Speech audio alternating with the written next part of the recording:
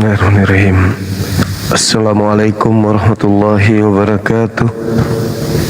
Alhamdulillah. Alhamdulillahi rabbil alamin. Wassalatu wassalamu ala asrafil anbiya'i wal mursalin Sayyidina Muhammad wa ala alihi wa ashabihi ajma'in, amma ba'd. Alhamdulillah, segala puji bagi Allah, Tuhan semesta alam, telah menciptakan Nabi Adam alaihissalam begitu sempurna, baik dalam bentuk fisiknya maupun dalam bentuk risalah, pengajaran, dan tujuan dicipta serta diutusnya di atas muka bumi ini. Salawat senantiasa tercurahkan kepada baginda Rasulullah Muhammad sallallahu alaihi wasallam. Beliau yang telah menghabiskan waktunya, usianya, tenaganya untuk menyampaikan Islam kepada kita semua. Sejak dari para sahabat,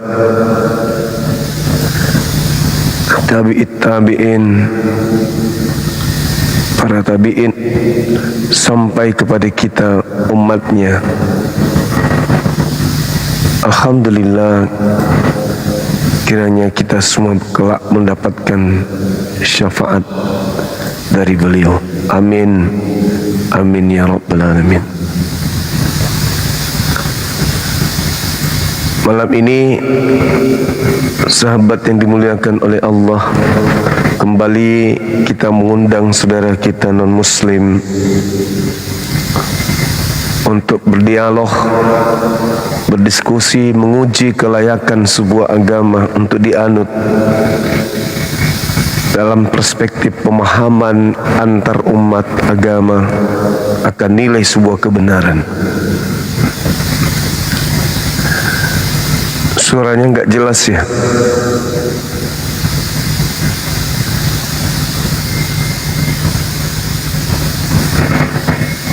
Gimana suaranya? Jelas?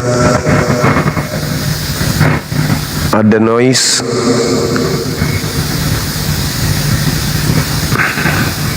Kurang bersih?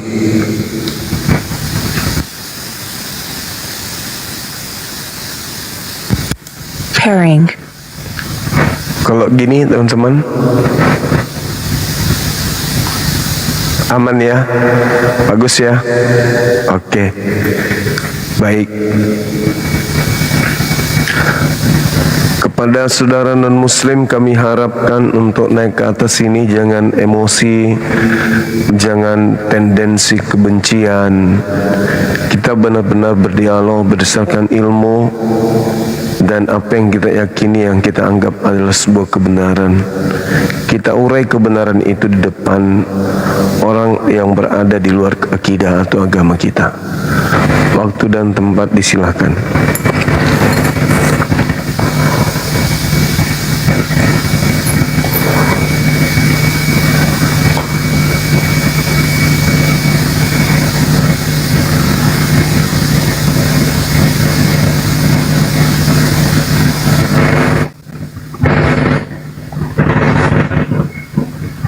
Oh, sekarang udah jam 11 lewat ya ternyata. Aku pikir baru jam 10 teman-teman. Berarti lumayan lama aku tidur ya. Halo.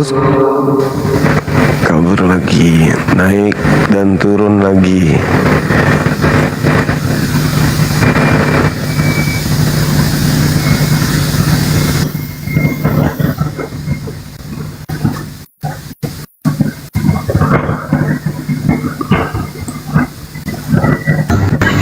Semangat malam. Halo. Turun lagi. Ini kalau sudah salah naik gitu ya teman-teman.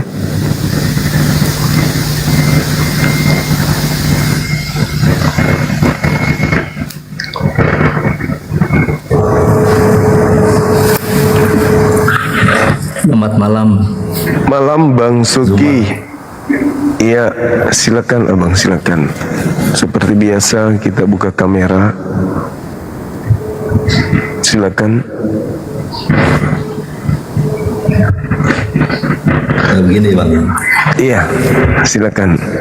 Abang sehat, Kang? Sehat ya? Bang.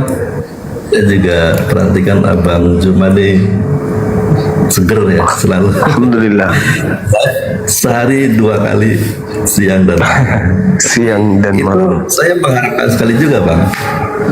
Jadi kehadiran Abang ini ya di dalam live mempertanyakan, mendiskusikan tentang Bible, itu saya senang Bang.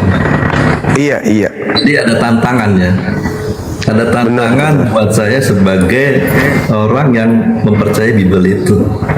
Karena dengan adanya Abang ini dengan teman-teman yang lain itu jadi belajar Bang. Siap. Kebanyakan teman Kristen itu sebagai jemaat itu tidak belajar Bang. Dia hanya seminggu sekali gereja. Sekarang apalagi tidak membawa kitab. Sekalipun bawa Biblenya di dalam handphone, itu jarang dibuka Bang. Iya. Ya, jadi dengan adanya Abang ini bagus lah. Saya ikut senang dan harus dipertahankan Bang. Walaupun mungkin ada sebagian teman Kristen yang akhirnya pindah ke Abang, itu nggak persoalan.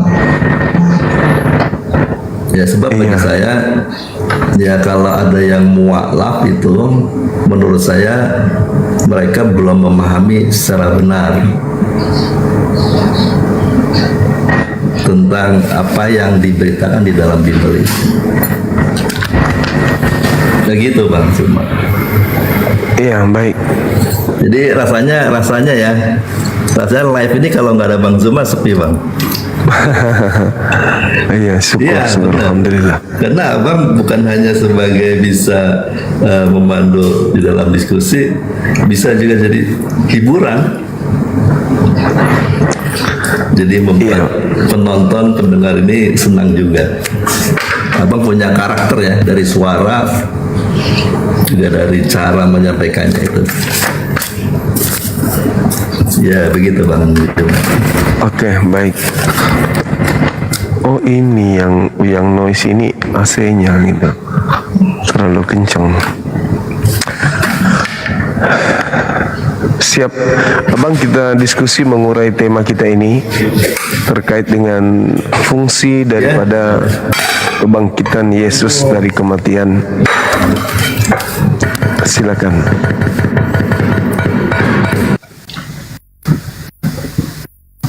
Noise. Ya. Noise ya. Udah bagus. Silakan Bang. Ya, judulnya Yesus bangkit buat apa? Iya. Tentu kalau Yesus bangkit diawali sebelumnya dia harus mati ya, meninggal ya. Iya. Orang meninggal itu pasti masuk ke alam maut. Jadi kalau Yesus dibangkitkan, itu menunjukkan bahwa Yesus tidak bersalah. Nah, disitulah terjadinya kemenangan.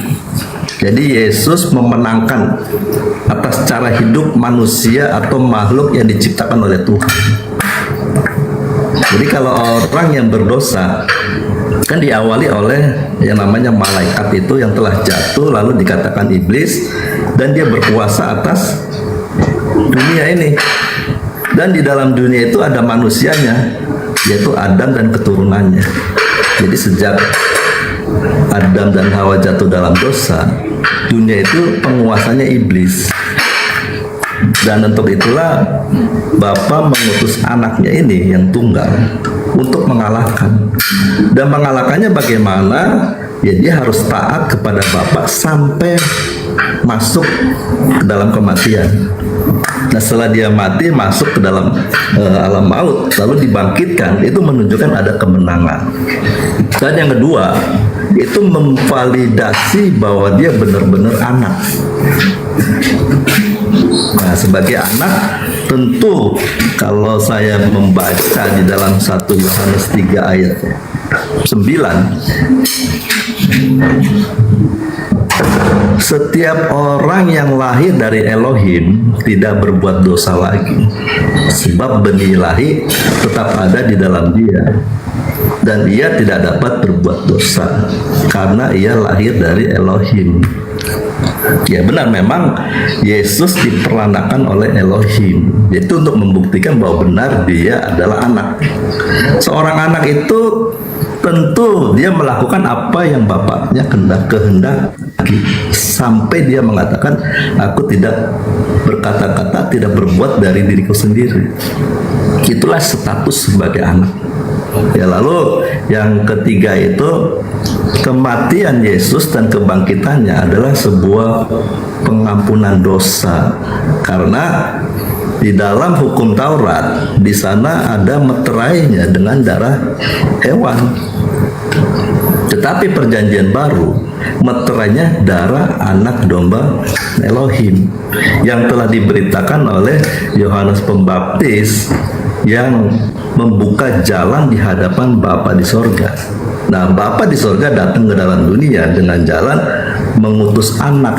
Nah, sebab anak ini di dalam Matius 11 ayat 27, semua telah diserahkan kepadaku oleh Bapakku, dan tidak seorang pun mengenal anak selain Bapa, dan tidak seorang pun mengenal Bapa selain anak. Nah, jadi anak yang diutus ini dia mengenal Bapa. Ya, jadi Yesus diutus, lalu dia menjalani hidupnya sampai dia menyerahkan dirinya, dia masuk ke alam maut, lalu dibangkitkan. Itulah ada suatu penebusan, artinya namanya pergantian posisi, di mana waktu Yesus mengatakan inilah karena begitu besar kasih Elohim akan dunia ini, dunia artinya menunjuk kepada seluruh manusia yang ada dalam dunia dan di bawah kuasa si jahat, itu si iblis. Lalu anak diutus, tujuannya untuk menebus manusia yang ada di bawah kuasa iblis. Nah, kemenangan Yesus, dia bangkit, nah untuk menebus. Nah, setelah Yesus dibangkitkan, dia kan berkuasa atas iblis. Nah, iblis tidak dapat berbuat apa-apa atas diri Yesus, sehingga semua manusia bisa ditebusnya. Setelah ditebus, lalu dihakimi menurut perbuatannya. Jadi itu Bang, ada 3 poin yang saya bisa kasih. Baik. Ini kan sebagai bukti kemenangan, validasi sebagai anak, lalu ketiga sebagai pengampunan dosa. Baik Bang, baik. Saya hanya ingin menanggapi sisi yang terakhir, biar fokus terhadap tema kita, bahwa fungsi Yesus bangkit adalah untuk menebus dosa. Yang pertama adalah ketika saya melihat di dalam penjelasan saudara selalu berfokus kepada Taurat, melanggar Taurat, kemudian melakukan dosa, lalu Yesus datang untuk menebus itu, membebaskan manusia dari dosa. Ada dalil di dalam kitabnya orang Yahudi di Yeremia 31. Ini tadi sore juga saya telah uraikan. Data 31 sampai 34, di 31-nya dikatakan, aku akan mengadakan perjanjian baru dengan Yahudi, dengan Bani Israel dan Yehuda. Inti dari perjanjian itu adalah aku akan memasukkan hukum Taurat ke dalam batin setiap mereka, Bani Israel, Bani Yehuda. 3-4-nya, jangan lagi ada di antara kalian mengajar dan berkata kepada yang lain, kenallah Tuhan, sebab aku akan mengajarkan baik kecil maupun besar tentang Tuhan itu sendiri, dan aku akan menghapus dosa, dan aku menghapus dosa mereka dan tidak akan mengingat-ingat lagi kesalahan mereka. Jadi sudah tak ada lagi dosa, tak ada lagi diingat-ingat dosanya.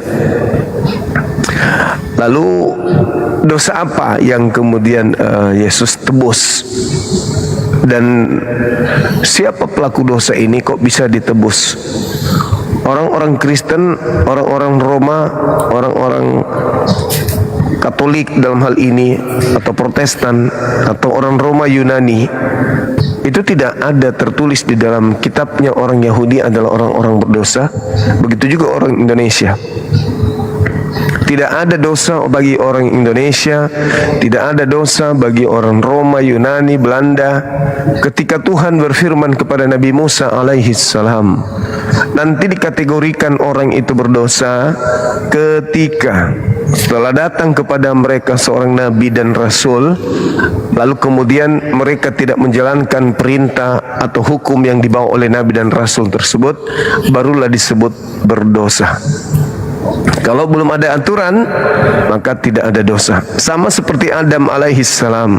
Sekiranya Adam alaihissalam di Gan Eden tidak ada perintah jangan mendekati buah ini, lalu Adam mendekatinya, itu bukan dosa. Nah, kepada kita yang tidak ada nabi dan tidak ada rasul datang kepada kita, lalu kemudian kita melakukan sesuatu yang menurut kita ingin kita lakukan, maka itu tidak berdosa. Contoh, ketika Nabi Musa memberikan aturan main kepada kaumnya, Imamat 11 nomor 7, jangan engkau makan babi. Aturan itu hanya mengikat Bani Yakub, Bani Israel saja. Di luar Bani Israel mau makan babi, mau tidak makan babi itu nggak ada hubungan. Mereka mau makan babi itu bukan dosa. Terus kenapa ada konsep Yesus mati bangkit untuk menebus dosa? Dosa apa? Dosa apa yang ditebus oleh Yesus? Bukankah Bani Israel tadi dikatakan dosanya tidak diingat lagi, dosanya sudah dihapuskan? Bukankah di dalam 2 Tawarik 7 nomor 14 Tuhan mengatakan kepada mereka, hambaku yang mencari wajahku lalu meninggalkan kesalahan-kesalahan jalan-jalan mereka yang bersalah, aku akan mengampuni dosa mereka dari surga. Lalu apa ini kalau Tuhan mampu mengampuni dosa dari surga? Lalu kemudian ketika saudara Suki mengatakan bahwasanya Yesus datang menebus dosa dengan cara darah, di mana dan kepada siapa darah itu dipersembahkan? Kepada dewa Molok? Tuhan Elohim, Tuhannya Yahudi, Tuhannya para nabi tidak menginginkan persembahan darah manusia. Lalu kenapa dari perjanjian baru, dari agama Kristen persembahannya darah manusia? Dan ini menarik. Kenapa? Karena yang mengetahui seluk-beluk Yesus disalib itu adalah mereka para pelaku. Tidak ada sedikit pun di dalam kitab mereka atau dalam tujuan mereka menyalib adalah untuk nebus dosa, itu nggak ada. Murni penyaliban karena faktor politik. Dan mereka membuat nubuatan pun Yesus mati hanya untuk bangsa Israel, bukan untuk bangsa di luar Israel. Jadi sekali lagi, dosa apa yang ditebus oleh Yesus, sementara Tuhan pencipta langit dan bumi tidak pernah membebankan dosa apapun kepada manusia sebelum manusia itu melanggar aturan yang datang kepada mereka. Silakan.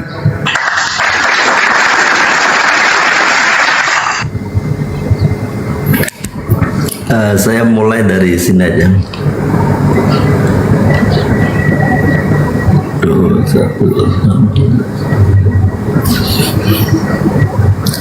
Saya baca ke ini Bang, Mazmur ya, Mazmur 53 ayat 1 sampai 4. Orang bebal berkata dalam hatinya, tidak ada Elohim. Busuk dan jijik kecurangan mereka, tidak ada yang berbuat baik. Elohim memandang ke bawah dari sorga kepada anak-anak manusia untuk melihat apakah ada yang berakal budi dan yang mencari Elohim. Mereka semua telah menyimpang, sekaliannya telah bejat. Tidak ada yang berbuat baik, seorang pun tidak. Jadi si pemazmur mengatakan bahwa tidak ada yang berbuat baik, seorang pun tidak. Jadi ini membuktikan bahwa Daud menjelaskan kepada semua, tidak ada satu manusia pun yang tidak berbuat salah. Nah, sehingga kalau kita melihat ke dalam Yehezkiel 18 ayat 20 yang sering dibaca, maka seluruh manusia akan kena hukuman mati itu, Bang. Musnah semua. Nah, untuk itulah Yesus waktu mengatakan karena begitu besar kasih Bapa akan dunia ini. Nah, tetapi saya akan bacakan lagi ke sini, Bang. Di dalam Roma 5 ayat 13. Sebab sebelum ada hukum Taurat telah ada dosa di dunia. Tetapi dosa itu tidak bisa diperhitungkan kalau tidak ada hukum. Nah, lalu hukum Taurat diberikan hanya kepada bangsa yang dipilih. Di luar bangsa Israel itu dibiarkan. Mereka binasa dengan cara hidupnya. Dan Tuhan mau menuntun bangsa Israel untuk hidup seturut kehendaknya yang dituangkan di dalam hukum Taurat. 10 hukum itu yang utama ya. Nah, lalu dikembangkan menjadi 613 hukum. Di antaranya supaya menuntun mereka itu belajar taat, mulai dari makanan, hal-hal yang lahiriah. Dan sampai pada saatnya diberikan hukum 10 hukum itu, ternyata mereka pun tidak menaatinya. Mereka tegar tengkuk dan memang keadaan mereka selalu berbuat jahat. Sampai di dalam Hosea 4 ayat 6, Tuhan mengatakan umatku binasa karena tidak mengenal Elohim. Tuhan sendiri yang mengatakan mereka tidak mengenal Elohim. Nah, padahal yang sering diungkapkan di dalam Ulangan 6 ayat 4, dengarlah hai orang Israel, Tuhan itu Elohim kita, Tuhan itu Esa. Mereka mengenal Tuhannya Esa, tetapi lupa bahwa ayat 5-nya itu untuk kasihilah Tuhan Elohimmu dengan segenap hati dan dengan segenap jiwa dan dengan segenap kekuatanmu. Tetapi mereka tidak lakukan, sehingga di dalam Hosea tadi terjadi 4 ayat 6 ini. Sebabnya apa? Dijelaskan di dalam ayat 1 dan 2. Dengarlah firman Tuhan, hai orang Israel, sebab Tuhan mempunyai perkara dengan penduduk negeri ini, sebab tidak ada kesetiaan dan tidak ada kasih dan tidak ada pengenalan akan Elohim di negeri ini. Ayat 2-nya hanya mengutuk, berbohong, membunuh, mencuri, berzina, melakukan kekerasan dan penumpahan darah, menyusup penumpahan. Ini pelanggaran terhadap seluruh hukum Taurat, yang dimana hukum Taurat utama dari hukum itu adalah mengasihi Tuhan dan mengasihi sesama. Jadi hukum yang diberikan kepada mereka itu adalah juklak, petunjuk pelaksana supaya mereka itu mengasihi sesama. Dengan mengasihi sesama, mereka mengenal Tuhannya. Sama seperti Yesus mengatakan di dalam Yohanes ya 17 ayat 3. Inilah hidup yang kekal itu, yaitu bahwa mereka mengenal Engkau satu-satunya Elohim yang benar dan mengenal Yesus Kristus yang telah Engkau. Karena perbuatan mereka yang melanggar hukum itu, maka dikatakan tidak mengenal. Nah, sehingga mereka binasa, tidak boleh hidup yang kekal. Nah, sehingga tadi saya sudah bacakan bahwa di dalam Roma 5 ayat 13, sebelum ada hukum, dosa sudah ada. Nah, setelah ada hukum, baru dosa itu bisa diperhitungkan. Tetapi saat itu diperhitungkan hanya kepada bangsa Israel. Nah, perjalanannya Tuhan mengatakan di dalam Yeremia yang tadi Bang Juma kutip, di dalam Yeremia 31, mengapa Tuhan membuat suatu perjanjian yang baru? Karena di sini dikatakan bahwa perjanjian yang telah kuadakan dan nenek moyang mereka pada waktu aku membuka tangan mereka untuk membawa mereka keluar dari tanah Mesir, perjanjian itu telah mereka ingkari. Tegas juga Yesus menjelaskan kepada mereka waktu Yesus datang ke dalam dunia di Yohanes 7 ayat 19. Bukankah Musa yang telah memberikan hukum Taurat kepadamu, namun tidak seorang pun di antara kamu yang melakukan hukum Taurat itu. Nah, sehingga dia mau membuat hukum itu tertulis di dalam hati dan akal budi mereka. Di dalam ayat 32-nya, 33-nya, tetapi beginilah perjanjian yang kuadakan dengan kaum Israel sesudah waktu itu. Demikianlah firman, aku akan menaruh Tauratku dalam batin mereka dan menuliskannya dalam hati mereka. Bagaimana caranya dia menulis? Sebenarnya ini maksudnya yang dia inginkan, kamu taat melakukan hukum. Yesus di dalam Matius 5 ayat 17, dia mengukir, Roh Kudus mengukir hukumnya itu di dalam hati Yesus. Maka dikatakan bahwa aku datang menggenapi hukum. Jadi waktu Yesus menggenapi hukum, disitulah hukum yang Tuhan inginkan tertulis. Nah, sehingga kamu tidak lagi belajar mengenal Tuhan, karena anak yang diutus ini kita dapat mengenal, oh ini dia sosok hukum yang nyata di dalam hidup manusia. Yang diinginkan Tuhan hidup seperti Yesus, menaati hukum itu. Galatia 4 ayat 4 dan 5 begini. Tetapi setelah genap waktunya, maka Elohim mengutus anaknya yang lahir dari seorang perempuan dan takluk kepada hukum Taurat. Ia diutus untuk menebus mereka yang takluk kepada hukum Taurat juga, supaya diterima menjadi anak. Yesus memanggil Elohimnya Bapa karena dia taat melakukan kehendaknya, yaitu menaati hukum. Jadi waktu Yesus diutus untuk menebus mereka, sebelumnya memang penguasa dunia itu harus dikalahkan dulu. Berbarengan sebelum sampai puncaknya Yesus itu mati dan dibangkitkan, Yesus mengajarkan, dia memberi contoh teladan bagaimana hidup yang benar di hadapan Bapa, supaya layak memanggil Elohim itu Bapa. Di dalam 1 Petrus 1 ayat 23 gini, ayat 17-nya, jika kamu menyebutnya Bapa, yaitu dia yang tanpa memandang muka, menghakimi semua orang menurut perbuatannya, maka hendaklah kamu hidup dalam ketakutan selama kamu menumpang di dunia ini. Jadi kalau kita berani memanggil dia Bapa, berarti kita anak. Seorang anak itu harus hormat dan taat kepada bapaknya. Arti bagaimana menghormatinya? Ayat 16, kuduslah kamu sebab aku kudus. Apa maksudnya kudus? Pisahkanlah dirimu dari cara hidup duniawi, dari cara-cara orang dunia. Pisahkan, kuduskan, khususkan hidupmu hanya untuk Tuhan.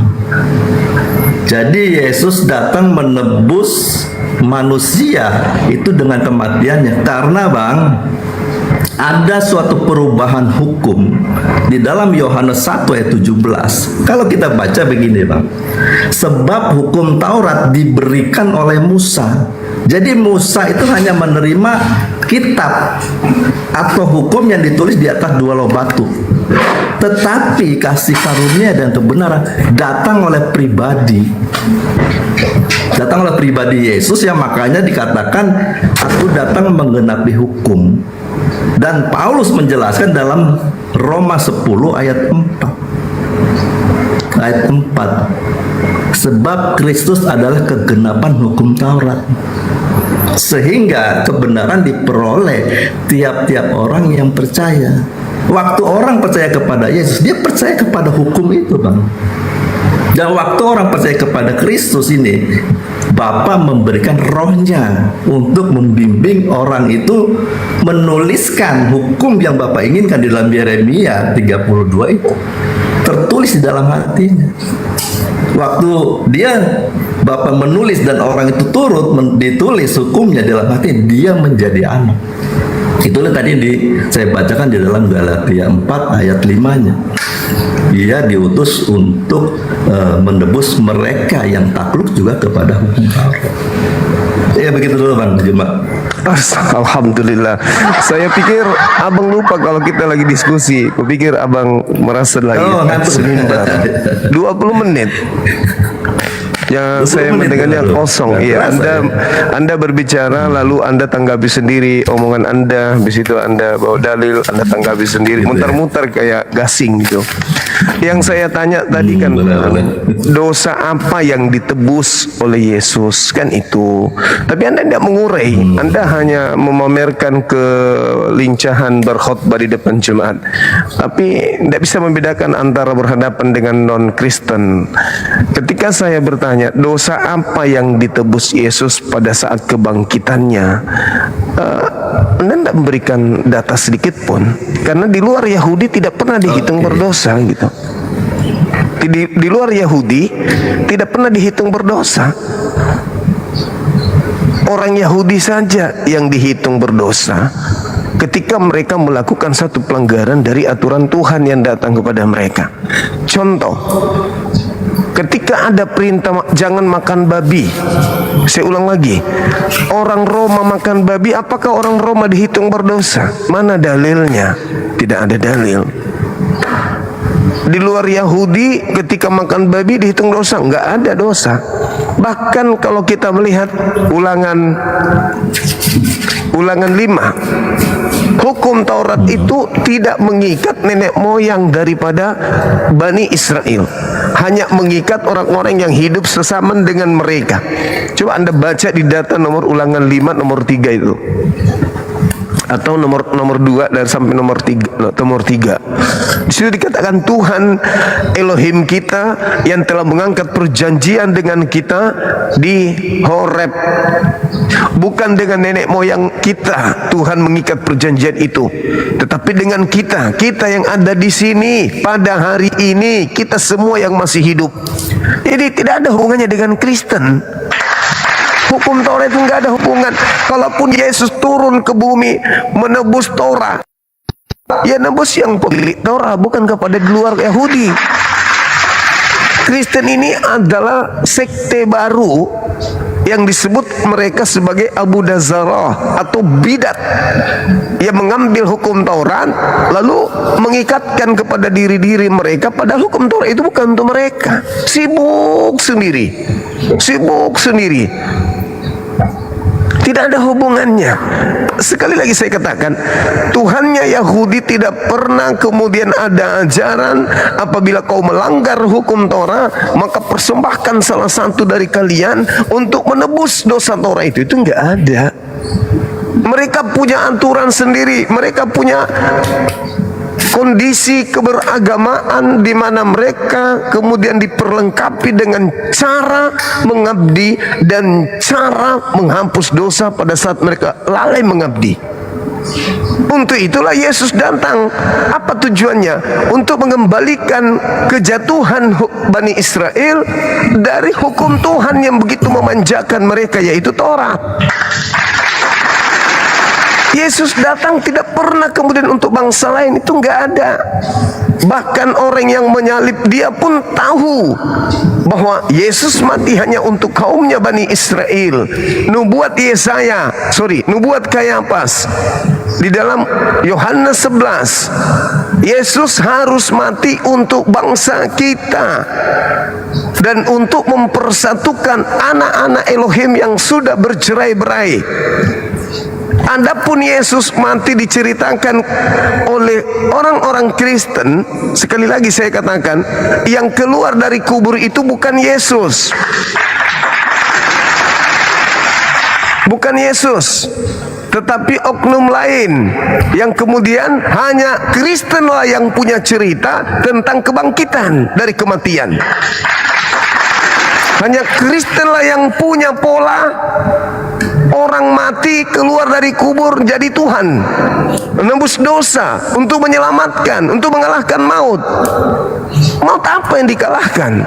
Hanya gara-gara ingin keluar dari kubur, setelah keluar dari kubur menggantikan kemuliaan Tuhannya Yahudi dengan menganggap dia Tuhan. Hanya itu.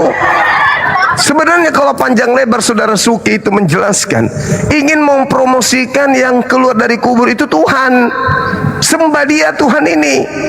Tapi orang Yahudi sudah punya Tuhan, namanya Elohim, bukan Yesus. Orang Yahudi sudah punya aturan, namanya Taurat, bukan Roma, Galatia, Filipi, entah apa-apa. Itu bukan aturan Tuhan. Jadi Anda sedang ingin menabrakkan kemudian perintah Tuhan kepada kaum Israel dengan perintah Paulus kepada orang Kristen. Seperti itu, Bang. Jadi sekali lagi saya katakan, dosa apa yang Yesus tebus dengan dia keluar dari kubur? Dan siapa yang berdosa? Anda membawa Roma. Ini Roma, kitab apa ini? Roma ini dikarang oleh Paulus untuk orang-orang yang ada di Roma. Seperti itu, Bang.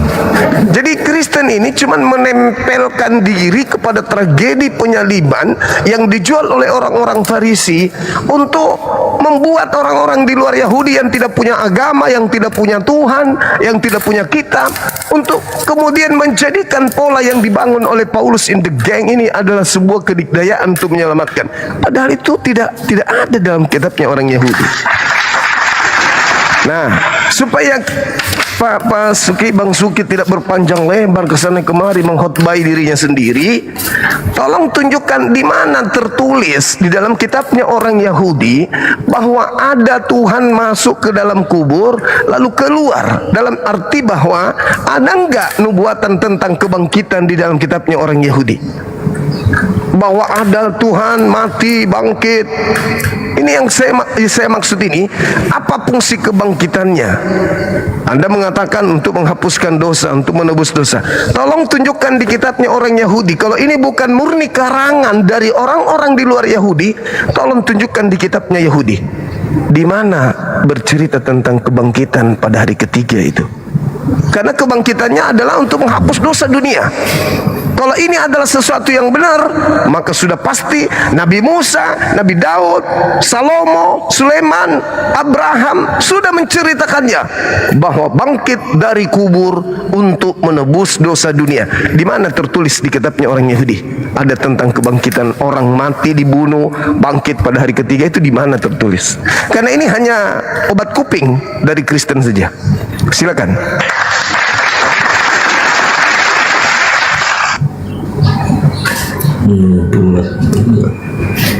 Saya harus cari ayatnya dulu. Nah itu baru mau dicari, Bang. Jadi kalau enggak, saya lupa. Gini maksud saya, Abang kan menanyakan bahwa di mana ditulis di dalam kitab Taurat bahwa Yesus bangkit hari ketiga. Nah, iya. Sedangkan nubuat itu, Bang, jika dinubuatkan oleh seorang imam dan terjadi, itu nubuatan berasal dari Tuhan. Iya, silakan Anda tunjukkan. Seorang imam kepala, Imam Kayafas, sekalipun punya niat jahat atau niat yang berlawanan, tetapi dia saat itu sebagai imam, waktu dia mengatakan bernubuat, itulah terjadi, maka itu berasal dari Tuhan. Lalu kedua, bahwa yang menyatakan bahwa Yesus akan bangkit di hari ketiga itu imam Yesus sendiri, Bang. Jadi Yesus sendiri yang telah mengatakan bahwa pada hari ketiga aku akan bangkit. Jadi kalau kita baca di dalam Matius 20 ayat 18-19. Oke. Sekarang kita pergi ke Yerusalem dan anak manusia akan diserahkan kepada imam kepala dan ahli Taurat, dan mereka akan menjatuhi dia hukuman mati, dan mereka akan menyerahkan dia kepada bangsa-bangsa yang tidak mengenal Allah, supaya dilok-olok, disesat, disalibkan, dan pada hari yang ketiga ia akan dibangkitkan. Jadi yang menyatakan hari ketiga dia dibangkitkan adalah Yesus sendiri, yang adalah seorang imam. Jadi terjadilah kebangkitan itu. Nah, itulah nubuatannya yang diberikan Bapa melalui anaknya ini. Itu terjadi. Dan selain itu penderitaannya ya ada di dalam, atau kelahirannya, penderitaannya di dalam Yesaya 53 itu. Ya, itu yang Oke. saya bisa jelaskan. Baik, baik.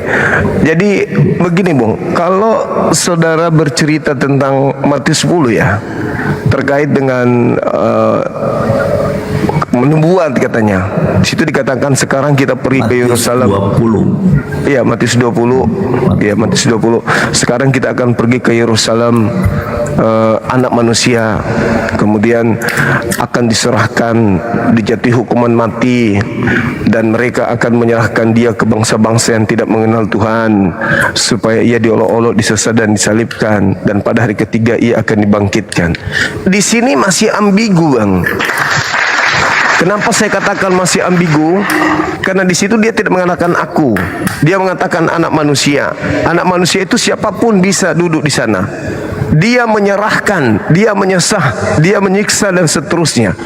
Padahal ketika Yesus mengatakan seperti itu, bisa jadi dirinya yang disalib, bisa jadi orang lain yang disalib, tergantung kepada Elohim.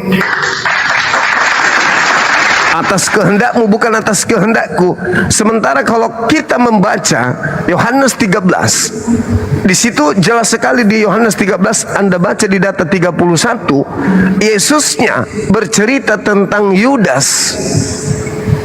Ketika Yudas kemudian pergi, setelah ditentukan dia yang akan menyerahkan dia kepada orang jahat atau kepada musuh, diterangkan di data 31-nya, sesudah Yudas pergi, berkatalah Yesus. Kan Yudas sudah mengetahui itu, bahwa dia akan berkhianat kepada Yesus. Bahkan diterangkan kemudian, sesudah Yudas menerima roti itu, ia kerasukan iblis. Maka Yesus kemudian berkata kepadanya, apa yang hendak kau perbuat, perbuatlah dengan segera, wahai Yudas. Wahai iblis, apa yang hendak engkau perbuat, perbuatlah sekarang, perbuatlah segera. Yudas pergi dari mereka setelah perjamuan terakhir, perjamuan kudus. Setelah Yudas pergi, apa kata Yesus? Sekarang anak manusia dipermuliakan. Anak manusia juga nih dipermuliakan, bukan dikutuk, bukan diludahin, bukan ditampar, bukan diseret, bukan ditonjok, bukan ditelanjangin. Dipermuliakan. Sekarang anak manusia dipermuliakan dan Allah dipermuliakan di dalam dia. Ada enggak orang yang kemudian meludahin Yesus dengan mengatakan haleluya, haleluya, tampar? Tidak ada, tidak ada. Semata-mata yang ada adalah penghinaan, penistaan dan seterusnya. Berarti ketika Yudas kerasukan setan dan diminta untuk melakukan segala sesuatu dengan segera, bukan Yesus yang disalib, bukan Yesus yang ditampar dan seterusnya. Kenapa? Yesus mengatakan detik itu juga, mulai sekarang anak manusia dipermuliakan dan Allah dipermuliakan di dalam dia. Kita baca data selanjutnya. Jikalau Allah dipermuliakan di dalam diri Yesus, Allah akan mempermuliakan Yesus di dalam dirinya dan akan mempermuliakan dia dengan segera. Dipermuliakan, bukan dihinakan, bukan dikutuk, bukan ditombak, bukan digantung, bukan dibunuh. Hai anak-anakku, hanya seketika saja lagi aku bersama-sama dengan kamu. Itu sudah mau pergi, sudah mau dipermuliakan, sudah mau diangkat. Kamu akan mencari aku, kamu akan mencari aku. Dan seperti yang telah kukatakan kepada orang-orang Yahudi, ke tempat aku pergi tidak mungkin kamu datang. Demikian pula aku mengatakannya sekarang juga kepada kalian. Ke tempat aku pergi tidak mungkin kalian datang. Kalau aku pergi di tempat penyaliban, ya kamu datang. Kalau aku pergi ke kuburan, dikubur di sana, kamu datang. Tetapi kalau aku pergi ke surga, kamu tidak akan datang. Itu yang betul. Berarti Yesusnya dipermuliakan dengan cara apa? Diangkat ke langit, bukan diangkat ke tiang salib. Yang diangkat ke tiang salib adalah iblis, bukan Yesus, karena Yesus mulai sekarang dipermuliakan. Itu fakta, itu real, itu perkataan itu sendiri.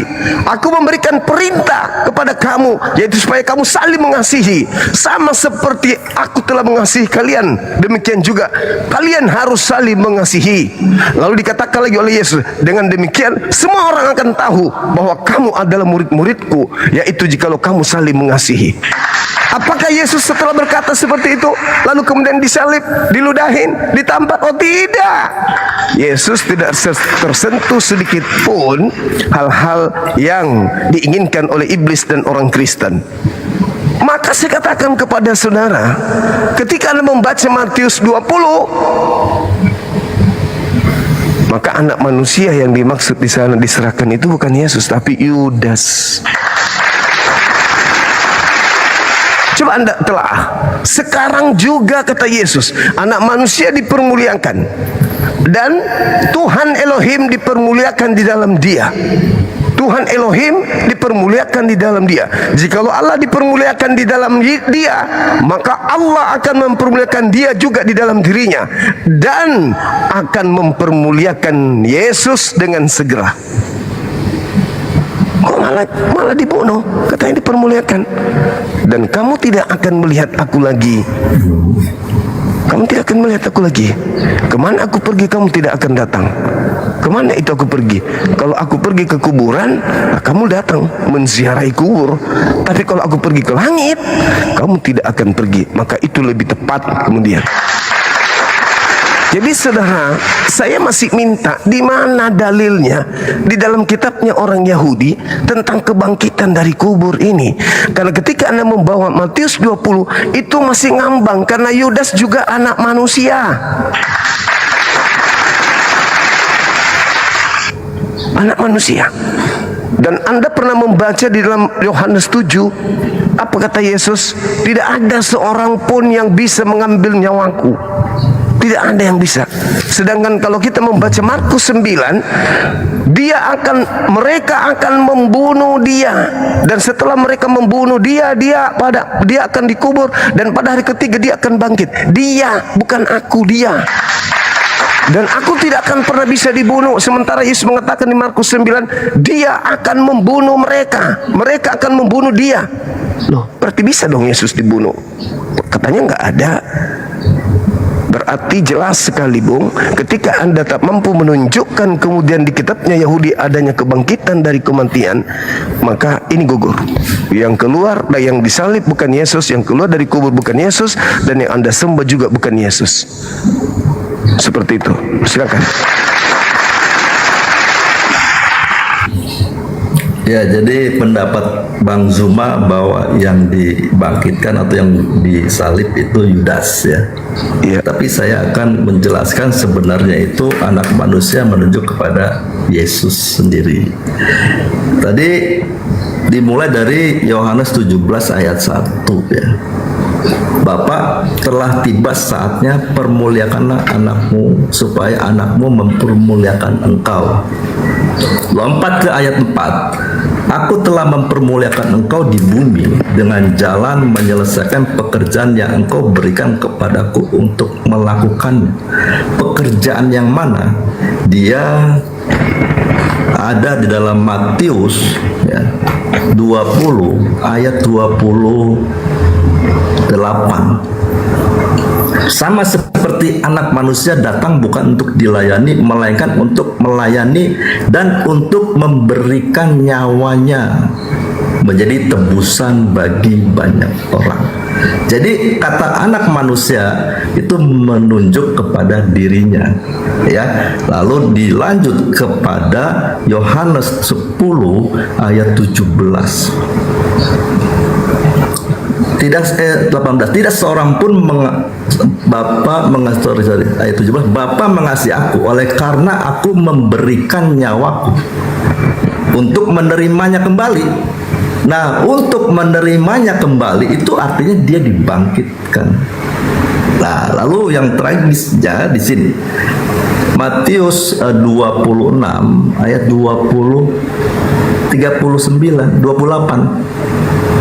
Sebab inilah darahku Kalau bicara darah berarti dia dikorbankan. Tercecerlah, tercurahlah darah itu. Darahnya sebagai meterai perjanjian yang baru. Karena apa? Yesus sejak lahir sebagai anak kudus, anak Elohim. Dia hidup hanya melakukan kehendak Bapa sampai matinya. Nah, karena dia tidak berbuat dosa, Bang Suma, sesuai topik itu, bahwa dia dibangkitkan oleh Bapaknya. Jadi jelas bahwa anak manusia yang ada di dalam Bible itu menunjuk kepada Yesus, dan dijelaskan lebih pastinya lagi di sini yang dikehendaki Bapa di dalam Yesaya 53 ayat 10. Tuhan berkehendak meremukkan dia dengan kesakitan apabila ia menyerahkan dirinya sebagai korban penebus salah. Itulah yang terjadi di dalam Matius 26 ayat 39. Ya Bapakku, jikalau sekiranya mungkin, biarlah cawan ini lalu daripadaku, tetapi janganlah seperti yang kukehendaki, melainkan seperti yang kau kehendaki. Terjadi itu keinginan Tuhan untuk meremukkan Yesus. Jadi jelas Bang Suma bahwa anak manusia itu menunjuk kepada pribadi Yesus, dan bahwa di dalam Matius berapa nih? Lukas 24 ayat 26 dikatakan begini, Bang. Bukankah Mesias harus menderita semuanya itu untuk masuk ke dalam kemuliaan? Jadi no crown without cross, Bang. Jadi tidak ada kemuliaan tanpa penderitaan. Jadi waktu Yesus dimuliakan karena dia telah menyerahkan nyawanya. Waktu dibangkitkan dia menerima nyawanya kembali. Jadi data-data ini mendukung bahwa benar Yesus itu anak manusia yang dikorbankan bagi dosa dunia. Ya, gitu Bang. Oke, baik. Ya. Jadi gini, Bung. Ketika Anda membaca Matius 20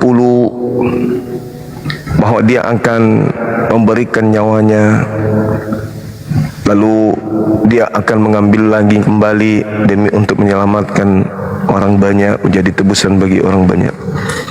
Anda harus paham ini, latar belakang kemudian orang-orang Yahudi ingin membunuh Yesus itu apa?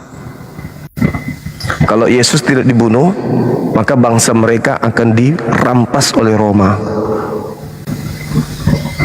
Sehingga Yesus itu berdoa, Tuhan, sekiranya mungkin biarlah cawan ini berlalu daripadaku, tapi bukan atas kehendakku, tapi atas kehendak-Mu. Apa yang terjadi? Malaikat turun memberi kekuatan kepadanya. Supaya apa? Persiapan untuk menyerahkan nyawanya terangkat ke langit. Yang Anda pahami menyerahkan nyawanya dengan cara dihinakan. Yang benar adalah menyerahkan nyawanya dengan cara kemuliaan. Diangkat ke langit, meninggalkan dunia demi untuk menyelamatkan orang banyak.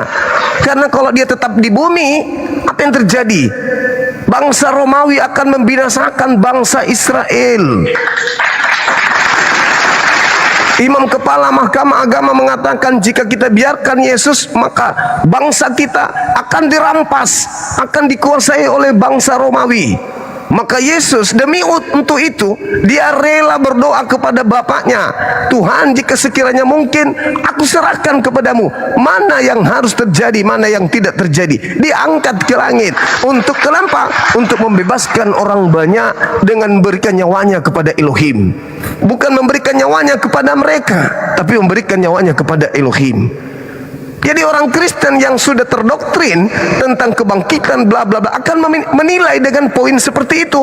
Tetapi orang yang tidak menginginkan kematian terhadap Yesus, ketika Yesus mengatakan seperti anak manusia yang sudah tertulis tentang dia, bahwasanya dia datang bukan untuk dilayani, tetapi untuk melayani dan untuk memberikan nyawanya demi menjadi tebusan orang yang banyak. Dia rela terangkat ke langit meskipun misinya belum selesai. Rela dia dipending perjalanan misinya, diangkat ke langit. Nanti dia akan datang melanjutkan di akhir zaman. Diambilnya kembali nyawanya untuk turun kembali ke bumi, untuk melanjutkan misi pengajarannya, bahwa ini loh ajaranku yang tadinya harusnya aku lanjutkan, tapi zaman itu orang membuat makar tipu daya untuk membunuhku, maka Bapak mengambil aku demi untuk menyelamatkan banyak orang. Terus yang Anda maksud mati untuk menyelamatkan banyak orang. Itu yang pertama. Yang kedua, Anda tidak memberikan kemudian nubuatan tentang kebangkitan. Ini sudah sesi yang ketiga. Nah, sekarang ketika Anda mengatakan Kayapas ini nubuatannya dari Tuhan, saya minta Anda mencatat. Ketika Anda mengatakan Kayapas ini nubuatannya dari Tuhan, berarti Yesus mati untuk bangsa Israel saja. Karena tidak ada Yesus dinubuatkan mati untuk dunia oleh Kayapas. Saat tahun itu dia berbicara bukan dari dirinya sendiri, tetapi sebagai imam besar ia bernubuat Yesus harus mati untuk bangsa itu, dan bukan hanya untuk bangsa itu, maksudnya bangsa Israel pada saat itu, tetapi juga untuk mempersatukan, untuk menyatukan, untuk mengumpulkan kembali anak-anak Elohim yang bercerai-berai. Maksudnya keturunan Yakub yang sudah tersebar kemana-mana di seluruh penjuru bumi, itu disatukan kembali dengan matinya Yesus. Kalau itu benar, Anda harus mengakui bahwa Yesus mati untuk membebaskan bangsa Israel bukan dari dosa, tetapi membebaskan bangsa Israel dari tekanan Romawi. Anda sudah mengatakan bahwa Kayapas nubuatannya dari Tuhan. Oke? Konsekuensinya adalah Yesus harus mati bukan untuk dosa waris. Ternyata menurut Tuhan melalui Kayapas, Yesus mati untuk membebaskan Bani Israel dari perbudakan Romawi. Mana Imam Kayapas bernubuat untuk dosa waris? Mana Imam Kayapas Yesus harus mati untuk nebus dosa? Mana nubuatan Kayapas bahwa Yesus harus mati supaya bangkit pada hari ketiga untuk tebus dosa dunia? Enggak ada. Enggak ada. Jadi dari kitabnya orang Yahudi tidak ada penebusan dosa dengan matinya manusia. Kemudian dari Imam Kayapas yang nubuatannya dari Tuhan pun tak ada demikian. Justru Kayapas bernubuat Yesus harus mati demi untuk bangsa Israel saja. Bangsa Israel maksudnya keturunan Yakub saja. Dan kematiannya dinubuatkan untuk membebaskan dia dari unsur politik, bukan untuk unsur dosa. Dan Kayapas tidak pernah bernubuat pada hari ketiga Yesus akan bangkit. Ayo, masih ada waktu, silakan saudara tunjukkan nubuatan daripada kitabnya orang Yahudi tentang kebangkitan pada hari ketiga. Sekali Anda membawa Imam Kayapas terseret ke situ, maka tolong tunjukkan di mana nubuatan Kayapas untuk seluruh dunia, di mana nubuatan Kayapas tentang kebangkitan. Dan kalau ternyata Imam Kayapas ini bernubuat dari Tuhan, berarti Tuhan yang Anda maksud di sini bersekongkol dengan iblis untuk membunuh Yesus. Kenapa? Karena setelah Kayapas bernubuat seperti itu, mereka melakukan kesaksian palsu, tipu muslihat untuk membunuh Yesus. Berarti nubuatannya bekerja sama dengan setan untuk mematikan Yesus. Lagi-lagi Kristen blunder. Ternyata penyaliban itu berasal dari setan. Keselamatannya berasal dari setan. Penebusan dosanya dari setan. Maka apakah tidak salah kalau Bang Suma mengatakan hari Minggu kalian memuji kepada setan yang telah memberikan keselamatan kepada kalian? Bukankah hari Minggu kalian kompak untuk memuji? Siapa yang kalian puji di sana dengan kematian orang suci ini? Tuhan? Mustahil. Satu-satunya hanyalah iblis yang menginginkan kematian terhadap orang yang benar. Silakan, Bung.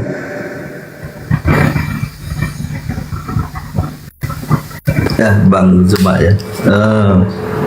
Saya bacakan ke dalam Ulangan 18 ayat 22, Bang. apabila seorang nabi berkata demi nama Tuhan dan perkataannya itu tidak terjadi dan tidak sampai, maka itulah perkataan yang tidak difirmankan Tuhan. Dan dengan terlalu berani nabi itu telah mengatakannya, maka janganlah gentar kepadanya. Artinya apa, Bang?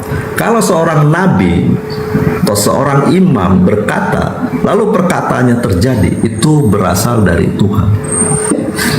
Yesus kita kenal dia sebagai seorang nabi dari Nazaret. Dia mengatakan bahwa pada hari ketiga dia anak manusia akan dibangkitkan. Itulah perkataan dari Yesus sendiri sebagai seorang nabi, menubuatkan bahwa dirinya akan bangkit pada hari ketiga. Dan ayat Ulangan 18 ayat 22 ini juga menentukan kepada si Imam Kayafas tadi, Bang. Dia sebagai seorang imam mengatakan bahwa Yesus harus mati. Tetapi keinginan dari Imam Kayafas hanya untuk kepentingan politik dirinya, karena dia mau berkuasa dan mempunyai pengikutnya. Karena sebelumnya mereka mengetahui bahwa Yesus telah melakukan suatu mujizat sehingga banyak orang berbondong-bondong mengikutinya. Takut kehilangan pengikutnya atau umatnya, maka satu-satunya jalan untuk membendung kepopulerannya sehingga Yesus menjadi raja, dia harus halau, Bang. Itu dijelaskan di dalam suatu perumpamaan oleh Yesus di dalam Matius 21, Bang. Ayat 37. Di sana ayat judulnya dimulai dari 33, bicara tentang perumpamaan tentang pohon penggarap-penggarap kebun anggur. Dijelaskan di dalam ayat 45 bahwa penggarap-penggarap itu adalah imam-imam kepala dan orang Farisi. Nah, ayat 37, sebelum Tuan tanah atau Bapa di sorga itu mengutus anaknya, dia utus telah hamba-hambanya dan telah dimusnahkan oleh mereka. Dan ayat 37 penentunya, akhirnya Tuan tanah itu menyuruhnya kepada mereka, katanya, anakku akan mereka segani. Tetapi ketika penggarap-penggarap atau imam-imam itu melihat anaknya itu, mereka berkata seorang kepada yang lain, ia adalah ahli waris. Mari kita bunuh dia supaya warisannya menjadi milik kita. Yesus lebih jujur mengatakan ini berita dari sorga, karena apa yang dikatakan Yesus itu berasal dari Bapa. Dan Bapa menerangkan kepada kita melalui perumpamaan ini bahwa niat daripada Imam Kayafas dan sekutunya adalah tidak menginginkan umatnya, dombanya itu diserahkan kepada Yesus untuk digembalakan.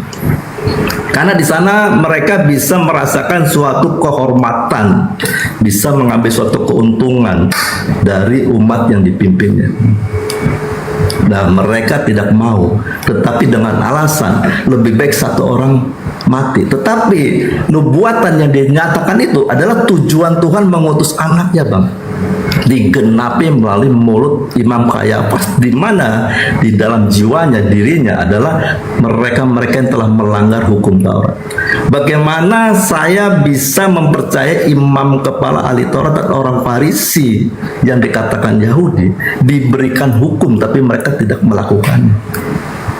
Sehingga dalam pikirannya semuanya adalah kedustaan atau pelencengan daripada kebenaran yang sesungguhnya. Nah, sehingga saya dapat melihat bahwa apa yang dilakukan Imam Kayafas itu adalah nubuatan yang Tuhan berikan melalui mulutnya. Karena dengan jalan Tuhan mengutus anaknya ke dalam dunia, pasti tidak diterimanya. Dijelaskan di dalam Yesaya 53 ayat 5-nya. 53 ayat 5. Tetapi dia tertikam oleh karena pemberontakan kita. Dia diremukkan oleh karena kejahatan kita. Dan mereka itu memberontak, menjahat kepada Tuhan. Sudah diberikan jalan supaya memperoleh hidup yang benar, supaya Tuhan itu menjadi Tuhannya, Elohimnya, mereka menjadi umatnya, bahkan mau dijadikan sebagai kerajaan imam. untuk melayani Tuhan yang pencipta langit dan bumi. Mereka tidak mau. Itu faktanya di dalam Kejadian 3 ayat 15, Pak. Aku akan membuat permusuhan antara keturunan ular dan keturunan perempuan ini. Dan keturunan ular itu adalah mereka-mereka itu yang menolak kedatangan daripada Mesias ini yang akan menyelamatkan. Nah, saya boleh lanjut sini Bang Zuma di dalam Habakuk ya. Di dalam Habakuk 1 ya, nah ini Habakuk, oh ya, saya akan bacakan di dalam Habakuk 1 ayat 2 dan 4, 2 sampai 4. Berapa lama lagi Tuhan aku berteriak, ini Nabi Habakuk, tetapi tidak kau dengar. Aku berseru kepadamu penindasan, tetapi tidak kau tolong. Mengapa engkau memperlihatkan kepadaku kejahatan, sehingga aku memandang kelaliman? Ya, aniaya dan kekerasan ada di depan mataku. Perbantahan dan pertikaian terjadi. Itulah sebabnya hukum kehilangan kekuatannya dan tidak pernah muncul keadilan. Sebab orang fasik mengepung orang benar. Itulah sebabnya keadilan muncul terbalik. Karena pemberontakan dan kejahatan manusia yang telah jatuh dalam dosa, di mana penguasanya ada iblis, keadilan tidak pernah muncul. Itu yang dialami oleh Yesus. Itulah kesempatan Bapa mengutus anaknya, menunjukkan bahwa manusia itu memang manusia berdosa. Nah, oleh kasih Bapa itu dia utus anaknya untuk menggantikan Barabas. Yesus Barabas, ayo turun, kamu telah berbuat jahat, dibebaskan dari hukuman, dari kutukan salib, turun, digantikan oleh Yesus. Yesus Barabas itulah simbol daripada manusia berdosa. Oke. Begitu Bang. Ya. Oke, siap.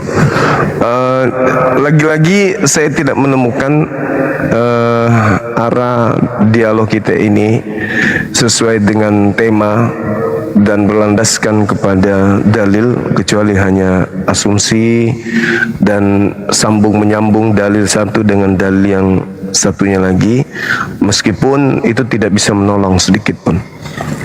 Saudara mencoba untuk mengambil opsi lain dengan mengambil data berapa tadi, Ulangan 18 nomor 22. Seorang nabi bernubuat harus terjadi, kalau tidak maka dia harus mati. Kayapas bernubuat dan Anda mengatakan nubuatannya benar. Anda menguatkan argumentasi saya berarti. Kalau nubuatannya benar, berarti Yesus mati murni hanya untuk bangsa Israel, agar bangsa Israel tidak dirampas oleh penjajah Romawi. Titik. Kalau Anda berbicara tentang nubuatan Yesus, dan itu juga betul, maka ini adalah bumerang yang sangat-sangat luar biasa. Yesus bernubuat Matius 12 nomor 3850. Angkatan jahat minta tanda, dan tidak akan diberikan satu tanda apapun selain tanda anak manusia keluar dari kubur pada hari ketiga. Sebagai nabi ini harus tergenapi, kalau tidak Yesus nabi palsu. Nah, karena dia adalah nabi asli, maka orang jahat harus menjadikan simbol kebangkitan ini sebagai sebuah kedikdayaan dalam agama mereka. Yunus 3 hari 3 malam dalam perut ikan, hari ketiga keluar. Anak manusia 3 hari 3 malam dalam perut bumi, hari ketiga keluar.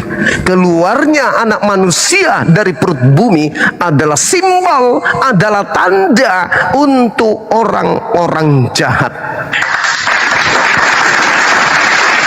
Ini harus tergenapi. Nah, lalu Yesus melanjutkan nubuatannya. Apa nubuatan Yesus berikutnya tentang orang jahat ini? Waspadalah agar kamu jangan disesatkan, sebab akan datang banyak penyesat. Nubuatan. Dan datang kepada kalian, nubuatan, memakai namaku penyesat ini. Penyesat ini memakai namaku dan berkata, akulah Kristus. Mereka akan menyesatkan orang banyak. Kristus harus menyesatkan orang banyak, dan orang-orang banyak yang disesatkan oleh Kristus ini harus digelari dengan gelar pengikut Kristus. Kami hari ini mengenalnya dengan sebutan Kristen. Maaf, itu fakta, itu real. Anda membawa Ulangan 18 nomor 22. Kalau sampai nubuatan Yesus ternyata tidak ada pengikut Kristus yang jahat, pengikut Kristus yang palsu, pengikut Kristus yang menyesatkan banyak orang, maka Yesus akan jatuh kepada keadaan dia adalah nabi palsu. Karena itu harus digenapi, karena dia adalah nabi yang benar. Harus banyak orang menjadi pengikut Kristus palsu. Siapakah hari ini yang bergelar pengikut Kristus? Palsunya belakangan. Yang jelas hari ini kita tahu siapa pengikut Kristus hari ini? Kristen. Bagaimana dengan palsunya? Kita tengok kehidupan mereka. Menyembah Yesus, ibadah minggu, makan babi, tidak bersunat. Apakah itu ajaran Kristus asli? Nehi merica ketum berjahe. Apa yang diperhatikan orang Kristen hari ini? Menyembah anak orang, menyembah makhluk kuburan. Itu semua adalah tanda buah dari pengajaran Kristus palsu. Dari buahnya kau bisa mengenal mereka. Yang mereka lakukan apa? Memanggil aku Tuhan, tetapi hidup mereka tidak melakukan kehendak Elohim. Kehendak Elohim ibadah Sabat. Mereka menggantikannya dengan ibadah minggu, penyembahan kepada dewa. Hari Kiriaki, hari penyembahan dewa. Sandai, dewa matahari. Kemudian mereka makan babi. Hal yang aku berulang ucapkan, jangan kau makan babi. Mereka akan makan babi. Bersunat adalah perjanjian kekal. Mereka akan mencela sunat. Jangan kau mengotori kekudusan bait suciku, Baitullah. Mereka akan merusak kesucian rumah Tuhan dengan masuk tanpa bersunat. Dengan kulub mereka akan masuk. Semua akan dilakukan oleh pengikut Kristus palsu. Jadi pengikut Kristus adalah Kristen. Kepalsuan Kristus adalah ketika pengikutnya melakukan apa yang tidak dikehendaki oleh Tuhannya Yahudi. Itu fakta, itu real.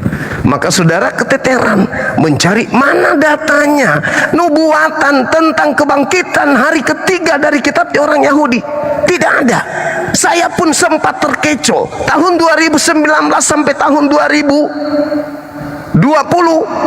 Titik jenuh saya mengkaji Bible, mencari tentang nubuatan kebangkitan pada hari ketiga, sebagaimana dusta Lukas yang Lukas torehkan di atas Lukas 24 nomor 34, 35, 36. Ada tertulis tentang aku di dalam kitab Taurat. Mesias akan bangkit pada hari ketiga di antara orang mati. Bohong, bullshit. Itu saya tidak temukan. Menumpuk Bible yang saya baca, saya tidak menemukan adanya nubuatan Mesias bangkit pada hari ketiga di antara orang mati. Itu enggak ada. Kebohongan demi kebohongan dibangun oleh kitab Anda sendiri, tetapi Anda tidak sadari itu. Kenapa enggak disadari? Karena nubuatan harus tergenapi. Angkatan jahat harus menerima tanda anak manusia keluar dari kubur pada hari ketiga. Angkatan jahat harus memakai nama Yesus untuk kemudian mengajarkan ajaran yang tidak pernah diajarkan oleh Yesus.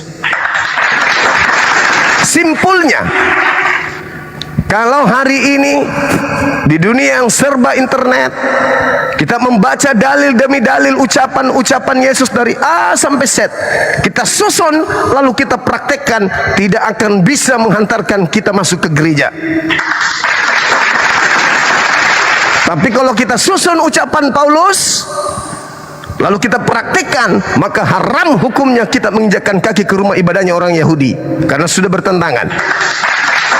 Ajaran Yesus cocoknya di sinagoge, ajaran Paulus cocoknya di gereja, dan tidak mungkin orang di gereja bisa masuk ke dalam sinagoge. Begitu juga sinagoge, orang di sinagoge tidak mungkin masuk ke rumah penyembahan terhadap berhala. Itu fakta, itu real. Bagaimana caranya supaya orang-orang ini dianggap sebagai orang benar? Memoles diri. Kami adalah anak-anak Tuhan. Tuhan begitu kasih kepada kami. Bla bla bla bla bla. Yang disebut kasih menjalani hukum Taurat, bukan menghakimi hukum Taurat, bukan menghapus hukum Taurat dengan pola buatan sendiri. Jadi saya kira begitu saudaraku.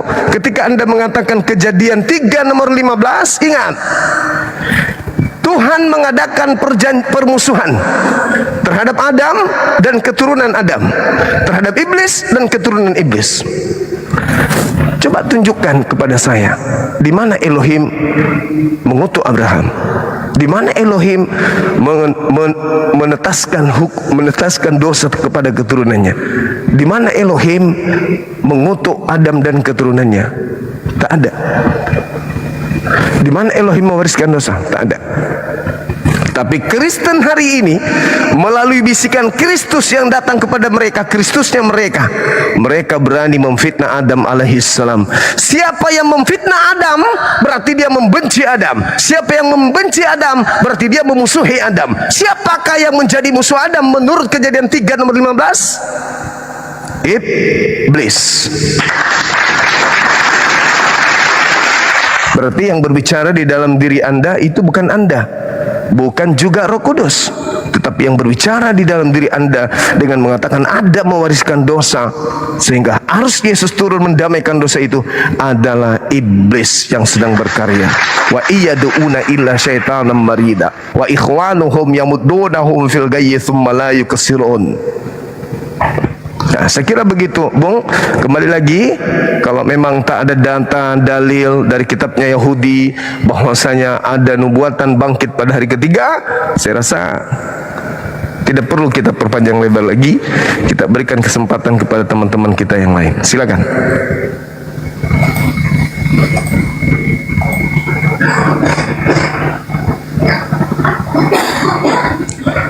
Termute Bang Zuki, belum terbuka. Ulangan 18 ayat 22 begini, apabila seorang nabi berkata demi nama Tuhan, ya, jika perkataan itu tidak terjadi, maka jangan dengarkan. Tetapi kalau terjadi itu benar, berarti dari Tuhan. Itu maksudnya, Bang. Jadi ini pakai bahasa negatifnya ya. Jadi Yesus itu nabi dari Nazaret, benar. Nah, waktu dia mengatakan bahwa 3 hari kemudian anak manusia akan dibangkitkan, itu artinya dialah nabi, dialah imam itu yang menyatakan nubuatan dari Tuhan. Nah, terjadi di sana, Bang. Nah, lalu apalagi bisa panjang juga nih. Sekarang saya baca ini, Bang, ya. Abang tadi bicara tentang dosa ya. 1 Yohanes 1 ayat 8 dan 9, Bang. Ini Yohanes, Bang, murid Yesus ya, dipenuhi juga oleh Roh Kudus. Jika kita berkata bahwa kita tidak berdosa, maka kita menipu diri kita sendiri dan kebenaran tidak ada di dalam kita. Dan jika kita mengaku dosa kita, maka Ia adalah setia dan adil, sehingga Ia akan mengampuni segala dosa kita dan menyucikan kita dari segala kejahatan. Ayat 10-nya, jika kita berkata bahwa kita tidak ada berbuat dosa, maka kita membuat Dia menjadi pendusta, dan firman-Nya tidak ada di dalam kita. Ini Yohanes menulis bahwa jika kita tidak berbuat dosa, jika kita berkata kita tidak berbuat dosa, maka kita membuat Dia menjadi pendusta, dan firman yang tidak ada di dalam kita. Makanya saya katakan bahwa seluruh manusia telah jatuh dalam dosa kecuali anak tunggal Bapa, Yesus itu. Nah, makanya Yesus dikatakan sebagai anak domba Elohim, Bang. Oke, Bang, mungkin udah cukup ya. Oke, baik. Makasih Bang Zuki. Bang Zuma ya. Luar biasa. Siap. Dan waktu bisa bincang-bincang lagi. Baik. Makasih Bang, makasih. Sahabat yang dimuliakan oleh Allah, Saudara Suki ini termasuk salah satu orang yang bagus dalam berdiskusi. Bagusnya karena setiap kali beliau memaparkan materi, beliau membawa data di mana data itu digunakan berserak datanya. Kenapa berserak datanya? Karena data itu hanya dipakai sebagai bumbu-bumbu saja, tetapi tidak sanggup dipertanggungjawabkan. Contoh, yang terakhir dia katakan ulangan 1822. Berseraknya justru menguatkan argumentasi saya. Apa itu? Harus terjadi bahwa anak manusia kudu wajib keluar pada hari ketiga dari kubur. Tetapi itu tanda untuk siapa?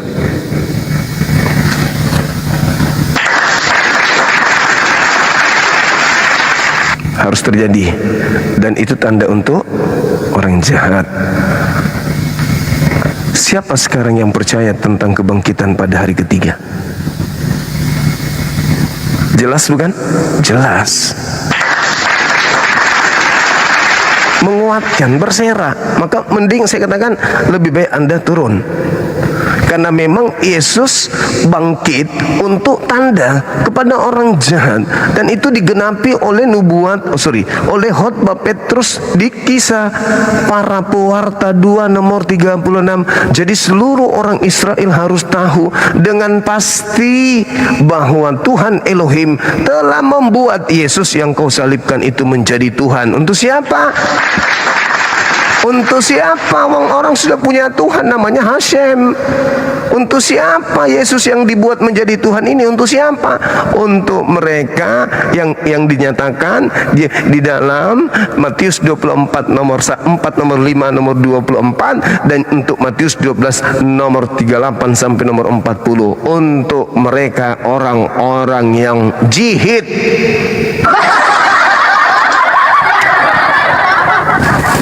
Silakan. Inilah yang dikatakan oleh Al-Quranul Karim. Wa ikhwanuhum yamuddunahum fil ghayyi thumma la yukfirun. Ujung-ujungnya wa iyaduna illa syaitanan marida.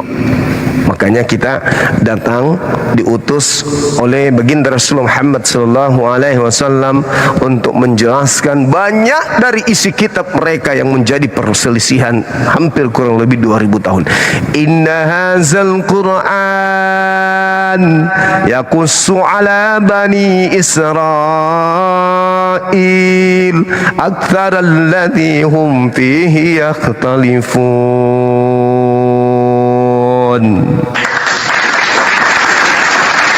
Sesungguhnya Al-Quran itu menjelaskan ila Bani Israel, kepada Bani Israel, ala Bani Israel, atas Bani Israel, sebagian besar dari persoalan yang mereka perselisihkan.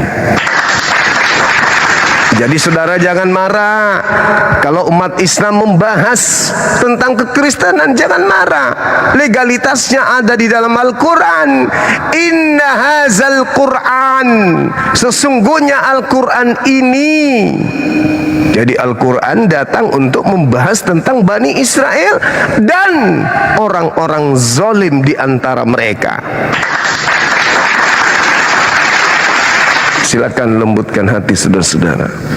Sekali lagi kepada saudara non-muslim, mari diskusi menggunakan ilmu, jangan menggunakan kebencian, tapi benar-benar murni karena ingin mendalami Bible atau kekristenan itu sendiri. Oke semua, semangat malam. Indonesia tidak mampu debat dengan saya.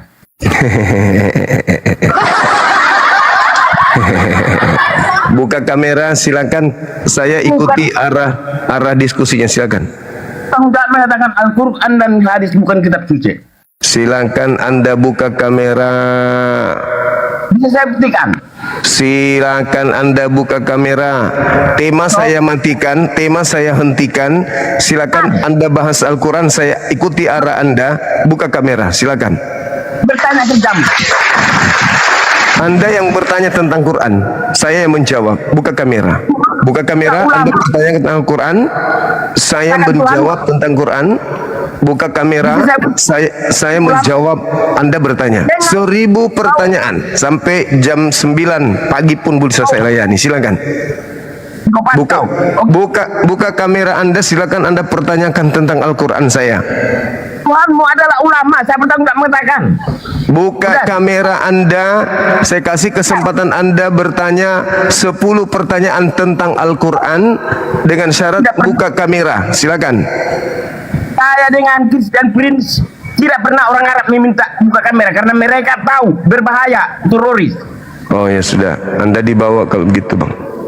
Oke, saya buktikan ya, Tuhanmu ulama. Oke, sebentar. Yang teroris lahir karena adanya kekejaman dari penjajah. Kalau Anda mengatakan kami agama teroris, lalu agama Anda disebut apa?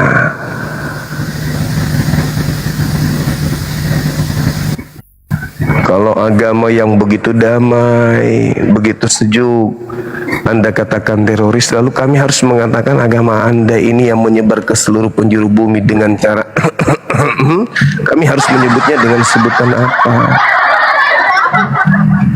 Halo, Saudara Andreas, silakan dibuka kameranya.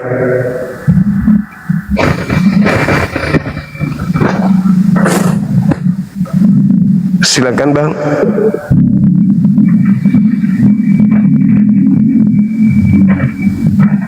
Halo, Saudara Andreas, bisa monitor Abang?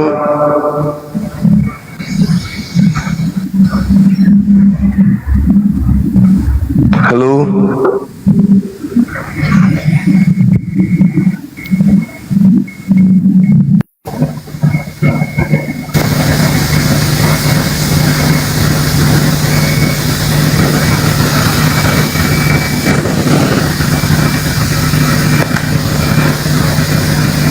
Jangan emosi, tahan emosi. Kita diskusi tentang keyakinan. Ini hal yang menyelamatkan. Jangan emosi, jangan menghujat, jangan menista. Jabarkan kebenaran itu. Silakan, semangat tahajud Abang. Silakan. Oke, selamat malam Bang Juma. Malam juga Abangku. Kristen? Yes, betul. Bang Juma Kristen ya. Buka kameranya, kita diskusi dengan baik tapi ya Bang ya. Silakan. Oke, siap. Oke ya. Salam kenal. Gimana? Abangku kelihatan ya? Iya, mantap. Oke. Salam kenal ya. Siap. Oke, makasih dulu untuk Bang Juma yang sudah ini ya naikkan ya. Sama-sama. Saya pun terima kasih yang sudah mau naik ke sini. Oke, terkait dengan saya hanya ingin konfirmasi saja sih Bang, terkait dengan Abang tadi Yesus bangkit buat apa? Nah, jadi bagi iman kekristenan kita, kebangkitan Yesus itu menggenapi apa yang telah disampaikannya sebelumnya, di mana ketika Yesus bersama dengan murid-muridnya, dia menyampaikan, kalau kita lihat di dalam Injil Lukas itu pada pasal 24 ayat yang ke-46, di mana dia mengatakan ada tertulis Mesias harus menderita dan bangkit dari antara orang mati pada hari yang ketiga. Nah begitu Abangku. Jadi kalau bagi kita mempercayai bahwa Yesus bangkit adalah untuk menggenapi apa yang telah dia sampaikan sebelumnya. Nah begitu. Bisa saya tanggapi? Oke, bisa. Baik. Jadi kalau kita melihat nih ya, Lukas 24 nomor 36 ada tertulis kalau Yesus mengatakan ada tertulis, berarti itu sudah tertulis atau belum tertulis, Bang? Dipastikan sudah tertulis begitu. Alhamdulillahirabbil alamin. pada saat Yesus berbicara seperti itu, apakah kitab kanonik sudah tertulis? Apakah surat Paulus sudah tertulis? Oke, siap. Kalau itu belum, kalau kita lihat kanonik itu belum zamannya. Tertulis. Baik. Berarti tertulisnya yang dimaksud di sini adalah di kitabnya orang Yahudi, betul? Ya. Mohon tunjukkan di mana tertulis di kitabnya Yahudi Mesias mati dan bangkit pada hari ketiga di antara orang mati. Silakan. Kalau kita lihat di dalam kalau kita lihat di dalam Matius pasal yang ke-12 ayat yang ke-39 di sana, di mana Yesus mengatakan ketika ahli Taurat pada saat itu atau orang-orang Farisi meminta tanda kepadanya, gitu ya. Lalu Yesus menjawab, angkatan yang jahat ini, yang Minta tidak satu setia tanda. ini, ya meminta suatu tanda, tetapi kepada mereka tidak akan diberikan tanda selain tanda Nabi Yunus. Sebab seperti Yunus tinggal di dalam perut ikan 3 hari dan 3 malam, demikian juga anak manusia akan tinggal di dalam rahim bumi 3 hari 3 malam. Begitu. Oke, baik. Yang pertama, tadi yang tertulis bukan di Matius. Ada tertulisnya bukan di Matius. Anak adik ini sendiri yang mengatakan belum ada tertulis. Berarti kalau sudah ada tertulis, harusnya tertulisnya di Perjanjian Lama, bukan di Perjanjian Baru. Matius ditulis tahun 60-an, 62. Yesus mengucapkan kata itu tahun 30. Ada tertulis, berarti sudah tertulis, bukan nanti tertulis di tahun 60-an. Anda menabrak argumentasi Anda yang pertama. Yang kedua, adik yang ganteng, ketika Anda mencoba mengambil Matius daripada Matius 12 ini, harusnya Anda malu. Kenapa Anda malu? Karena yang Anda baca ini adalah tanda untuk orang jahat. Anda yang membacanya. Angkatan jahat dan angkatan tidak setia ini menuntut satu tanda dan tidak akan diberikan satu tanda apapun selain tanda Yunus, sebab Yunus 3 hari 3 malam dalam perut ikan, demikian juga anak manusia akan berada dalam perut bumi selama 3 hari 3 malam. Artinya Anda mengakui kalau Kristen itu angkatan jahat, Bang? Tidak demikian, karena kalau kita lihat nanti itu kan sebuah jawaban Yesus kepada orang Farisi. Karena pada saat itu orang Farisi ini meminta sebuah tanda. Nah, Jadi, kalau kita tanda lihat- yang diberikan adalah tanda untuk orang jahat atau tanda untuk orang benar? Bangkit dari kubur itu tanda untuk orang benar atau orang jahat? Sebenarnya kalau dikatakan tanda untuk orang jahat atau orang benar itu, Bang Cuma, jadi kembali lagi kepada tujuan kenapa Yesus bangkit, gitu ya. Jadi Iya, dia bangkit. sebenarnya Dia bangkit untuk orang jahat atau untuk orang benar? Kan tadi angkatan jahat dan angkatan tidak setia ini minta satu tanda dan tidak diberikan satu tanda kepada angkatan jahat. Apa ya kepada tandanya? orang Farisi. Berarti kebangkitan itu tanda untuk siapa? Oke, jadi berarti ibaratnya gini tuh Bang Cuma, di mana Yunus itu tinggal di perut ikan 3 hari 3 malam. Jadi nanti demikian juga lah anak manusia itu, atau yang dikatakan Yesus ini akan tinggal di dalam rahim bumi itu selama 3 hari. Nah, Itu tanda kalau untuk siapa? berbicara kepada siapakah? Apakah kepada angkatan atau kepada orang jahat atau kepada orang benar? Di dalam tulisan itu tidak dikatakan. Dikatakan loh, tidak akan diberikan tanda apapun selain tanda Yunus. Apa itu tanda untuk orang jahat? Keluar dari kubur pada hari ketiga. Oke, siap. Jadi, Sedangkan tanda untuk orang benar keluar dari tengah langit. Angkatan benar ini minta tanda dan tidak akan diberikan tanda kepada mereka selain anak manusia akan tampil di tengah langit. Itu untuk orang benar. Orang jahat tampil di tengah kuburan, orang benar tampil di tengah langit. Berbeda.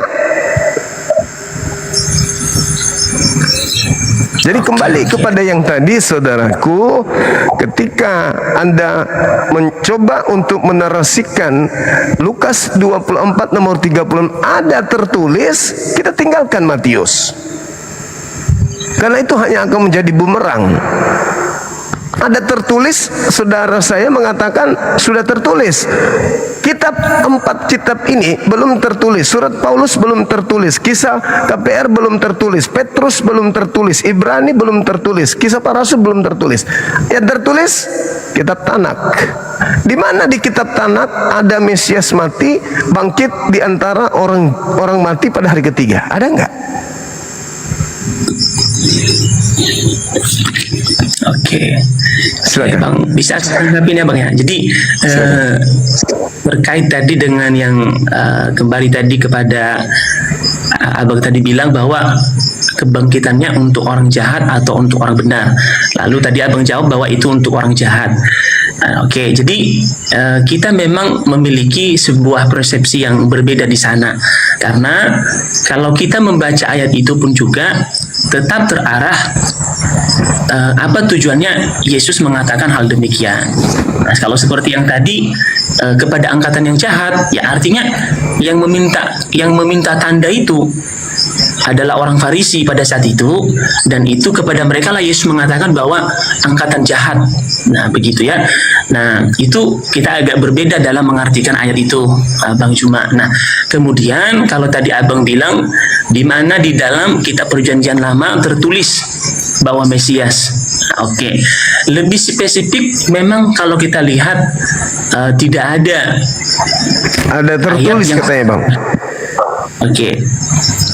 Yesus yang mengatakan ada tertulis Mesias akan mati dan bangkit pada hari ketiga di antara orang mati. Ada tertulis. Kalau tidak ada berarti Yesus bohong.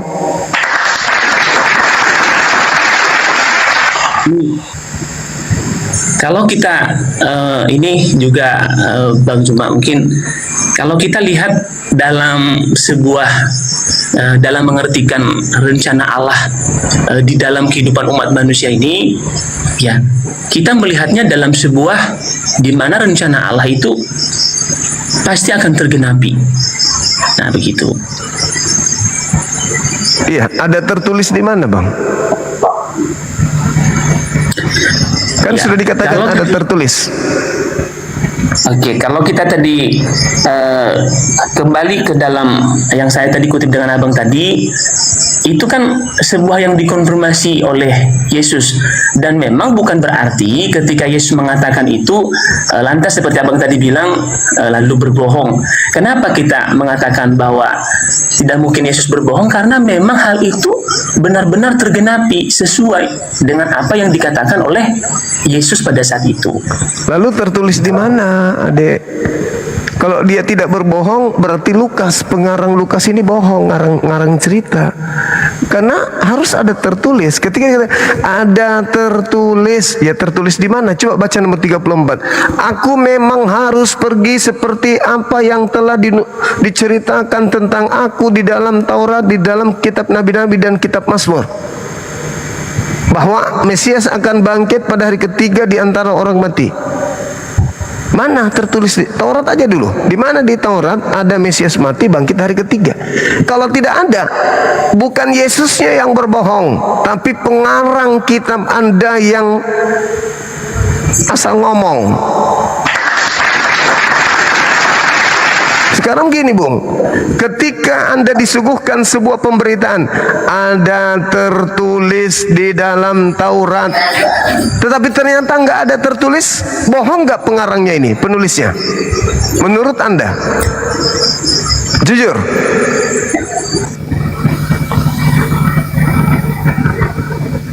Ada tertulis bahwa Mesias akan mati dan bangkit pada hari ketiga di antara orang yang mati. Di mana tertulis? Baca nomor 34 di Taurat. Cari di Taurat. Kalau tidak ada, maka penulis kitab saudara pembohong.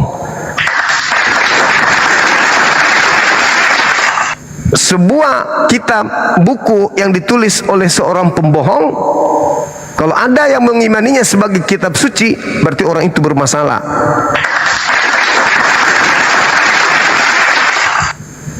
Silakan.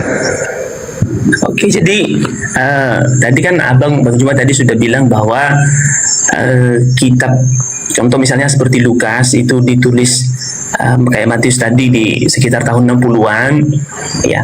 Jadi mereka ini kan menuliskan sebuah sejarah di mana mereka itu menulis apa yang mereka lihat, apa yang mereka dengar, apa yang mereka saksikan. Nah, begitu. Nah, jadi ketika mereka mengatakan bahwa ada tertulis, ya, karena memang bagi penulis Injil mereka sudah mendengarkan itu terlebih dahulu kepada Yesus ketika Yesus menyampaikan kepada mereka. Nah, begitu. Jadi kalau memang mereka mengatakan, apakah mereka berbohong ketika mereka mengatakan bahwa ada tertulis? Ya, sebenarnya bukan berbohong, karena memang mereka menulis setelah mereka mendengarkan semua apa yang disampaikan oleh Yesus kepada mereka, begitu. Adik, di situ diterangkan Lukas 24 nomor 34-nya kan jelas tuh, tertulis di Taurat, di kitab nabi-nabi, dan juga di Mazmur. Berarti ya rujukannya bukan kepada tulisan yang baru akan ditulis. Kan ada sendiri tadi ngomong, ada tertulis itu apakah sudah tertulis atau belum? Ada katanya, sudah tertulis. Ya berarti rujukan kita bukan ke tulisan-tulisan orang ini, tetapi kepada kitab-kitab sebelumnya, di mana Yesus konon mengutip kitab tersebut, Taurat, kitab nabi-nabi, kemudian apa lagi? Di kitab Mazmur.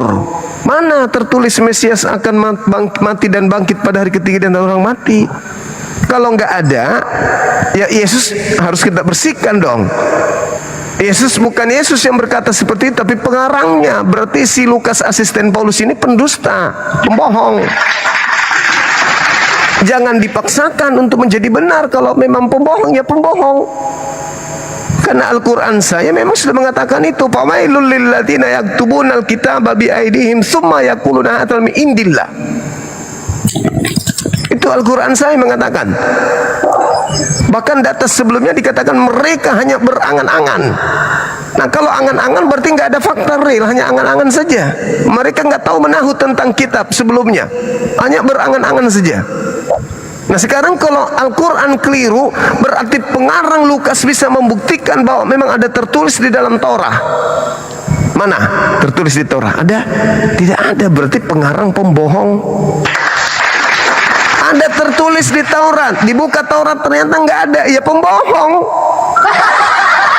Orang yang masih mengimani buku yang seperti ini, orang itu bermasalah dengan dirinya sendiri. Bermasalah dengan dirinya. Dikatakan ada dalam Taurat tertulis Mesias mati dan bangkit pada hari ketiga. Cek nggak ada tertulis, ya pembohong. Orang waras mah tinggalkan buku itu. Ini mah bukan kitab suci. Yang penulisnya ini bukan tuntunan Roh Kudus, tapi roh halus. Sederhana kan? Sebuah buku menginformasikan ada tertulis di Taurat Mesias mati bangkit pada hari ketiga di antara orang mati. Ayo berlomba-lombalah kita kemudian untuk mencari. Nggak ada ternyata, berarti pembohong. Beda dengan iblis. Di dalam Bible iblis lebih benar daripada Lukas. Di dalam cerita Lukas dikatakan iblis berbicara kepada Yesus, ada tertulis tentang engkau bahwa malaikat akan diutusnya untuk menatang engkau di tangannya agar kakimu tidak terantuk kepada batu. Ada tertulis tentang engkau, kata iblis. Begitu kita cari, betul tertulis, benar-benar ada tertulis di Mazmur 91 nomor 11-12 bahwa malaikat akan datang menatang Yesus di tangannya agar kaki Yesus tidak terantuk kepada batu. Betul, ternyata iblis ini lebih benar, iblis ini daripada pengakuan Yesus atau pengakuan Lukas. Yang mana yang sekarang Anda ingin salahkan di sini sebagai pembohong? Yesus atau pengarang Lukas? Kalau saya, mending saya tuduh Lukas daripada Yesus. Karena tidak ada tertulis. Pembohong berarti. Sekarang saya nulis sama Anda nih. Aku menulis surat samamu, Saudara Rus yang saya cintai, yang saya muliakan. Saya menulis kepadamu bahwa adalah sebuah kebenaran tentang saya, bahwa saya sudah tertulis di Undang-Undang 45 1945 bahwa Bang Suma bla bla bla bla bla bla bla bla. Anda periksa tuh Undang-Undang 45 bahwa sesungguhnya kemudian mana semua. Anda beranggapan saya pembohong kan? Pembohong. Begitulah Lukas. Makanya orang berakal tidak beriman kepada catatan Lukas sebagai firman Tuhan, karena salah satunya itu bohong. Silakan. Ini oke. Biasanya kalau ada, memang kalau misalnya kalau kita lihat yang abang tadi bilang kayak iblis ketika mencobai ada tertulis ya gitu ya. Nah jadi kan kalau kita melihat arti dari tertulis ini artinya keterangan yang nyata. Nah gitu ya. Jadi mereka menuliskan dalam hal ini Lukas ya, yang Lukas ini menuliskan artinya berdasarkan keterangan yang nyata yang mereka lihat ya gitu ya. Jadi bukan berarti mereka sedang menuliskan sesuatu yang belum terjadi. Jadi mereka ini menuliskan peristiwa yang terjadi. Makanya tadi kalau dikatakan tertulis artinya berdasarkan keterangan yang nyata. Mereka mengatakan hal itu, bahwa Mesias menderita. Ya, memang itu sudah tergenapi ya, karena memang Yesus pada saat itu telah menderita berdasarkan yang sudah mereka tulis sebelumnya, begitu. Kayak misalnya kalau kita lihat lagi pasal-pasal pertama begitu, Bang. Adik ini tadi mengakui ketika Yesus kan, jadi cerita gini, secara historikal Yesus dulu nih ngajar. Lukas belum, nggak ada Lukas di bumi, belum ada di peta. Jadi Yesus ngajar, belum ada Lukas, belum ada buku Lukas. Yesus ngajar, Yesus sudah mengatakan ada tertulis. Lukas belum cebok tuh, belum mandi dia, belum jadi penulis dia, belum jadi asisten Paulus tuh dia, belum dipanggil untuk menjadi asisten Paulus. Berarti bukan merujuk kepada buku Lukas atau buku-buku yang lain, dan Anda sudah mengiyakan itu tadi. Berarti tulisnya di kitab orang-orang Yahudi. Ternyata Yesus konon diceritakan memang mengatakan tertulis di Taurat, tapi tidak ada. Nah, sekarang setelah tidak ada, saya sudah sampaikan ke Suki tadi, Bang Suki, saya menelaah Lukas 24 ini dari tahun 19, konsentrasi saya itu setahun untuk menggali buku itu. Tak ada saya temukan nubuat tentang kebangkitan Yesus, itu nggak ada. Tidak ada. Nah, artinya bahwa Al-Quran datang menarasikan dengan sangat-sangat sederhana tentang hal tersebut, tentang Lukas. Apa yang diterangkan Al-Quran tentang penulis Lukas dan teman-temannya? Bismillahirrahmanirrahim. Wa minhum ummiyuna la ya'lamunal kitab illa amaniya wa inhum illa yazunnun. Itu kata Quran saya. Apa yang dikatakan di sana? Dan di antara mereka ada yang buta huruf, tidak memahami tentang kitab Taurat, kecuali hanya berangan-angan, dan mereka hanya menduga-duga. Di antara mereka, wa minhum ummiyuna, ada yang buta huruf, la ya'lamuna, mereka tidak mengetahui kitab tentang Taurat, illa, kecuali, amaniya wa inhum illa yazunnun, hanya berangan-angan dan hanya menduga-duga. Fakta real sekarang 1400 tahun kita buktikan kebenarannya. Lukas bercerita, wah, dengan euforia, ada tertulis tentang Mesias. Orang Kristen yang nggak ngerti apa-apa ini, wah, haleluya, haleluya. Ternyata kematian Yesus sudah dituliskan di Torah. Pret. Begitu dicari ternyata nggak ada. Sekarang adek ini kan masih muda, pintar lagi. Kalau sudah menemukan tak ada, jangan melakukan pembelaan sesuatu yang salah. Nggak boleh. Dusta tidak boleh dihembur-hemburkan, nggak boleh. Sekali mengatakan tidak ada, ya sudah nggak ada. Jangan mencari pembelaan untuk menegakkan benang basah. Kita semua ini belajar. Bedanya, saya tidak percaya buku yang tidak ada kebenaran di dalam terkait dengan informasinya itu sendiri. Anda percaya. Kalau Anda percaya kepada buku ini, lagi-lagi Al-Quran saya bercerita tentang Anda tuh. Al-Quran saya bercerita tentang kalian tuh. Kalau Anda percaya buku Lukas, Al-Quran saya lagi-lagi bercerita tentang orang-orang yang percaya kepada tahayul. Itu tahayul. Saya menyebutnya tuyul, tukang tahayul. Tak ada tertulis. Kalau ada tertulis, oke, kita kaji. Masalahnya, ndek nara, tidak ada. Siapa yang bisa mempertanggungjawabkan itu? Nah, makanya pendeta pastor menghindar, karena mereka nggak akan pernah sanggup. Tapi kalau multi tafsir boleh. Oh, ada begini boleh. Tapi maaf, ini bukan di gereja, ini di depan ribuan umat Islam.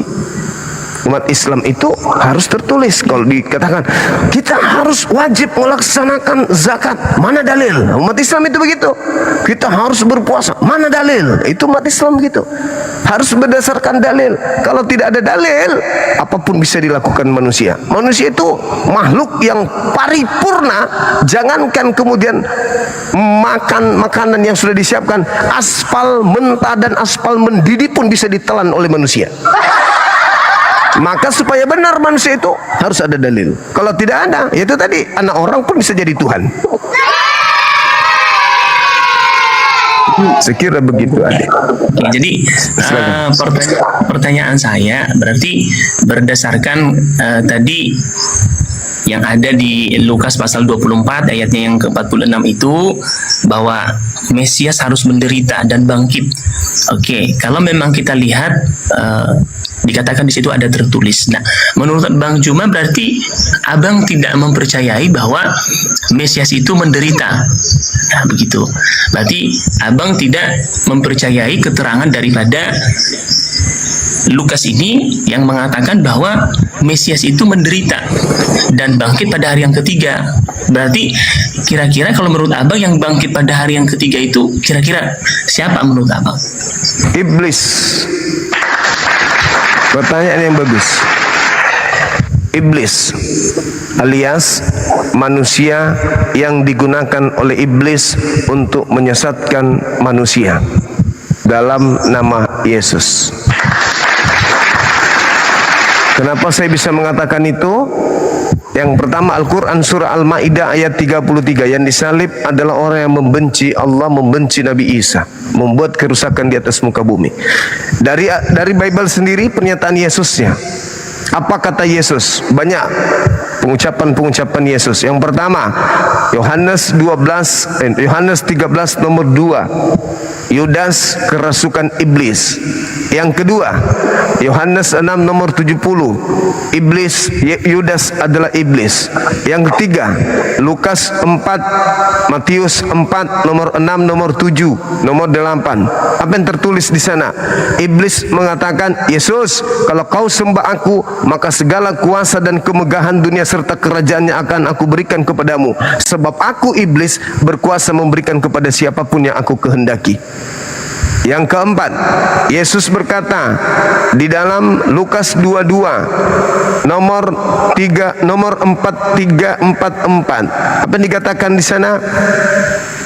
Bapa, sekiranya mungkin biarlah cawan ini berlalu. 42. Akan tetapi jangan atas kehendakku tapi atas kehendakmu yang terjadi. Lalu malaikat turun dari langit memberikan kekuatan kepadanya. Lalu kemudian data nomor 52, 53. Sangkamu aku ini penyamun sampai kau datang membawa pedang dan pentungan, padahal setiap saat engkau melihat aku di bait suci. Tetapi saatmu sudah tiba, saatnya kuasa kegelapan. Yohanes 12 nomor 31. Apa kata Yesus? Sekarang dunia dihakimi, sekarang juga iblis akan dilemparkan keluar. Keluar dari mana? Keluar dari kubur. Kenapa bisa? Sebab Yesaya 14 nomor 12, iblis dilemparkan ke kubur. Yang terakhir, Anda baca pengakuan orang yang disalib ini. Setelah dia disidang, dia mengatakan, walaupun aku katakan kepadamu, kalian tidak akan percaya. Sekarang juga Yesus sudah duduk di sebelah kanan Bapa Elohim. Berarti yang disidang, yang disalib ini siapa? Kalau dia sendiri mengatakan Yesus sudah duduk di sebelah kanan Elohim. Apakah engkau Yesus anak Mesias, anak Elohim? Apa engkau Mesias? Kau sendiri yang mengatakannya. Mulai sekarang Yesus sudah duduk di atas. Lah, berarti ini siapa? Ini siapa ini yang disalib? Apakah Yesus ada dua? Ya, ada dua. Kok bisa? Yesus yang asli sudah ada di atas dan yang diserupakan oleh Yesus dengan Yesus yang disalib. Maka Yesus berpesan kepada muridnya, waspadalah kepada penyesat yang datang kepadamu memakai namaku dan berkata akulah Kristus. Mereka akan menyesatkan banyak orang. Tanda-tandanya melakukan tanda-tanda yang dahsyat, nomor 24 dari Matius 24, melakukan mujizat-mujizat, melakukan kekuatan-kekuatan, sekiranya mungkin menyesatkan banyak orang. Keluar dari kubur, apakah itu tanda dahsyat? Tanda dahsyat, dan itu adalah tanda untuk orang jahat. Keluar dari kubur, tanda dahsyat. Apa buktinya bahwa dia bukan Yesus? Baca Matius 28 nomor 17, 18, 19, 20. Apa katanya? Kepada aku telah diberi kuasa, baik di surga, di langit maupun di bumi. Pergilah, jadikanlah seluruh bangsa menjadi muridku. Ada gak Yesus pernah menerima segala kuasa? Tidak ada. Siapa tadi yang mengatakan, apabila engkau menyembahku maka aku akan memberikan segala kuasa, sebab aku berkuasa memberikan kepada siapapun yang aku kehendaki. Iblis memberikan kuasa kepada bom akan berkuasa. Iblis memberikan kuasa kepada Yohanes akan berkuasa. Iblis memberikan kepada Yudas pun pasti akan berkuasa. Coba Anda lihat data 13-nya. Dan setelah iblis mencobai Yesus, maka mundurlah iblis dari mencobai Yesus. Di data Lukas 4, Matius 4 juga ada. Lalu iblis menunggu waktu yang tepat. Nah, iblis yang menunggu waktu yang tepat. Waktu kapan? Ketika Yesus sudah terangkat oleh Tuhan ke langit, maka yang lainnya dibuatnya menjadi Yesus oleh iblis. Makanya Anda baca khotbah Petrus KPR 2:36, apa kata Petrus? Orang Israel seluruhnya harus tahu dengan pasti bahwa Tuhan Elohim telah menjadikan Yesus yang kau salibkan itu menjadi Tuhan. Berarti Tuhannya Yahudi, Tuhan yang sesungguhnya, membuat yang disalib ini menjadi Tuhan bagi orang jahat. Jadi Yesus itu adalah Tuhan bagi orang jahat berdasarkan khotbah Petrus di KPR 2 nomor 36 sampai nomor 40. Silakan. Oke, baik Bang Juma. Jadi sebenarnya sedikit kalau saya tanggapi dari apa yang Abang sudah sampaikan tadi. Di lain sisi Bang Juma mengaku ada yang benar di dalam Bible Kristen itu. Misalnya yang barusan tadi Bang Juma kutip bagaimana Petrus berkhotbah, ya. Bang Juma juga meyakini bahwa itu benar. Dan sebenarnya bagi kita, bagi iman kekristenan kita, para rasul itu, mereka itu adalah menyaksikan satu pribadi, yaitulah Mesias itu. Itulah firman Allah yang hidup di dalam pribadi Yesus. Nah, jadi kalau tadi di dalam yang ketika tadi saya bertanya dengan Abang, apakah Abang percaya dengan Mesias menderita? Abang nggak percaya. Jadi di lain sisi Abang percaya sebagian daripada laporan-laporan daripada kisah para rasul seperti tadi Petrus Abang mempercayai, tapi sebagian besar objek daripada apa yang mereka beritakan itu sendiri Abang tidak mempercayai itu. Nah, sementara kita yang kami sebagai Kristen ini Bang Juma, jadi percaya sepenuhnya bahwa pada mulanya adalah firman itu bersama-sama dengan Allah, dan firman itu telah menjadi manusia. Itulah pribadi Yesus yang kita percaya ini, dan yang disalibkan dan yang bangkit pada hari yang ketiga itu bagi iman kekristenan kita itu bukan iblis, itu adalah Yesus yang telah mati dan bangkit pada hari yang ketiga. Nah, begitu Bang Juma. Jadi ada sedikit, bukan sedikit sih sebenarnya, ya cukup banyak. Ada sedikit yang saya lihat tadi dari penjelasan Abang, mempercayai sebagian, tetapi sebagian meragukan. Nah begitu sih Bang Juma saya lihatnya. Jadi tidak ketemu sebenarnya dalam keyakinan saya secara pribadi dengan keyakinan Bang Juma, ya memang udah cukup jauh berbeda, ya gitu kan. Nah jadi dengan apa yang Abang jelaskan, saya yakin sebagian benar, yang seperti yang Abang tadi bilang.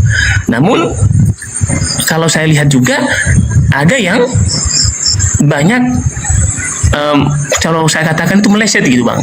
Kenapa? Ya contoh tadi seperti Mesias tadi yang sudah dijelaskan di dalam Injil Matius. Nah sementara Abang tidak mempercayai bahwa itu adalah Mesias itu, sementara kami percaya. Nah jadi mata kami memandang Mesias di dalam Injil itu berbeda dengan menurut Abang gitu Bah. Nah gitu Bang Juma, kira-kira sih begitu menurut pendapat saya. Oke, baik. Al-Quran saya mengatakan, ya ahlal kitab lima talbisunal haqqa bil batil wa tuktumul haqqa wa antum ta'lamun. Mengapa engkau mencampur adukkan antara kebenaran dan kebatilan? Berarti ada kebenaran dan ada kebatilan. Itu. Jadi kalau Anda mengatakan kenapa Anda percaya, ya saya percaya. Terus kenapa Anda menolak? Ya saya tolak. Karena di dalamnya sudah bercampur aduk dengan kebatilan.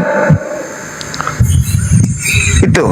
Nah sekarang ketika Anda mengatakan bahwasanya Mesias menderita, Matius menceritakan memang Mesias, bahkan Yesus menceritakan banyak kemudian Mesias yang teraniaya. Al-Quran juga mengatakan itu, bahwa mereka adalah keturunan orang-orang yang gemar membunuh nabi-nabi. Setiap nabi datang diolok-oloknya. Al-Quran juga mengatakan itu. Yesus menjelaskan bahwa orang-orang Yahudi itu adalah keturunan ular beludak, keturunan orang yang suka membunuh nabi, menyalib utusan Tuhan. Itu betul. Jadi kalau Anda mengatakan Mesias disalib, Mesias dibunuh, itu betul. Tetapi terkait dengan Yesus, konsentrasinya Yesus tidak disalib, tidak dibunuh. Yang dibunuh adalah orang lain, orang jahat yang dibunuh itu. Nah, sekarang Anda mencoba menarasikan Yohanes 1 nomor 1 nomor 14. Bung, Anda ini masih muda, otaknya masih bersilah. Ketika dikatakan Firman bersama-sama dengan Elohim, Firman itu adalah Elohim, Firman itu menjadi daging, berarti ide Tuhan, perkataan Tuhan, kehendak Tuhan telah ada pada Yesus. Yesus adalah firman daging. Yesus adalah daging firman. Yesus adalah firman berjalan. Yesus adalah firman manusia. Yesus adalah perkataan Tuhan. Yesus adalah perpanjangan mulut Tuhan. Yesus berkata-kata dari firman Tuhan. Yesus menyampaikan segala sesuatu yang dikehendaki oleh Tuhan. Maka sejatinya Yesus yang adalah daging, adalah firman berjalan, kudu wajib didengarkan dong. Apa perkataan Yesus? Dengarkan. Waspadalah kepada penyesat yang datang kepadamu memakai namaku dan berkata, akulah Kristus. Mereka akan menyesatkan orang banyak. Datang kepada kamu, kamu siapa? Kamu murid Yesus. Ada enggak yang datang kepada murid Yesus setelah Yesus kemudian diselamatkan oleh Elohim? Ada. Siapa itu yang keluar dari kubur? Bagaimana kita menganalisa bahwa itu bukan Yesus? Baca nomor 20-nya dari Matius 28. Dan ajarlah mereka melakukan segala sesuatu yang telah aku ajarkan kepadamu. Kalau itu adalah Yesus, di mana Yesus telah mengajarkan menyembah dirinya? Ada? Enggak ada. Satu. Di mana Yesus mengajarkan murid-muridnya untuk makan babi? Ada? Enggak ada. Dua. Di mana Yesus mengajarkan murid-muridnya untuk jangan bersunat? Ada? Enggak ada. Tiga. Di mana Yesus mengajarkan kepada murid-muridnya untuk merasulkan Paulus, Lukas, Markus? Ada? Tidak. 4. Di mana Yesus mengajarkan kemudian untuk ibadah minggu? Ada? Tidak ada. 5. Di mana Yesus mengajarkan untuk mentigakan Tuhan, menyetarakan dirinya dengan Bapa, menyelaraskan sehakikat dengan Bapa? Ada? Enggak ada. 6. Di mana Yesus mengajarkan untuk mengkitabkan kitab Lukas, Markus, Matius dan seterusnya? Ada? Enggak ada. 7. Di mana Yesus mengajarkan untuk merayakan hari Natal? Ada? Enggak ada. 8. Di mana? Enggak ada. Berarti yang Anda lakukan ini bukan perintah Yesus. Berarti yang keluar dari kubur ini bukan Yesus. Sederhana kan? Ajarlah mereka melakukan segala sesuatu yang telah. Berarti kalau itu Yesus, apa yang menjadi implementasi rutinitas ritual Kristen hari ini itu sudah pernah Yesus ajarkan sebelum keluar dari kubur. Ajarlah mereka melakukan segala sesuatu yang telah aku ajarkan kepadamu. Kapan kau ngajar? Apakah pada saat kau bangkit dari kubur? Enggak. Sebelum aku bangkit dari kubur, semuanya telah aku ajarkan. Nah, mana ajaran Yesus setelah dia penginjilan kepada murid-muridnya untuk beriman kepada Paulus? Ada? Nehi mericek tu merjahe. Tidak ada. Mana ajaran Yesus kepada murid-muridnya untuk percaya kepada dia bahwa dia adalah Alfa dan Omega? Ada? Enggak ada. Mana ajaran Yesus supaya merasulkan Paulus? Ada? Enggak ada.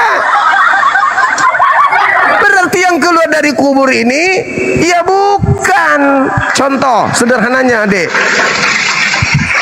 Dari timur sampai ke barat, hari Minggu orang berbondong-bondong ke rumah gereja, menyembah oknum yang bernama Yesus. Ada ajaran Yesus menyembah kepada dirinya hari Minggu? Enggak ada. Ada firman Tuhannya dari Elohim Tuhan Yehudi? Enggak ada. Ada sabda Yesusnya? Enggak ada. Lalu siapa yang membisikkan hati kalian untuk bergerak ke gereja hari Minggu? Tuhan atau iblis? Kalau Tuhan membisikkan orang Yahudi untuk ibadah hari Sabtu, lalu yang membisikkan orang Kristen ke gereja hari Minggu siapa? Tuhan juga? Ya nggak mungkin. Siapa yang memakai nama Yesus untuk menyesatkan banyak orang? Iblis. Mana orang banyak yang mengaku menjadi pengikut Yesus? Kristen. Berarti mereka menyembah siapa di dalam gereja di hari Minggu? Yesus nak ngajarin, Elohim nak ngajarin, para nabi nggak ngajarin, nggak ada yang ngajarin. Lalu siapa yang mengajak kalian untuk ke gereja hari Minggu? Tuhan nggak? Para nabi nggak? Tanyakan pada rumput yang bergoyang. Silakan. Oke, Bang Bima, luar biasa argumennya. Saya lihat cukup padat. Saya lihat ya dengan apa yang terkait dengan tadi Abang ada singgung mengenai, walaupun tadi nanti saya tidak bisa tanggapin semua ya Bang Juma ya. Ada tadi Abang banyak sekali ini. Terkait dengan misalnya kenapa orang Kristen makan babi? Ya memang sih secara Kristen itu ya makan itu kan ya memang ada juga yang cocok bisa makan, ada juga memang walaupun dia Kristen tapi kalau tidak cocok ya memang nggak mungkin dipaksa kan begitu ya. Nah terkait dengan hukum Taurat segala macam ya. Nah soal makanan itu ya memang Yesus sudah mengajar bahwa bukan apa yang masuk di dalam mulut yang najis itu, apa yang keluar dari mulut kita ketika kita menyakiti hati sesama kita, itulah yang menajiskan orang gitu ya. Itulah yang haram bagi kita sebagai Kristen. Nah terkait dengan misalnya tadi Abang bilang hari Minggu kenapa mereka berbondong-bondong beribadah menyembah Yesus misalnya gitu ya.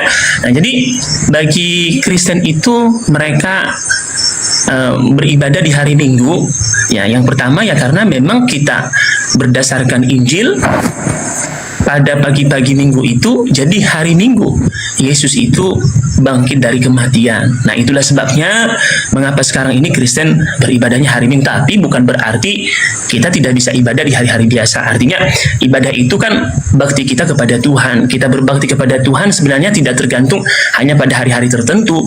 Ya kita next time dan kapan saja kita bisa beribadah kepadanya. Tidak ada satu ruang atau waktu yang membuat kita ya harus memilih-milih, oke ya gitu ya. Nah, kemudian terkait dengan abang tadi bilang di mana Yesus mengatakan sembah aku gitu ya. Nah, memang di dalam Injil Yohanes 13 ayat 13 itu engkau menyebut aku guru dan Tuhan, begitu ya. Nah, kalau kita mengatakan menyembah ya kenapa? Ya karena kita mempercayai dan menaklukkan diri kepada Dia. Nah, tapi kalau misalnya contoh misalnya abang, di mana Yesus mengatakan sembah aku. Nah, di dalam Alkitab, walaupun perjanjian lama dan perjanjian baru ya memang tidak ada di dalam firman Tuhan itu mengatakan bahwa aku Yesus sembah aku. Nah, tetapi ya di mana juga di dalam Alkitab mengatakan bahwa aku bukan Yesus, jangan sembah aku, kan begitu. Nah, jadi salah satu saya lihat argumen itu ya, kalau abang tadi bilang kenapa kita menyembah Yesus, di mana Yesus mengatakan bahwa sembah aku.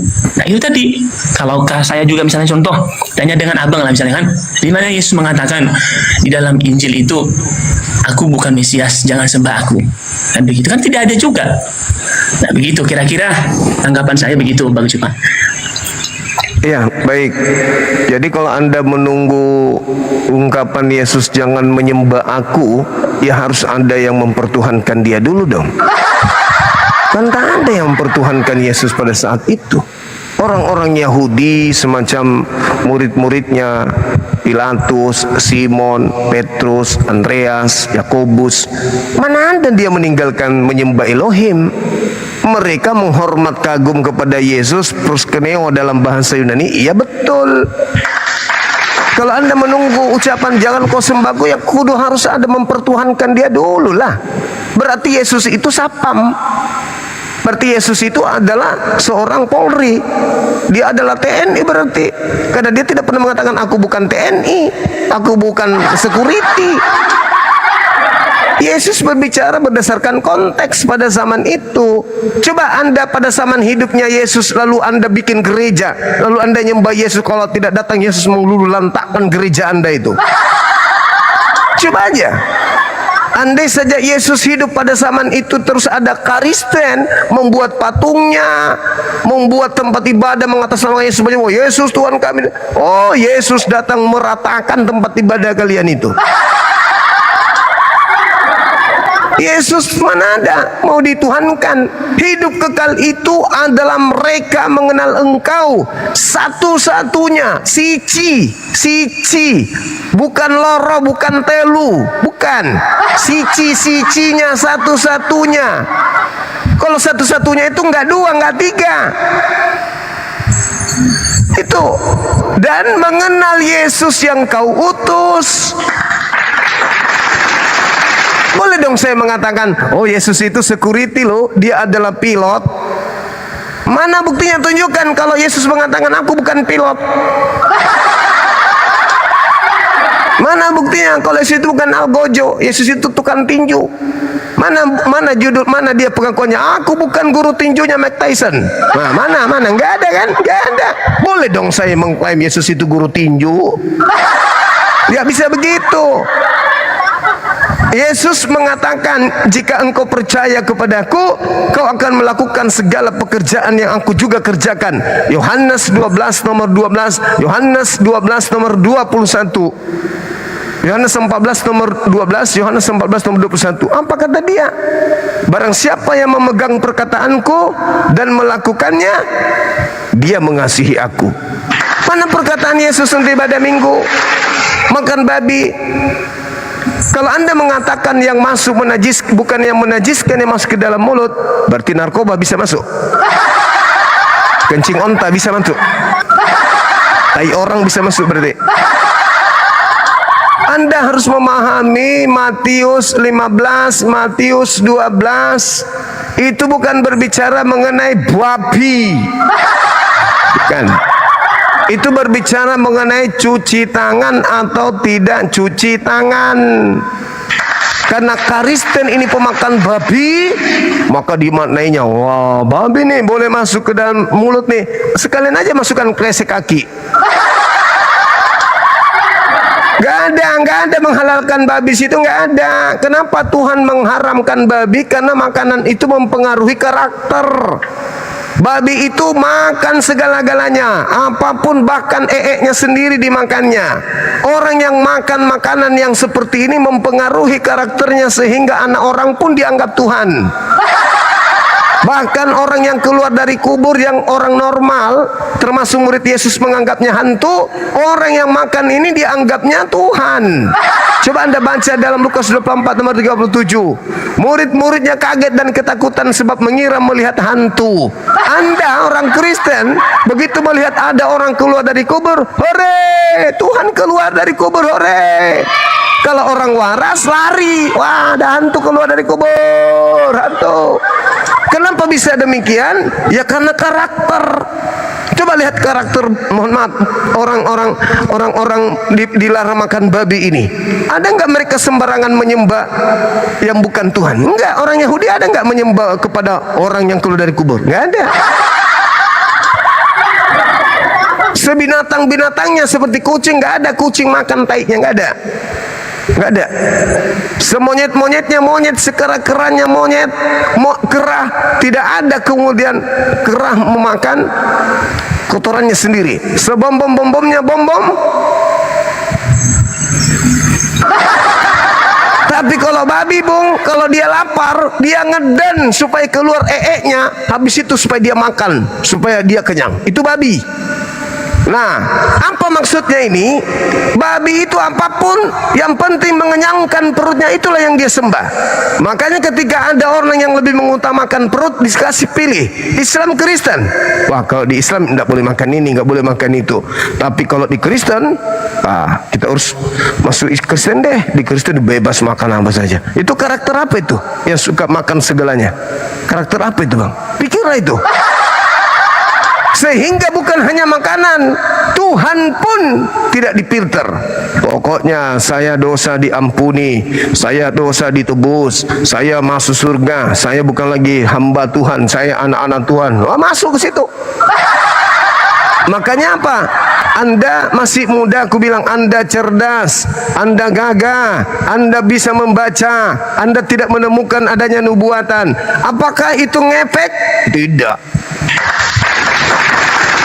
Babi kalau ditanya, jangan kau makan ini bau, jangan kau makan ini busuk, jangan kau makan ini najis, jangan kau makan ini haram. Babi mana mau?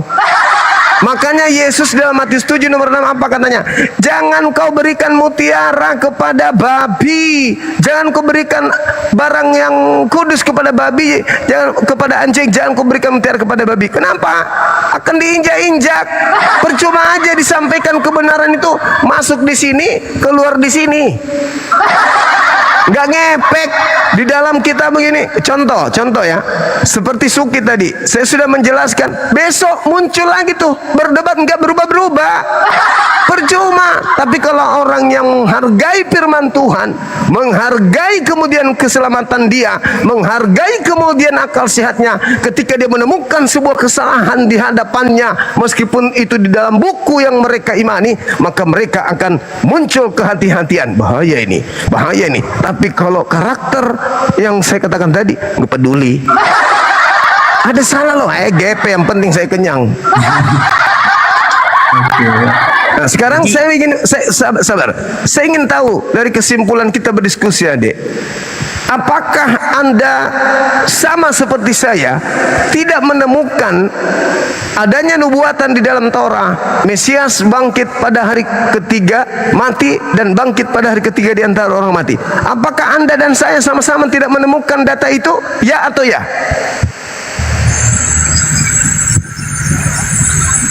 Yang tadi, Bang, yang Mesias tadi di dalam Taurat maksudnya. Yes. Iya.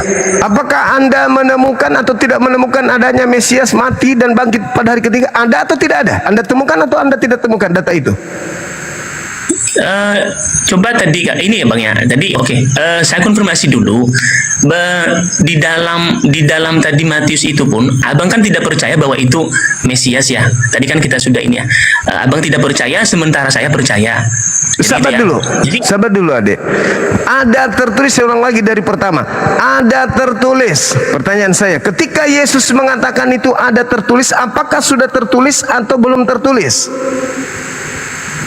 Abang pernah membaca Yesaya 53 ayat 3 kira-kira? Pernah dong. Apakah itu berbicara tentang kebangkitan? Tapi tidak berbicara mengenai kebangkitan, tetapi kepada kesengsaraan. Nah, Mesias yang menderita tadi. Ya. nah, kalau kesengsaraan baca Matius 23. Baca Matius 23 nomor 23 23. Yesus sudah mengatakan itu. Nabi-nabi kau salibkan, nabi-nabi kau sesat, nabi-nabi kau penjarakan. Itu sudah terjawab itu. Itu bukan berbicara satu oknum saja. Banyak yang diceritakan di situ. Mulai dari Habel sampai Zakaria anak bereknya.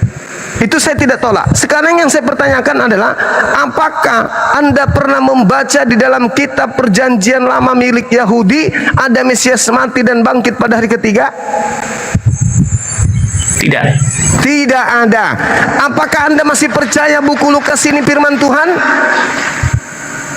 Kalau saya percaya, Bang. Nah, inilah yang saya katakan makanan mempengaruhi karakter.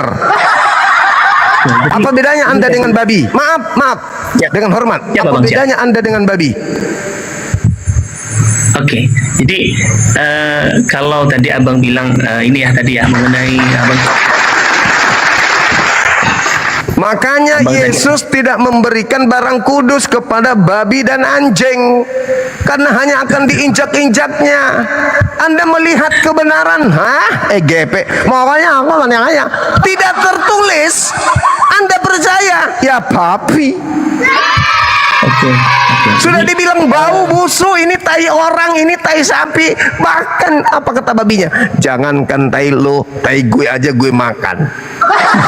Babi itu babi. Makanya Tuhan kami melarang makan makanan satu itu. Oke. Bahaya. Oke, siap. Iya, Jadi silakan. saya oke, Bang. Jadi tadi terima kasih lah untuk semuanya. Jadi terkait dengan Abang tadi bilang Abang tadi bilang kalau saya bilang Yesus petinju ya misalnya kan. Oke, artinya tadi saya mengatakan hal itu bahwa ketika kami sebagai pengikut Kristus, ketika kami menaklukkan diri kepada Dia, bukan berarti tanpa dasar kaminya begitu, Bang. Lalu kemudian terkait dengan makanan, saya pun juga ada sedikit kaget juga, kok binatang maksudnya kita hubungkan dengan manusia, kita kodrat yang berbeda gitu ya. Kalau misalnya makanan mempengaruhi, pertanyaan saya, apakah Abang pernah menemukan seorang yang makan babi itu misalnya tabiatnya kayak babi gitu kan. Jadi saya pun secara pribadi kaget juga, dan saya berkata, wah ini itu tadi, Bang. Jadi kita tidak memiliki persepsi yang sama baik dalam memahami dan mengerti kitab suci tadi, dan kemudian dalam hal makan tadi pun kita memiliki, artinya ketika orang makan sapi, ketika orang makan kambing, kami tidak pernah mengatakan bahwa mereka kayak kambing, tidak. Ya karena apa? Ya mereka manusia, mereka tidak mungkin kita samakan dengan hal yang seperti itu. Nah jadi dari hal itu, Bang Juma, mungkin saya pikir kalau bagi saya menjawab tadi, saya konfirmasi tadi yang Abang bilang, Yesus bangkit buat apa? Ya menggenapi apa yang tertulis, apa yang dia sampaikan pada saat itu, menggenapi itulah. Artinya ketika dia mengucapkan sesuatu, bukan berarti dia mengucapkan itu hanya sekedar mengucapkan, lalu tidak terbukti, jadi dia bangkitlah untuk membuktikan apa yang telah dia sampaikan kepada murid-muridnya. Nah begitu. Jadi itu dulu kalau dari saya, Bang Juma ya. Oke. Jadi kalau terakhir dari saya untuk sesi ini, nanti boleh ditanggapi kalau Anda ingin closing statement. Jadi Anda mengatakan menaklukkan diri kepada Yesus. Apa buktinya Anda menaklukkan diri kepada Yesus? Dengan Anda ibadah minggu, menyembah Yesus, makan babi, tidak bersunat? Itu yang Anda menaklukkan diri? No. Anda menaklukkan diri kepada Paulus in the gang.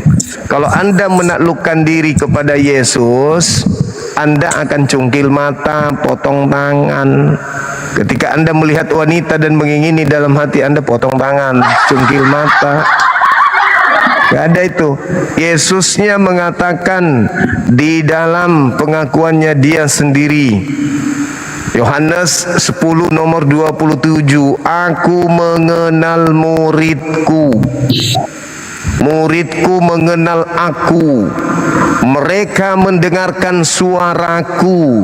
Saya tanya, kalau Anda murid Yesus, suara Yesus yang mana yang Anda dengar sampai Anda menyembahnya, sampai Anda ibadah minggu, sampai Anda percaya Paulus? Suara Yesus yang mana? Sampai Anda tidak bersunat. Ada suara Yesus jangan bersunat? Ada? Tidak ada. Mereka mengikuti aku. Aku mengenal muridku, muridku mengenal aku. Mereka mengikuti aku.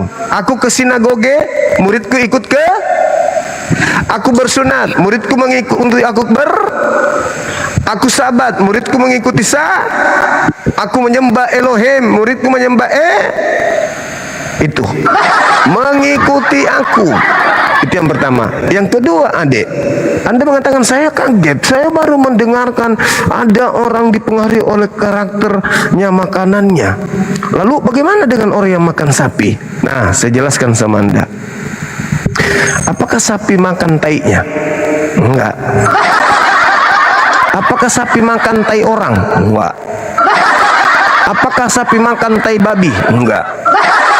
Apakah sapi makan tai kucing? Enggak. Sapi makan makanan yang sudah ditunjukkan kepadanya. Apa yang kau makan? Rumput. Kasih tai sapi, enggak mau. Mending dia mati kelaparan sapi itu daripada dia makan taiknya sendiri.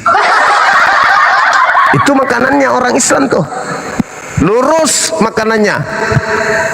Anda makan babi, berbicara mengenai karakter, ya ini buktinya.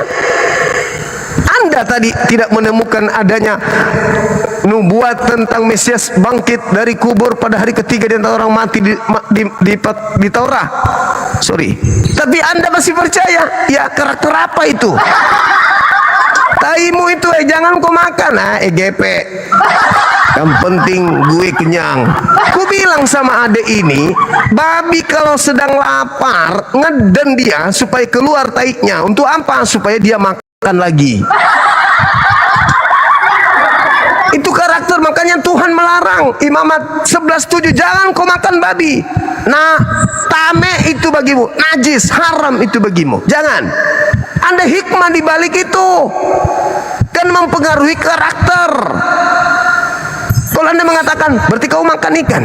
Ya ikan makannya bukan makan makanan lain, makanannya tok. Dan makanannya ya tidak seperti babi. Ikan itu nggak makan sembarang. Ayam nggak makan sembarangan. Tapi kalau babi, sembarangan diseruduk. Tainya pun diseruduk.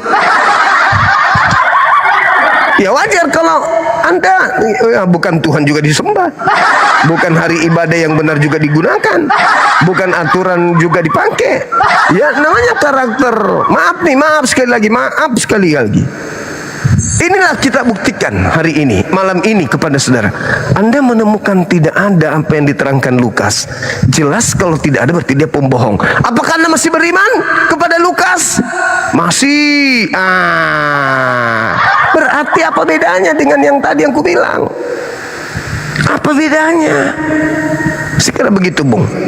Cukup direnungkan saja, dipikirkan saja. Ini bukan menghujat, ini kita diskusi. Silakan.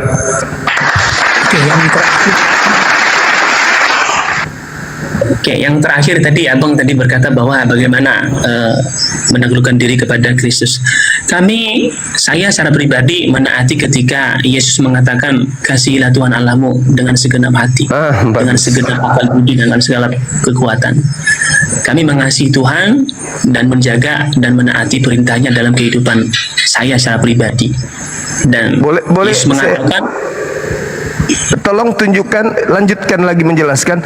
Tolong tunjukkan mana perintah Tuhan yang Anda jadikan sebagai dasar untuk mengasihi Dia. Karena mengasihi itu adalah mentaati perintah Tuhan. Jika engkau mengasihi Tuhan, Ulangan 11 nomor 1, Yosua 22 nomor 5, Matius 16, bahwa Yesus menerangkan orang yang mengasihi Tuhan itu adalah orang yang mentaati perintah Tuhan Elohim. Tolong tunjukkan perintah Tuhan Elohim yang Anda lakukan itu yang mana? Tertulis di mana itu? Karena yang mengasihi Tuhan Elohim itu adalah yang mentaati Taurat. Ulangan 11 nomor 1. Silakan. ya. Oke, jadi saya tadi mengatakan hal ini di mana Yesus memberikan makna yang sempurna terhadap hukum Taurat itu, di mana di dalam hukum Taurat itu membawa kita kepada kasih kepada Allah dan juga kasih kepada manusia. Hal yang sama kami juga harus mengasihi, saya secara pribadi mengasihi sesama manusia seperti diri kita sendiri. Itulah hukum kasih yang dimana kami menaklukkan diri, kami mengikuti, dan saya secara pribadi mengikuti ajaran Yesus yang mengatakan di dalam, kalau kita melihat di dalam Markus pasal yang ke-12 ayat yang ke-30. Nah begitu. Jadi kalau tadi 29-nya nggak dipraktekkan. gimana? 29-nya tidak dipraktekkan. Dari Markus tadi 12. Yang berkata apa itu Bang? Yang 29. Iya, pencipta langit dan bumi yang disembah oleh Bani Israel itu adalah Ahad. Oke, jawab Yesus itu ya, hukum yang terutama ialah dengar hai orang Israel, Tuhan Allah kita itu Tuhan itu esa gitu. Iya. Kenapa Anda nggak taat di situ? Kenapa menjadikannya 3? Entah Terus? seperti apa. Terus gini Bang, kalau Anda mengasihi, maka Anda tidak akan melakukan sedikit pun gerakan tambahan dari ajaran Yesus. Coba Anda lihat Matius 5 nomor 19. Barang siapa yang meniadakan hukum Taurat meskipun yang paling terkecil dan mengajarkan kepada orang lain untuk meninggalkan, untuk meniadakan, menghapuskan, membatalkan, maka dia akan menempati tempat terhina dalam kerajaan langit. Itu kalau Anda mengasihi Tuhan Elohim, Anda tidak akan meniadakan setitik pun dari hukum Taurat meskipun yang paling terkecil, tetapi mentaatinya dengan teori dan praktek. 1. Mengasihi orang lain, dan sebaliknya kata Yesus, barang siapa yang tidak melakukan itu, bahkan melakukan segala perintah yang ada di dalam Taurat dan mengajarkan kepada orang lain, maka dia menempati tempat tertinggi. Jadi kalau Anda menjadi seorang Kristiani, tidak menjalankan hukum Taurat, tidak kasih kepada Tuhan, mengajarkan anak keturunan Anda juga menjadi Kristen, tidak menjalankan hukum Taurat Musa, berarti Anda membinasakan keturunan Anda. Tidak masuk dalam kategori mengasihi Tuhan dan mengasihi manusia. Yang disebut mengasihi Tuhan adalah tidak meniadakan hukum Taurat meskipun yang paling terkecil. Mengasihi orang lain adalah mengajar, menuntun, membimbing orang lain, utamanya keturunan kita, keluarga kita, untuk melaksanakan segala perintah-perintah yang ada di dalam Torah. Itu baru memenuhi syarat kasih. Tapi kalau cuma teori, mengasihi, kayak mana Anda mengasihi? Mengasihi itu mentaati, kasih itu taat kepada perintah Tuhan. Kasih kepada Tuhan, taat kepada perintah Tuhan. Kasih kepada manusia, apa itu? Mengajar manusia agar mentaati perintah Tuhan. Ya, Kristen mana perintah Tuhan yang Kristen lakukan? Nggak ada. Jadi, jadi Bang Juma, tadi Abang bilang kan, inilah yang menjadi dasar hidup saya. Entahpun Abang memandang saya dalam kacamata secara universal, dalam mungkin seperti apa Abang mengartikan Kristen itu sendiri, tetapi bagi saya secara pribadi, ya saya mengasihi Tuhan, saya mengasihi Allah, dan saya mengasihi sesama saya manusia. Dan kalau misalnya, langsung praktek Adinda. Kalau mengasihi itu maksudnya mengasihi Tuhan itu maksudnya apa? ya, mengasihi Tuhan itu artinya menaati perintahnya. Mana perintahnya kemudian untuk menjadi Kristen? Ya, contoh misalnya kasihilah, itu perintah Tuhan misalnya, di mana kalau Yesus tadi Abang bilang itu di dalam Matius pasal 5, jangan membunuh, itu kan hukum Taurat ya. Jangan bersumpah palsu segala macam. Jangan ya. ada ilah lain. Itu dulu. Yes. Apakah Anda mengilahkan Yesus? Ya, dalam kasat mata kita mengilahkan, itu sudah melanggar. Berarti Anda sudah tidak mengasihi Tuhan. Jangan ada ilah lain. Kan sudah ada ilah yang berfirman kepada Musa. Itu ilah yang betul. Kenapa Anda mengganti dengan ilah anak Maria? Abang ada baca Yohanes 10 ayat 30 kan? Baca nomor 34-nya dan sampai 36-nya. Ya, jadi ya kita mengatakan bahwa ya Bapa dengan Allah dengan Mesias itu ya satu. Ya karena itu berdasarkan Yohanes 10. Baca 34 sampai 36, ku bilang. Supaya Anda tahu apa maksud daripada aku dan Bapa adalah satu. Oke. Oke, aku dan Bapak adalah satu. Sekali lagi, orang-orang Yahudi mengambil batu untuk melempari Yesus. Kata Yesus kepada mereka, banyak pekerjaan baik yang berasal dari Bapakku yang kuperlihatkan kepadamu. Pekerjaan manakah di antaranya yang menyebabkan kamu mau melempari aku? Jawab orang-orang Yahudi itu, Bukan. Karena suatu pekerjaan baik, maka kami mau melempari engkau. Melainkan karena engkau menghujat Allah dan karena engkau, ya sekalipun hanya seorang manusia saja, menyamakan dirimu dengan Allah. Jawab Kata Yesus kepada mereka, tidakkah ada tertulis dalam kitab Taurat, aku telah berfirman, kamu adalah Allah. Jikalau mereka kepada siapa firman itu disampaikan, disebut Allah, sedang kitab suci tidak dapat dibatalkan. Masihkah kamu berkata kepada Dia yang dikuduskan oleh Bapa dan yang telah diutusnya ke dalam dunia, engkau menghujat Allah? Karena aku telah berkata, aku anak Allah. Apa itu? Yaitu Apakah Yesus masih mengatakan menghujat ketika dia mengatakan aku adalah anak Allah? Engkau hanyalah seorang manusia, bukan karena pekerjaan yang kamu kerjakan sampai kami ingin melempari batu, tetapi karena kamu hanya seorang manusia dan menyamakan dirimu dengan Elohim. Apa kata Yesus? Bukankah tertulis dalam kitab Tauratmu bahwa Tuhan telah berfirman engkau adalah Allah? Kepada siapa firman itu disampaikan kepada siapa Tuhan mengutus untuk menyampaikan firman, maka dia disebut Tuhan, maka disebut Allah. Coba Anda baca Keluaran 7 nomor 1. Apakah Musa di situ adalah Allah? Allah. Siapapun yang diserahi tugas untuk menyampaikan firman, maka dia adalah Allah. Musa adalah Allah, Elohim ya. Musa adalah Elohim, Yesus adalah Elohim, Daud adalah Elohim, Salomo adalah Elohim. Kenapa? Karena mereka adalah penyampai firman Elohim. Anda salah memaknai kejadian itu. Padahal Yesus menerangkan, klarifikasi. Tunggu. Sorry lah, aku bukan Allah.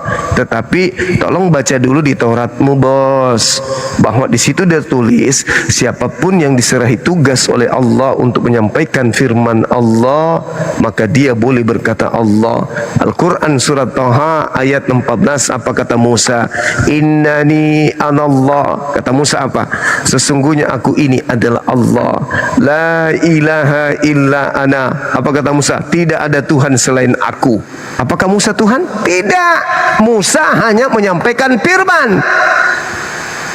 Ketika Yesus mengatakan akulah Allah, tidak ada Tuhan selain aku, apakah Yesus Tuhan? Tidak. Yesus sedang menyampaikan firman Allah. Itu fakta. Bang semua bicara nih. Wah ya ayuhan nas, wahai seluruh manusia, ini aku, anallah, aku ini adalah Allah. Apakah Bang Suma Allah? Tidak. Aku sedang membacakan firman Allah. Yesus sedang menyampaikan firman Allah. Masa gara-gara itu aja kau ingin melempari aku batu? Padahal kalian tahu di Torah, nggak pernah baca Torah ini. Ditertawakan sama Yesus orang-orang itu. Gitu maksudnya, Bang. Jadi jangan ada ilah lain di hadapanku. Jangan kau membuat ilah. Anda sudah melanggar, Anda nggak kasih. Itu aja dulu. Makanya Anda nabrak semuanya, karena Anda tidak bisa membedakan mana ilah, mana ulat. Ilah itu hanya yang disembah oleh Yesus. Yesus bukan ilah. Kalau Anda ingin memperoleh hidup kekal, ikuti ucapan Yesus. Yohanes 17 nomor 3, la ilaha illallah, Yesus Rasulullah.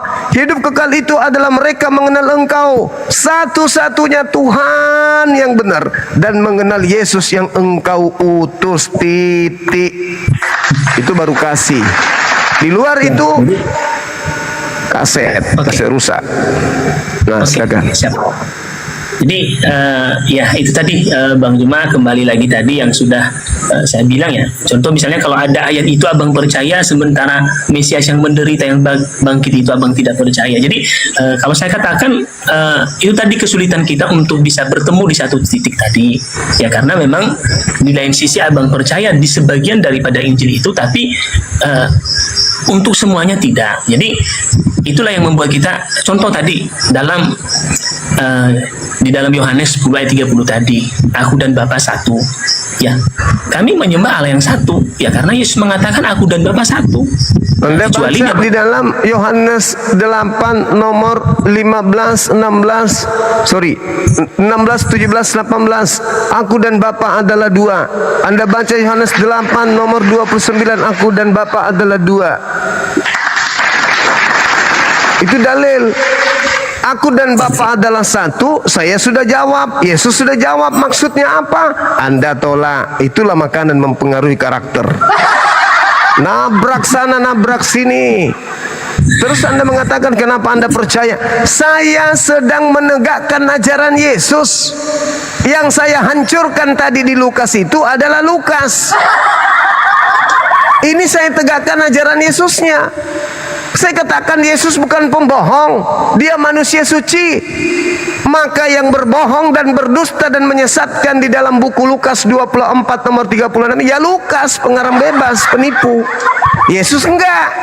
Nah, sedangkan yang Yohanes 10 nomor 30 yang saya luruskan di sini ajaran Yesus yang Anda salah tafsirkan. Saya tidak menolak, saya meluruskan apa yang ada di dalam Bible saudara. Lukas berbohong dengan memfitnah Yesus, dengan mengatakan Yesus berkata, pret. Tidak mungkin Yesus berbohong. Kau Lukas yang berbohong. Siapa sih lu? Cek per cek. Ternyata bapaknya enggak kita tahu, mamanya enggak kita tahu, bangsanya kita tidak tahu. Ternyata muridnya Paulus. Lu ngarang seenak perut, lu tuduh Nabi kami Yesus mengatakan sesuatu yang bohong. Yesus nggak pernah mengatakan itu, kau karang cerita. Sedangkan Anda datang mengusung pengakuan Yohanes 10. Saya luruskan tuh, Yesus yang klarifikasi. Di dalam pengakuan Yohanes 8, pengakuan Yesus nomor 16, 17, 18, Yesus berkata, aku dan Bapa adalah dua. Bapa tidak membiarkan aku seorang diri. Lalu lu sama siapa Yesus? Aku bersama dengan Bapa. Lu nggak seorang diri? Ya, ada Bapa. Ya, berarti lu berapa orang? Dua. Yohanes 8, Anda baca. Jika aku tidak menghakimi, akan tetapi jika aku menghakimi, penghakimanku itu benar. Sebab aku tidak seorang diri. Bukankah di dalam kitab Tauratmu dikatakan dua saksi, dua adalah benar. Akulah yang bersaksi tentang diriku satu, dan Bapa juga yang bersaksi tentang diriku dua. Aku dan Bapa adalah dua.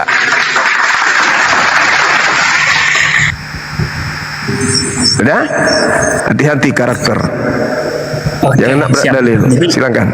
Oke, jadi itu tadi dari abang pun menjelaskan ayat itu, saya mengartikannya pun tidaklah demikian. Sama dan seperti tadi, di mana tadi dia kenapa orang Israel, kenapa Farisi melempari Yesus dengan batu? Karena dia menyamakan dirinya dengan Allah. Kan dia sudah jawab sendiri, abang. Iya, makanya, ya betul. Ya, jadi. Berarti Musa juga Allah dong. Adakah sejarahnya di mana Musa dilempari batu, bang? Tapi dia diutus sama Allah sendiri. Coba Anda baca Keluaran 7 nomor 1. Jangankan dia dilempari batu, dia disuruh menyembah Fir'aun. Bukan cuma dilempari batu. Apa sih lempar batu itu? Tinggal nggak kena, tidak kena, tidak kena. Musa dan umatnya dibinasakan sama Firaun. Untung Tuhan mengangkatnya menjadi Allah. Sampai dia harus belah lautan untuk kabur dari Musa, dari Firaun. Cuma dilempari batu. Lama kecil itu. Tinggal ambil jurus tupai, loncat tupai memakan kedondong. Selesai, batu lagi. Yesus bisa kok menghilang. Masa gara-gara batu aja. Jadi begitu, Adek. Oke, siap. Ya. Jadi, itu dulu Bang Juma. Terima Oke. kasih untuk semuanya. Ya. Baik. Kalau misalnya ada hal yang lain yang katakanlah tadi seperti Abang tadi bilang Lukas itu, ya itu akan menjadi PR saya juga. Ya, namanya Silakan. kita belajar ya. Terima Makasih. kasih Bang Juma sudah Jangan diskusi. bosan-bosan kesini ya. Ya, senang bisa Sering-sering. diskusi dengan Abang. Saya pun Terima kasih. begitu, Adinda. Oke, baik. Makasih. Silakan bisa undur diri, Adik. Terus ya, saya sudah fallback ya. Kita berteman nanti kalau sering-sering kesini. Kalau sudah ada terupdate ilmunya, bawa pendeta kesini atau misionaris yang lain. Bisa Bang Suma akan buka diri untuk berdiskusi dengan siapapun selama orang itu menggunakan akal sehat. Ingat, saya berbicara berdasarkan dalil fakta di lapangan. Jadi kalau saya mengatakan makanan mempengaruhi karakter, itu fakta real. Sedikit lagi teman kita yang tadi, Anda ingat teman-teman yang terkait dengan Lukas, saya akan pelajari lagi. Nah, sudah hampir keluar ndak makan babi nih. Tidak mau tanda-tanda nih, tanda-tanda nggak mau lagi makan babi. Tanda-tanda artinya masih sudah mau menggunakan akal. Silakan saudara Kang Mung Ai. Silakan.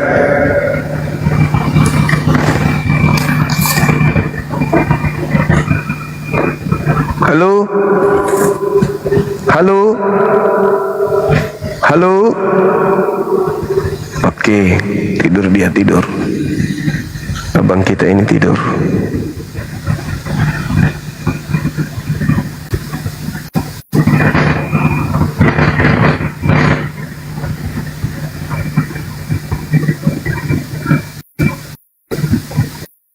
Jaringan ya.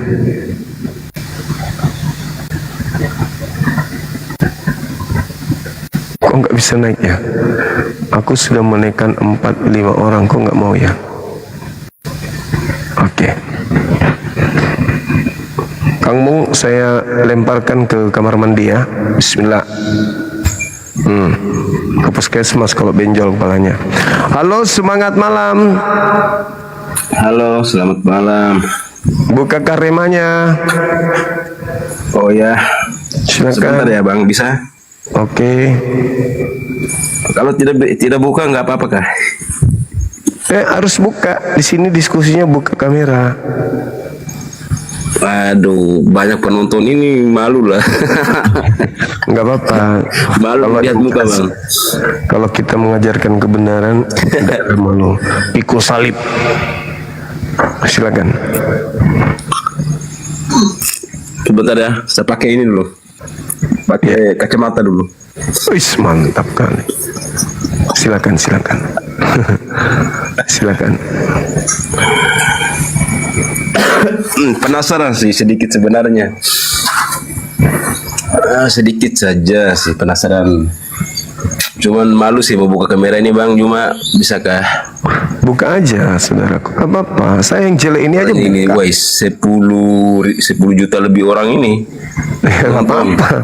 Kita menyampaikan kebenaran, insya Allah. Kita sharing-sharing kan cerita-cerita. Sharing. Pakai helm bisa ke pakai helm? Boleh. Helmnya dibalik ke belakang juga boleh. Enggak lah Bang, ini kalau pakai helm juga berarti terlalu ini. Iya, nggak apa-apa. Silakan.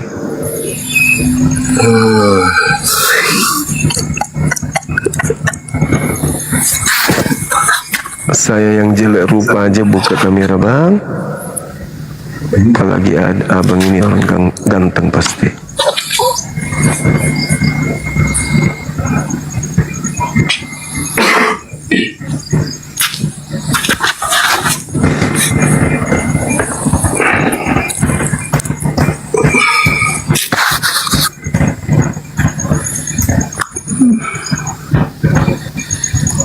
Halo, Bang.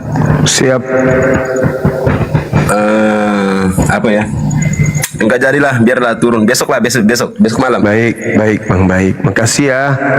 Oke. Siap, Saudara Andreas. Silakan yang lain, teman-teman.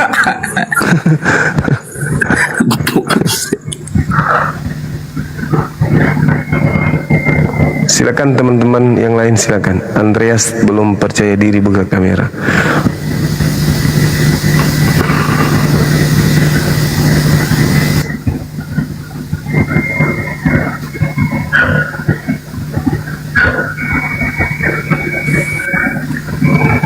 Semangat malam. Halo.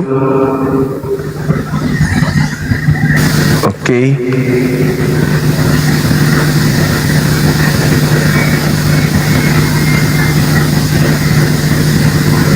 Yang Muslim mohon untuk dibatalkan permintaannya abang-abangku ya.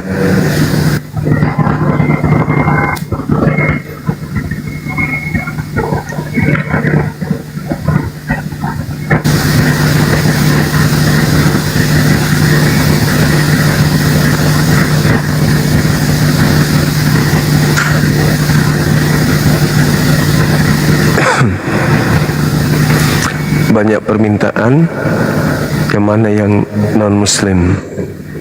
Oh, ini mungkin.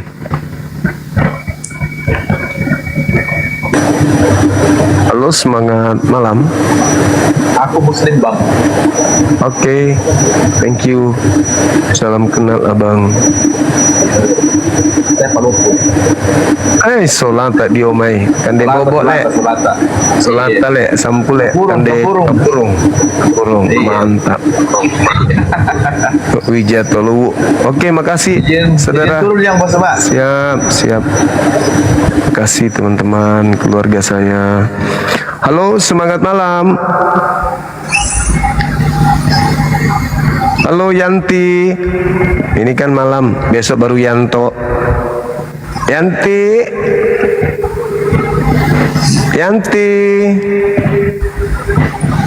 Yo, pemon. Yanto juga ini.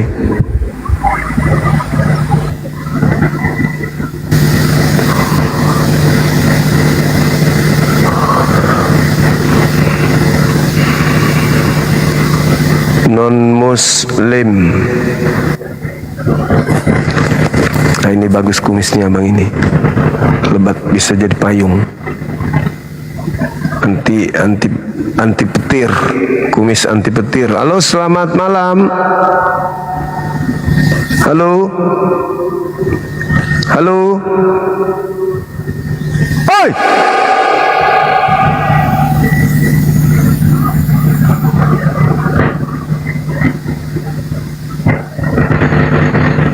Banyak permintaan teman-teman.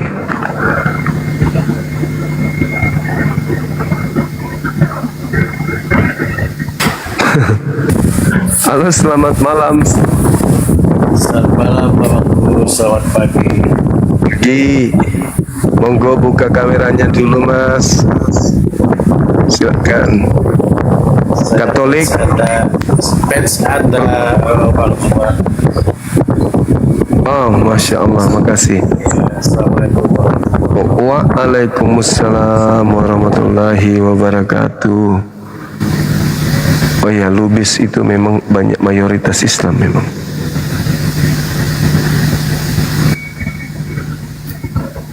Yang Muslim mohon untuk batalkan permintaannya bang ya. Halo, semangat malam. Halo, saudara Juntak. Halo.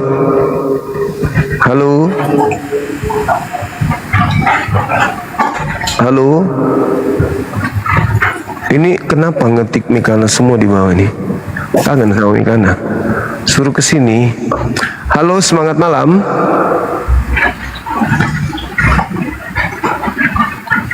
Halo. Saudara Juntak Muslim. Saudara Playboy Muslim juga. Alhamdulillah.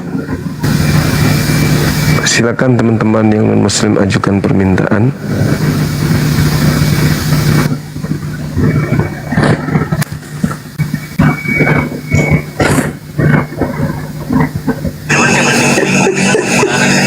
Semangat malam. Halo. Halo, Ya, dari Kristen Abang. iya Kristen. Oke, silakan buka kamera diskusi kita ya. Kamera depan rusak ini bang.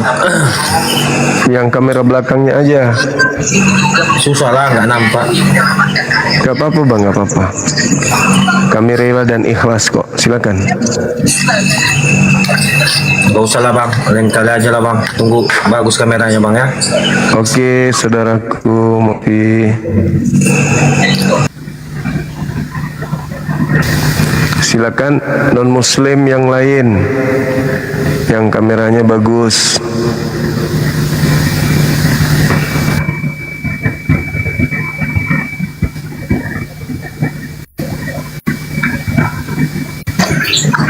Halo, semangat malam.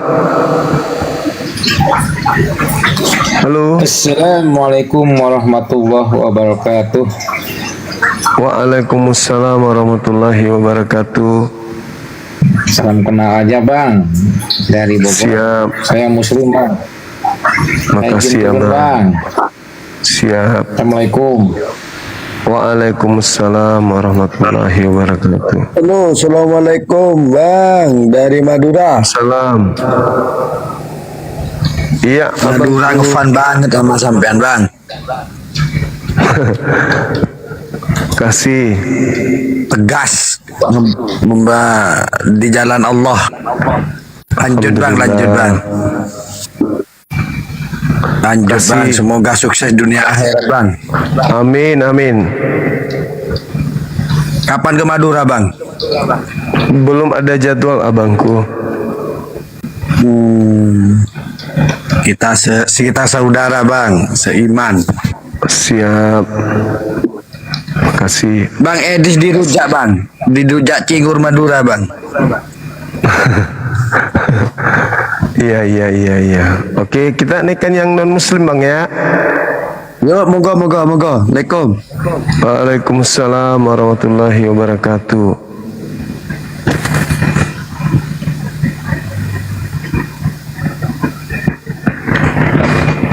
Kalau fans itu di ini dong bang, di follow dong. Gak di follow, artinya fans siluman berarti. Follow dong. Tadi ku periksa nggak follow Bang Suman. Halo Bang Kumis. Halo. Kumisnya kayak kumis buaya bang.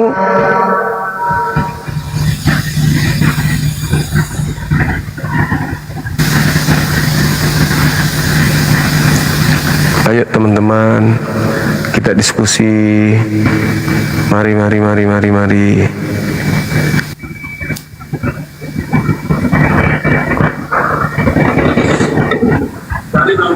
Semangat malam. Halo. Semangat subuh. Halo. Halo abang. Halo. Halo. Amsal.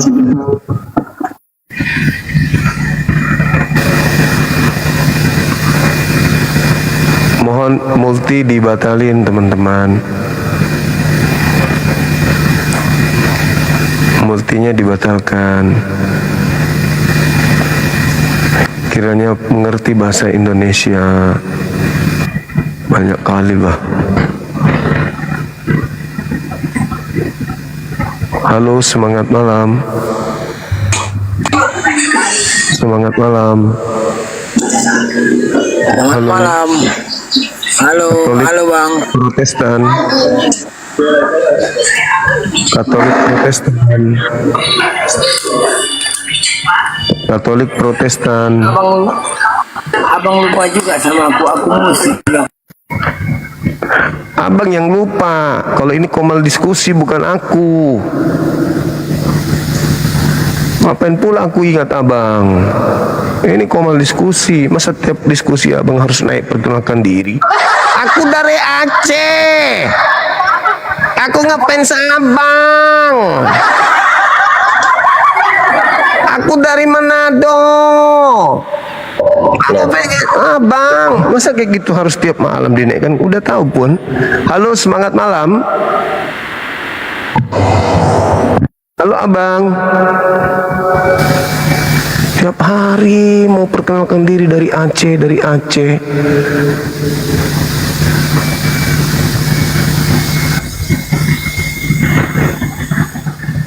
Udah sampai ku hafal lo mukanya. Jangan sampai kena blokir abang. Halo, semangat malam Teresia Manik Raja. Pak Lutfi, apa kamu tahu siapa aku? Halo saudara Teresia.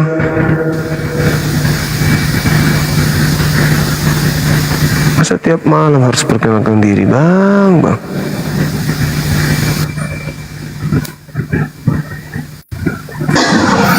Halo, semangat malam. Semangat malam. Katolik Protestan. Mohon maaf sebelumnya bang, mau nanya, boleh? Katolik Protestan. Abu-abu bang. Oh, bukan di sini tempatnya kalau abu-abu bang. Tempatnya di kloset, cuci pakai rinso. Maaf ya. Abu-abu backclean dia, backclean, di backclean. Nah ini harus dinaikkan ini.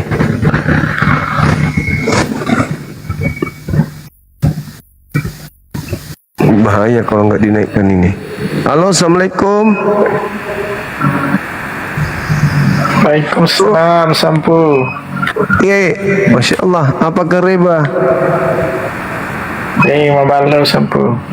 Masya Allah. Mana Ki? Lu utara kah selatan? Kota. Kota. Jalan apa? Mananungan? Bukan. Datuk Sulaiman. Oh, dekat dari rumah. Makasih abang. Salam kenal. Masya Allah. Iya, sehat-sehat Ki. Ya, selamat kita pada selamat. Iya, assalamualaikum warahmatullahi wabarakatuh. Simbol perlawanan anak Luwu.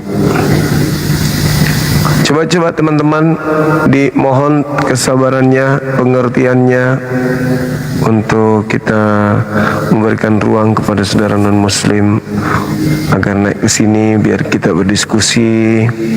Yang muslim mohon sabar dulu ya. Halo, semangat malam. Halo, abang. Halo.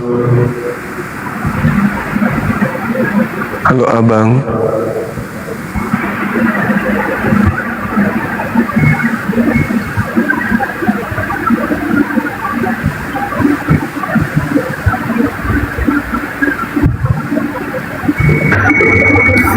Halo, semangat malam. Assalamualaikum warahmatullahi wabarakatuh, Bang Zuma. Waalaikumsalam warahmatullahi wabarakatuh, Bang. Sehat selalu Bang Zuma, salam kenal dari Madura. Sehat abangku. Nah begitu aja Bang Zuma, semangat. Iya, makasih sama-sama. Berkah barokah. Assalamualaikum warahmatullahi wabarakatuh. Waalaikumsalam warahmatullahi wabarakatuh.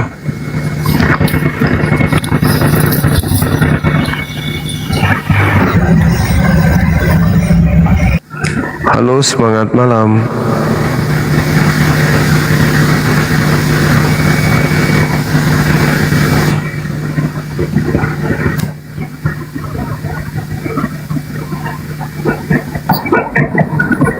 Halo, semangat malam. Halo. Halo. Halo. Iya, Katolik Protestan.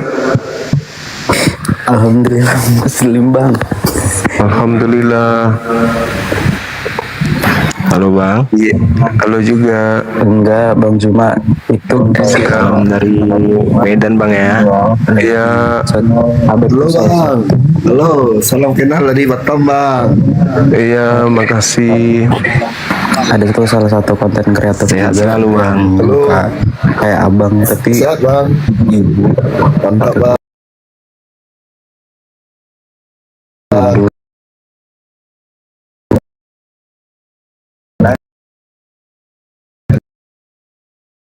Mes abang. Dengan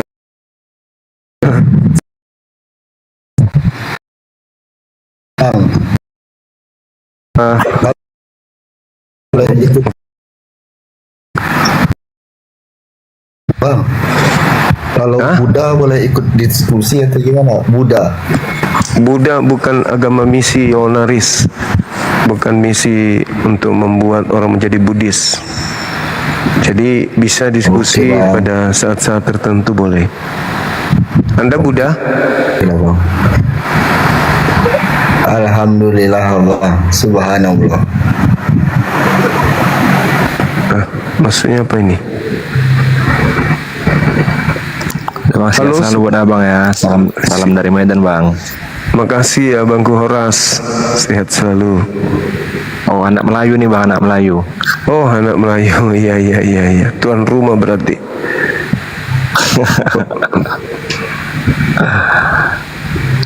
Iya, oke abang ya. Kita naikkan yang orang-orang non Muslim bang. Kita biar diskusi. Terima kasih. Waalaikumsalam warahmatullahi wabarakatuh. Waalaikumsalam warahmatullahi wabarakatuh.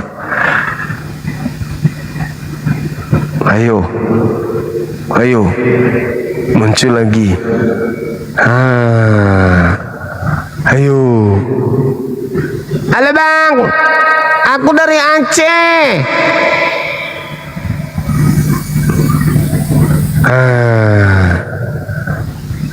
Abangku inilah.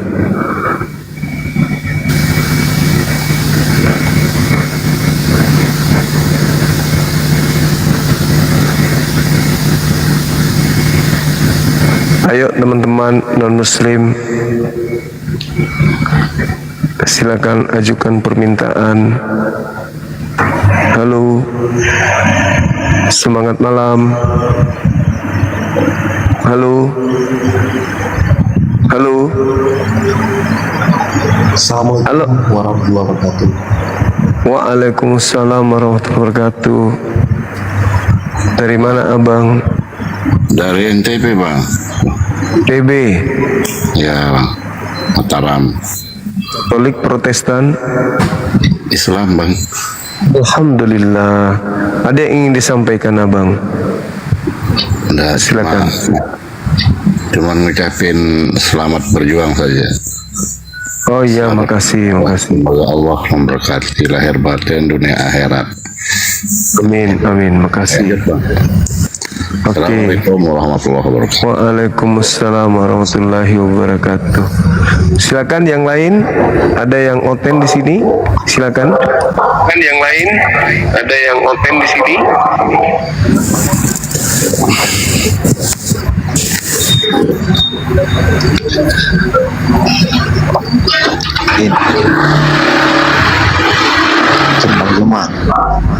Iya. Katolik, Protestan. Nih, kesel. Ini sebenarnya saya kesel nonton di bawah nih. Saudara Muslim tolong dong jangan multi. Ini mau jelaskan berapa kali pengumuman itu saya. Tolong dong, kita mau nonton debat nih. Bukan nonton kenalan dari sana dari sini, nggak perlu lah. Tolong dong, ya oke. Kasih bang. Makasih abang, makasih. Oke, siap.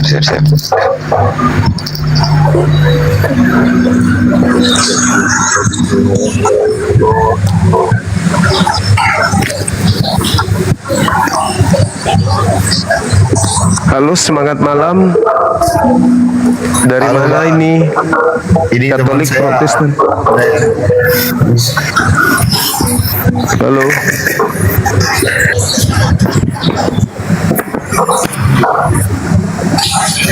Halo, selamat malam. Malam juga. Halo, Katolik Protestan. Assalamualaikum. Assalamualaikum, saya dari Jawa Timur. Salam kenal ya. Iya. Katolik Protestan. Saya Islam. Oh. Iya, iya. Silakan, ada yang mau disampaikan?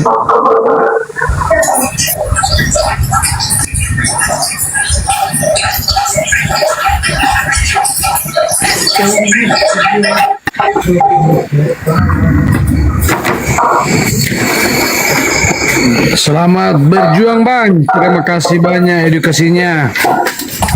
Ya, makasih. Ya selalu Bang. Ya, makasih. Assalamualaikum Bang. Waalaikumsalam. Assalamualaikum Ustaz. Waalaikumsalam. Selamat berjuang aja Bang. Salam dari Batam. Terima kasih. Bang, turun Bang. Enak aja, turun sendirilah. Kan situ yang minta. Oke Bang. Iya Bang, iya Bang. Oke Bang. Assalamualaikum Bang. Ya, kalian berhasil mengganggu. Oke, makasih. Makasih, Anda berhasil mengganggu semuanya. Iya, makasih. Anda berhasil mengganggu saya. Assalamualaikum Bang Juma. Salam. Ya, Masya Allah. Sehat selalu Bang Juma ya. Semangatnya. Enggak semangat lagi Bang. Semangat malam, semangat malam. Malam Katolik Protestan Abang. Halo Saudara Albert. Semangat malam. Ya, Kristen Bang. Bukan mau pesen aja Bang. Itu masalah makan babi. Masalah makan babi itu haram karena DNA-nya hampir sama dengan manusia. Jadi dianggap kanibal. Oh gitu. Iya, iya, iya. Masuk akal Bang, masuk akal. Ya tolong dibahas nanti. Oh siap, itu siap. Udah diteliti Bang, DNA-nya hampir menyerupai. Oh iya, iya, iya. Saya baru tahu itu Bang. Nanti coba saya teliti lagi. Ya jadi kanibal itu yang menyebabkan haram. Masa kanibal? Iya, iya, iya, iya, iya, iya. Nanti coba saya belajar lagi. Saya baru tahu. Izin bicara dulu. Izin bicara dulu. Hei, orang-orang yang Muslim pada kopok apa gimana? Ini bukan perkenalan, bukan fan. Nanti aja orang didiskusi kok pada naik tolol komen ini. Apa ini? Ganggu-ganggu orang ini. Turun semua orang yang Muslim apa kirain? Udah Bang, saya turun dulu Bang. Makasih Bang. Masih mau datang besok. Waalaikumsalam. Halo Saudara John. Udah disampaikan tadi. Assalamualaikum Bang Juma. Udah disampaikan. Tolong saya ini mualaf. Saya mau mendengar Bang Juma edukasi dengan Kristen. Tolong yang Muslim jangan dulu naik. Saya ini mau belajar. Tolonglah jangan naik. Udah tahu Bang Juma lagi menguaraskan orang. Ngapain kalau naik kita Islam ini? Bang, ini kita pun kadang-kadang perlu juga diberitahukan Bang Juma. Siap. Ya saya mau belajar. Saya seorang mualaf saya. Jadi cari ilmu saya di sini. Bukan dengar kalian salam nanti salam terakhir itu. Maaf Bang Juma. Assalamualaikum warahmatullahi wabarakatuh. Waalaikumsalam warahmatullahi wabarakatuh. Iya benar. Setuju Abang. Luar biasa teman-teman saya ini. Jadi ya saya mohon sekali lagi kepada teman-teman agar biarkan izinkan saudara kita non muslim dulu naik. Nanti kalau teman-teman itu mau perkenalan boleh DM saya baca DM-nya kok. Saya baca DM-nya. Cuman biasanya kalau saya pikir DM-nya itu enggak merujuk kepada satu materi yang bisa dijadikan edukasi, biasanya saya cuman baca gitu. Tapi kalau ada hal yang perlu diperbincangkan atau apapun itu kita balas kan begitu teman-teman. Apa ini? Apa ini? Camu menek, jampu mente.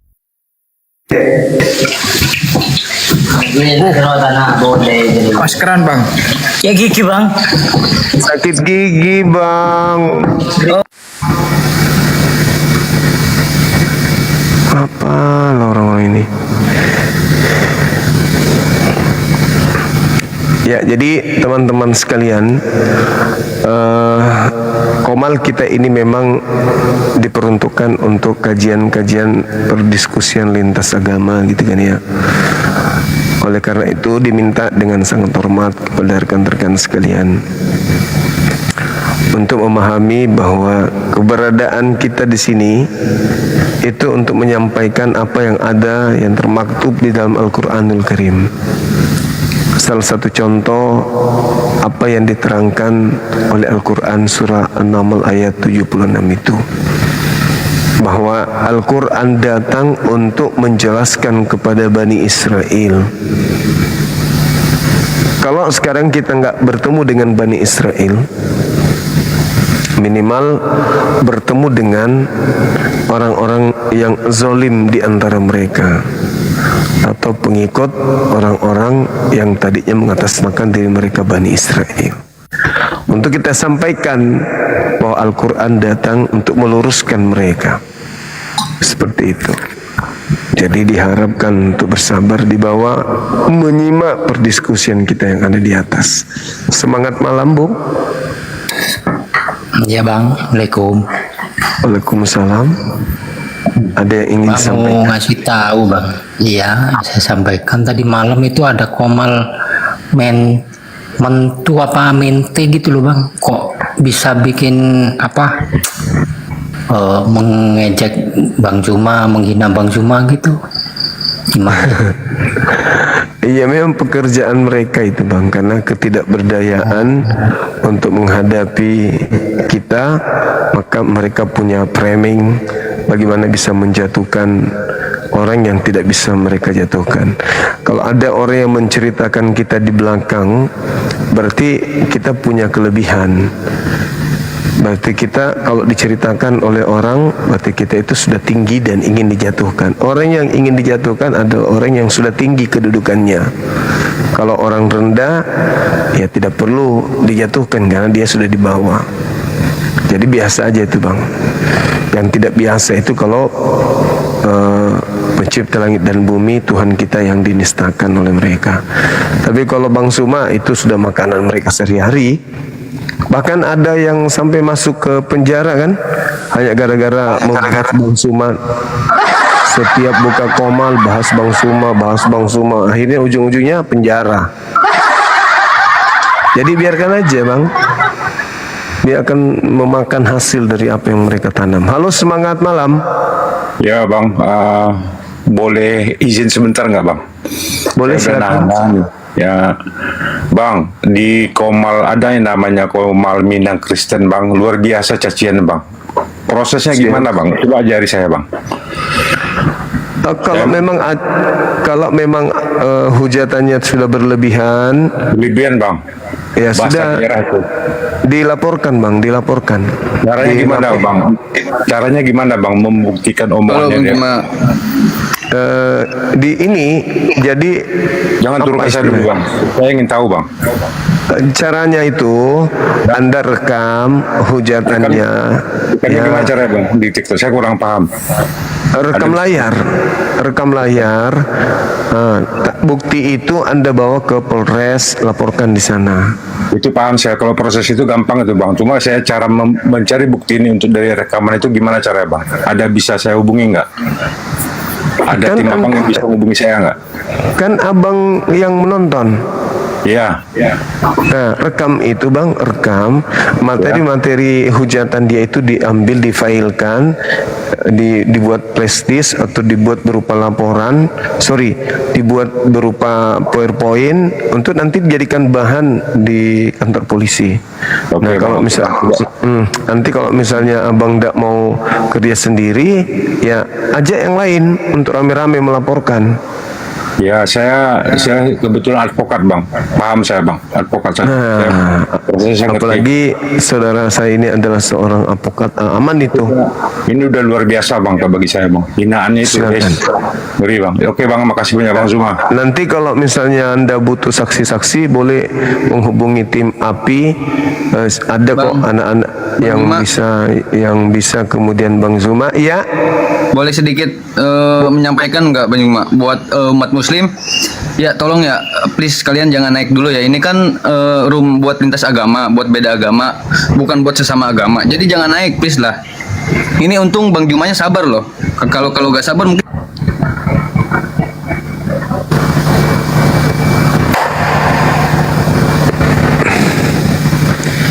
Sudah diingatkan berulang-ulang. Jadi teman-teman kita sabar ya, sabar.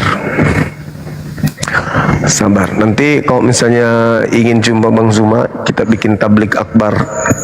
Jumpa bulan 9 di Makassar. Halo, semangat subuh. Makasih. Jadi teman-teman sekalian, memang agak lain pola penyampaian kita di dalam berapologet dengan ceramah gitu ya. Karena hal-hal yang dulu tabu bagi kita, ternyata itu adalah sesuatu yang sudah biasa kita dengarkan. Bagaimana para apologet Islam ini berdiskusi dengan orang-orang Kristen yang selama ini sifatnya tidak kita dengar, hanya isu.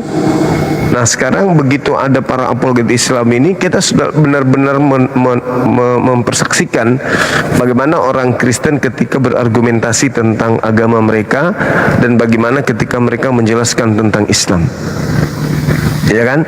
Maka apologet Islam, maka berapologet memang adalah sesuatu yang mengasihkan bagi orang yang menonton, sehingga membuat kita ingin naik, ingin juga memberikan saran, ingin juga memberikan motivasi, ingin juga memberikan bahkan hanya sekedar untuk memperkenalkan diri saja, itu ada sesuatu yang menurut kita satu kebanggaan. Tapi sekarang kan sudah bukan hal baru lagi, ini sudah lama, jadi ya sebaiknya tahan diri lah. Assalamualaikum. Assalamualaikum bang, izin bang sebentar aja bang. Siap silakan. Sehat bangku, sehat ya. Izin bang, jadi kita melihat dunia apologet bagi Kristen sekarang mereka terjadi perdebatan, makanya agak sepi bang, ya kan? Yang Protestan, Katolik, bagaimana pendeta Romo Kofi sekarang baru menghajar Protestan. Jadi dan ini sudah dinubuatkan di dalam Al-Quran di surah Al-Maidah ayat 14. Dan orang-orang yang mengatakan sesungguhnya kami adalah orang Nasrani, kami telah mengambil perjanjian, kemudian mereka melupakan sebagian pesan yang telah diperingatkan kepada mereka, maka kami menimbulkan permusuhan dan kebencian di antara mereka hingga hari kiamat. Nah tuh, makanya terjadinya perceraian, peributan sama mereka. Jadi buat teman-teman, kalaupun agak punah sedikit oten, ya haram maklum saja ya. Jadi agak punah sedikit oten bang. Jadi sabar, tetap semangat buat netizen, tetap dukung komal-komal muslim semuanya, tetap dukung komal-komal Islam ya. Punahnya mereka karena terjadinya keributan di antara mereka saat ini. Oke, bang, izin bang ya. Tetap semangat bang, tetap semangat bang. Oke bang. Oke, sama-sama. Ya bang, assalamualaikum. Waalaikumsalam warahmatullahi wabarakatuh.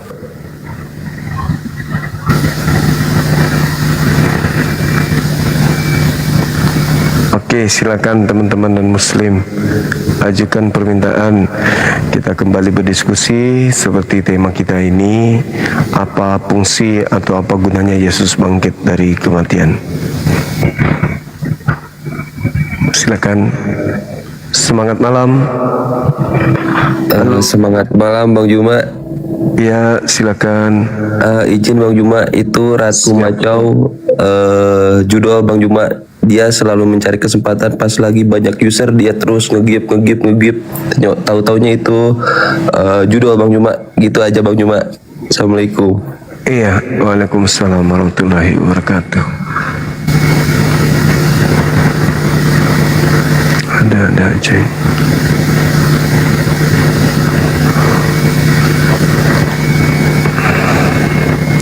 Silakan non muslim ajukan permintaan. Kita berdiskusi seperti biasa. Tema yang sangat menarik. Ya, kesempatan kalian untuk menjual penginjilan yang menurut kalian penginjilan.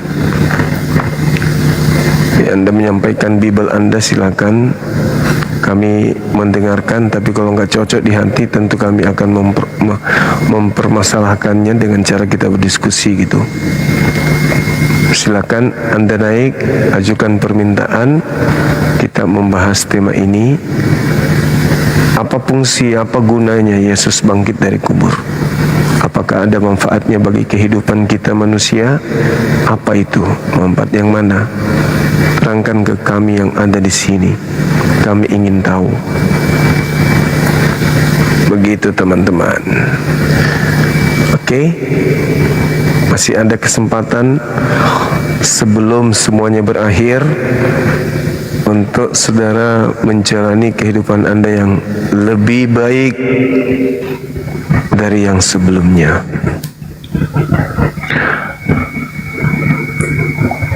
Halo. Waalaikumsalam. Silakan Bang, Katolik Protestan. Muslim Bang. Siap.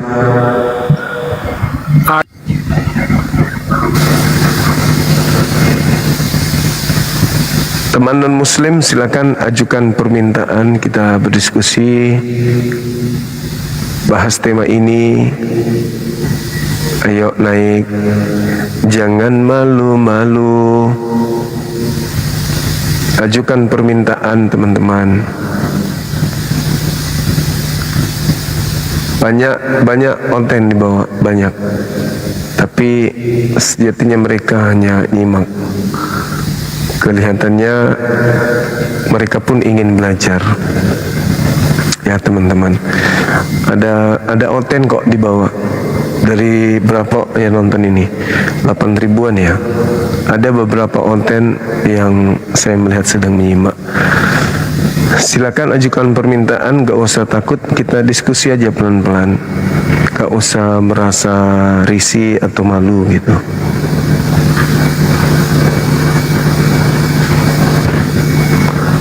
YouTube gimana kabarnya? Lancar kan ya? Aman berarti. Ayo teman-teman silakan. Masya Allah, luar biasa.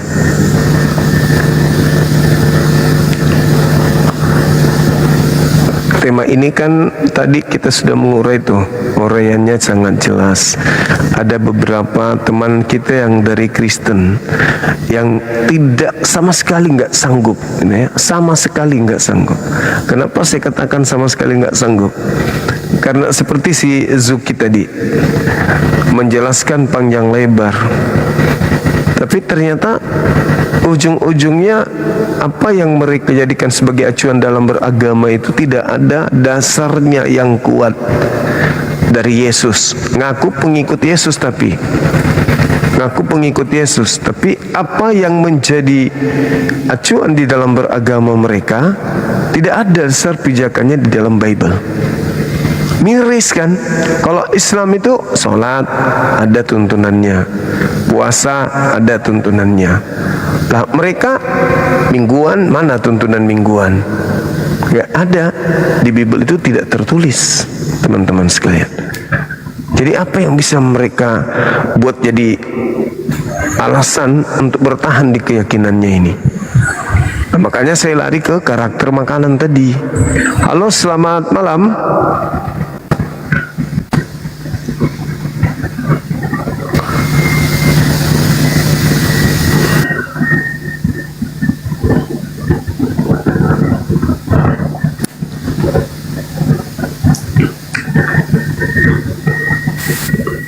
Semangat malam saudara berikan. Halo. Hello. Halo. Halo. Semangat malam Katolik, Kristen.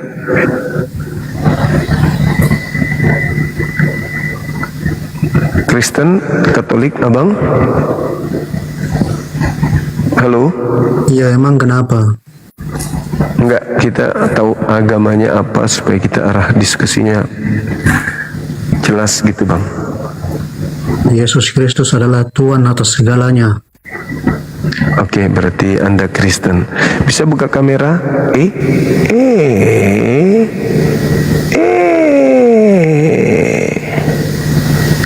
Itu seperti iblis yang datang ke Adam. Begitu juga. Habis itu ngajar, iblisnya lari.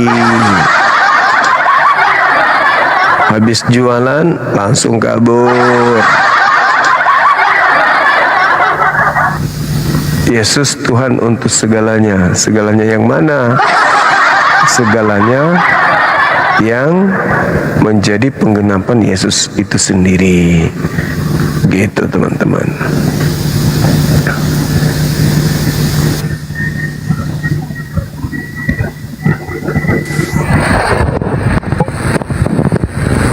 Halo, assalamualaikum. Waalaikumsalam. Tabe, di YouTube Anda ada suarana. Oh begitu. Iya, dari tadi gitu mau komentar ke di YouTube nah ndak diperhatikan ke. Iya. Ada suara tak di YouTube ini ku dengar ada jadi suara tak di YouTube. Itu mau komentar sebagian itu sudah mikro refresh, ndak ada suara tak. Masa? Maaf. Iya, serius. Itu yang masuk ke sini ada tenggelam terus tadi komentarku. Oh kok dong. Iya kah? Oke, paling ku perbaiki dulu bosku. Iya, makasih banyak di. Terima kasih. Sama-sama. Assalamualaikum warahmatullahi wabarakatuh. Waalaikumsalam warahmatullahi wabarakatuh.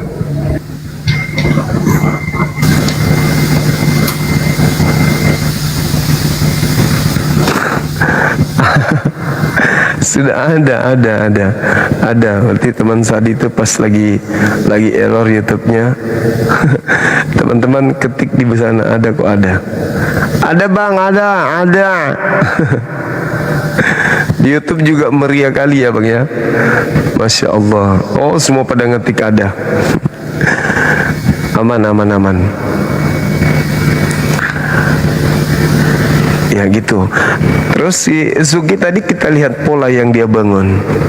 Itu pola khotbah itu pola khotbah. Jadi membuat data, membuat argumentasinya ditolaknya sendiri.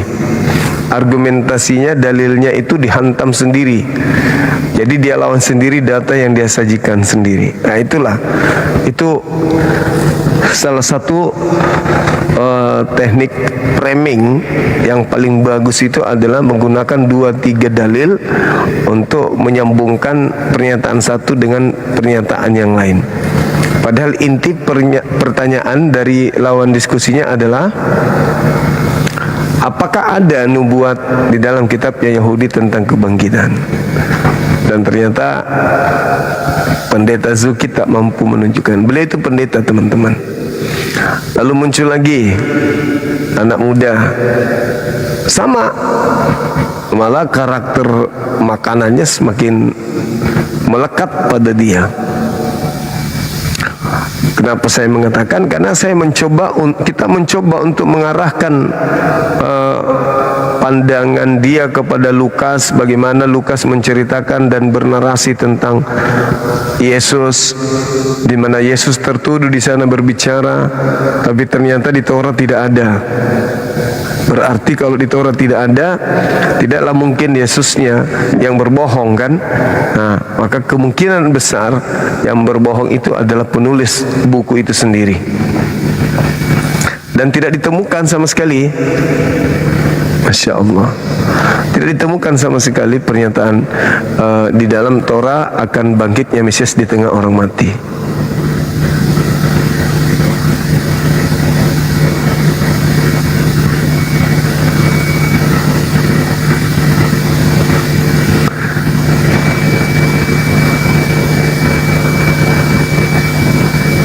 Terima kasih teman-teman. Masya Allah, luar biasa ya pencapaian daripada malam ini kita ada di Populer ke-9 seluruh Indonesia. Hampir tembus 2M teman-teman. Silakan di tap-tap layar lagi, tembuskan 2M, kalau perlu sampai 3M. Biar semakin banyak orang yang nyimak materi-materi kita nih. Silakan. Semangat malam. Halo, semangat malam. Ustaz. Iya, waalaikumsalam. Sepertinya tidak ada hotel yang naik. Saya mau coba naik dulu. Saya pikir sama Bang Juma. Iya, gimana Bang? Ya, gimana? Saya senang sekali dengan mengikuti roomnya Bang Juma gitu. Siap. Dari mana Bang ini? Saya dari Sibuhuan, Kabupaten Parang, Provinsi Sumatera Utara. Oh, iya. Dari Medan. Ya, kabupatennya, bukan di Medan. Kabupaten. Di sana mayoritas agama apa Bang? Dulu. Oh gitu. Kalau di Tapanuli Selatan itu mayoritas Muslim. Tapanuli Selatan. Siap. Ya, kalau Tapanuli Utara mayoritas Kristen. Kalau Abang di mana? Saya di Tapanuli Selatannya. Dulu kan Tapanuli Selatan, sekarang menjadi 4 kabupaten, 1 kota. Kabupaten Mandailing Natal, Kabupaten Paranglawas Utara, Kabupaten Paranglawas, satu lagi Kabupaten Induk Tapanuli Selatan, dan satu lagi Pemko Padang Sirimpuan. Ini sekarang sering disebut dengan istilah Tabaksel, Tapanuli bagian selatan. Itu mayoritas beragama Muslim. Alhamdulillah, Masya Allah. Kalau yang mayoritas beragama Kristen di Tapanuli Utara, yang 50-50 itu Kabupaten Tapanuli Tengah, Kota Sibolga. Sibolga. Iya. Mantap. Kalau Bang Juma di Makassar ya? Saya Makassar Bang, Makassar. Iya. Saya di Makassar. Iya. Saya senang dengan apologet Muslim kita, macam Pak Ustadz Yusuf P.I. kan sering saya ikuti itu. Iya. Bang Juma, pokoknya saya dukung lagi tuh, tap-tap layar segala macam lah ya, komen-komen yang membela ya, yang Iya Bang. Saya sebentar. Oke, makasih Bang, makasih. Terima kasih. Diturunkan lagi ya. Siap. Assalamualaikum. Waalaikumsalam warahmatullahi wabarakatuh. Iya. Bagus juga.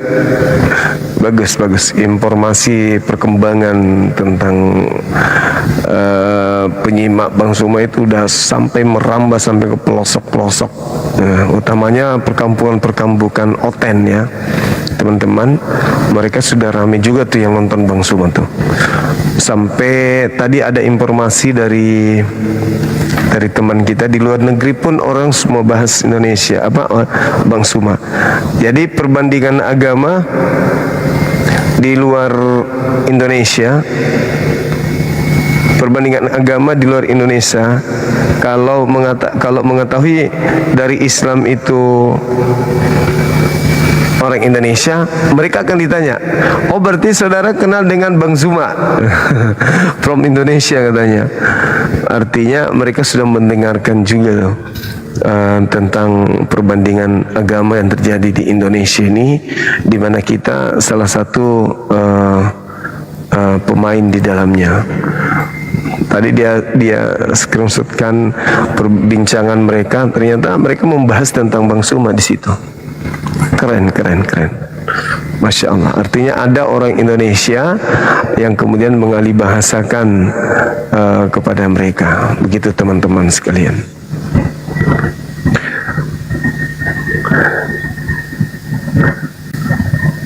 Silakan. Ini udah tembus 2 miliar, keren kali kan. Luar biasa. Masya Allah banget.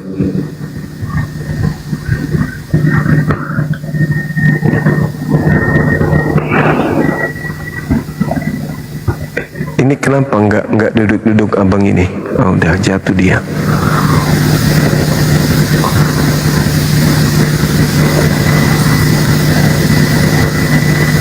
Sabar ya teman-teman. Kita tunggu dari Kristennya. Sabar.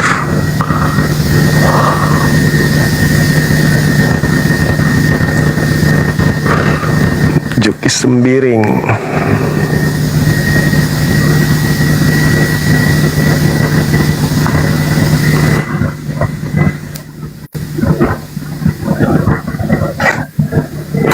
Semangat malam. Assalamualaikum Bang Zuma. Waalaikumsalam. Dari mana Bang? Sebelumnya dari Sulsel Bang, Makassar. Oh siap. Masya Allah. Alhamdulillah. Gini, gimana Ustaz ya?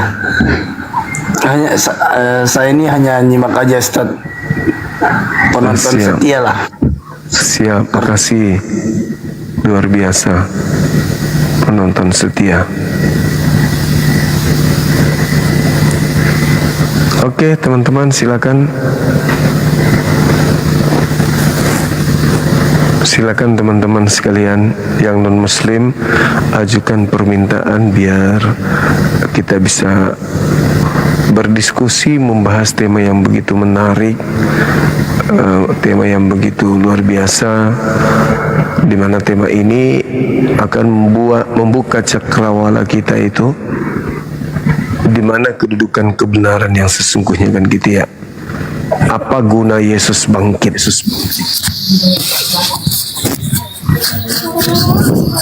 Halo, semangat malam. Assalamualaikum. Waalaikumsalam. Ini Nima aja dari Kepri, Pak Ustadz. Cuman Kepri. itu aja. Ya, Kepulauan Riau. Terima kasih host. Silakan teman-teman, kalau masih ada yang ingin berdiskusi dengan kita, naik ajukan permintaan. Iya, saya periksa di kontak ini banyak kok yang dari non muslim. Fatilisa barakallah.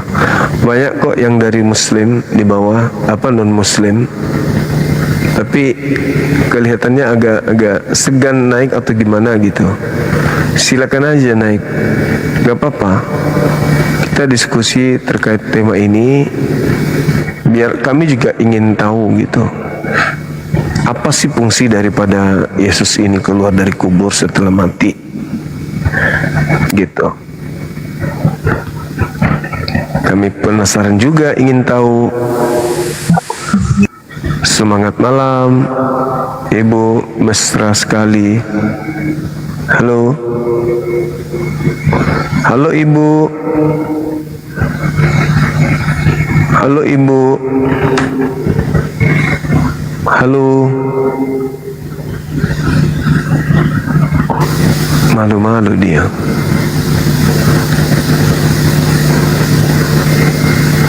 Halo.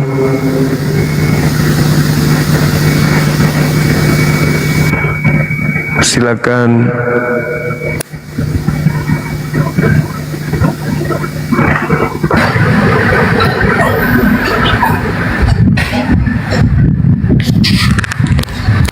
Halo, semangat malam. Halo. Malam menjelang pagi ya Bang. Siap. Kristen Bang? Siap. Saya buka kamera, silakan. Gelap ini Abang. Iya, nggak apa-apa Bang, nggak apa-apa. Silakan. Tunggu Bang. Tunggu Bang, tunggu. Oke.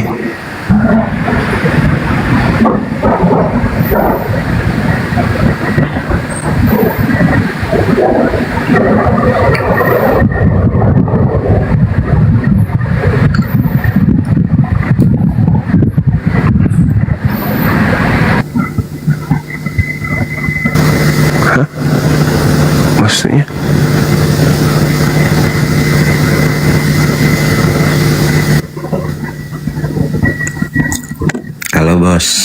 Halo juga. Halo penyembah Tuhan abad 6. Iya. Buka kamera kita diskusi, silakan. Saya nggak bisa buka kamera, ini akunnya. Oh. Kenapa? Karena nggak ada pengikutnya. Bisa apa dengan tidak open cam? Dipersilahkan, bisa apa? Biasanya kalau orang nggak buka kamera itu mereka rawan untuk menghujat, Bang.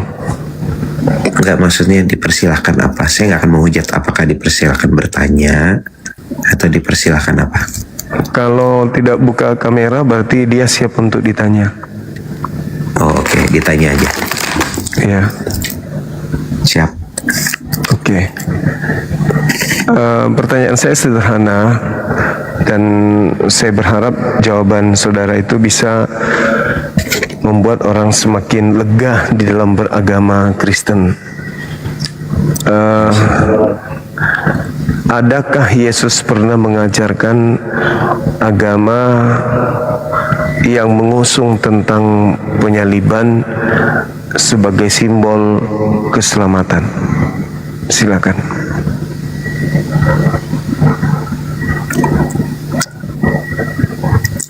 Adalah. Boleh tunjuk dalil di mana Yesus memuja dan mengagungkan salib?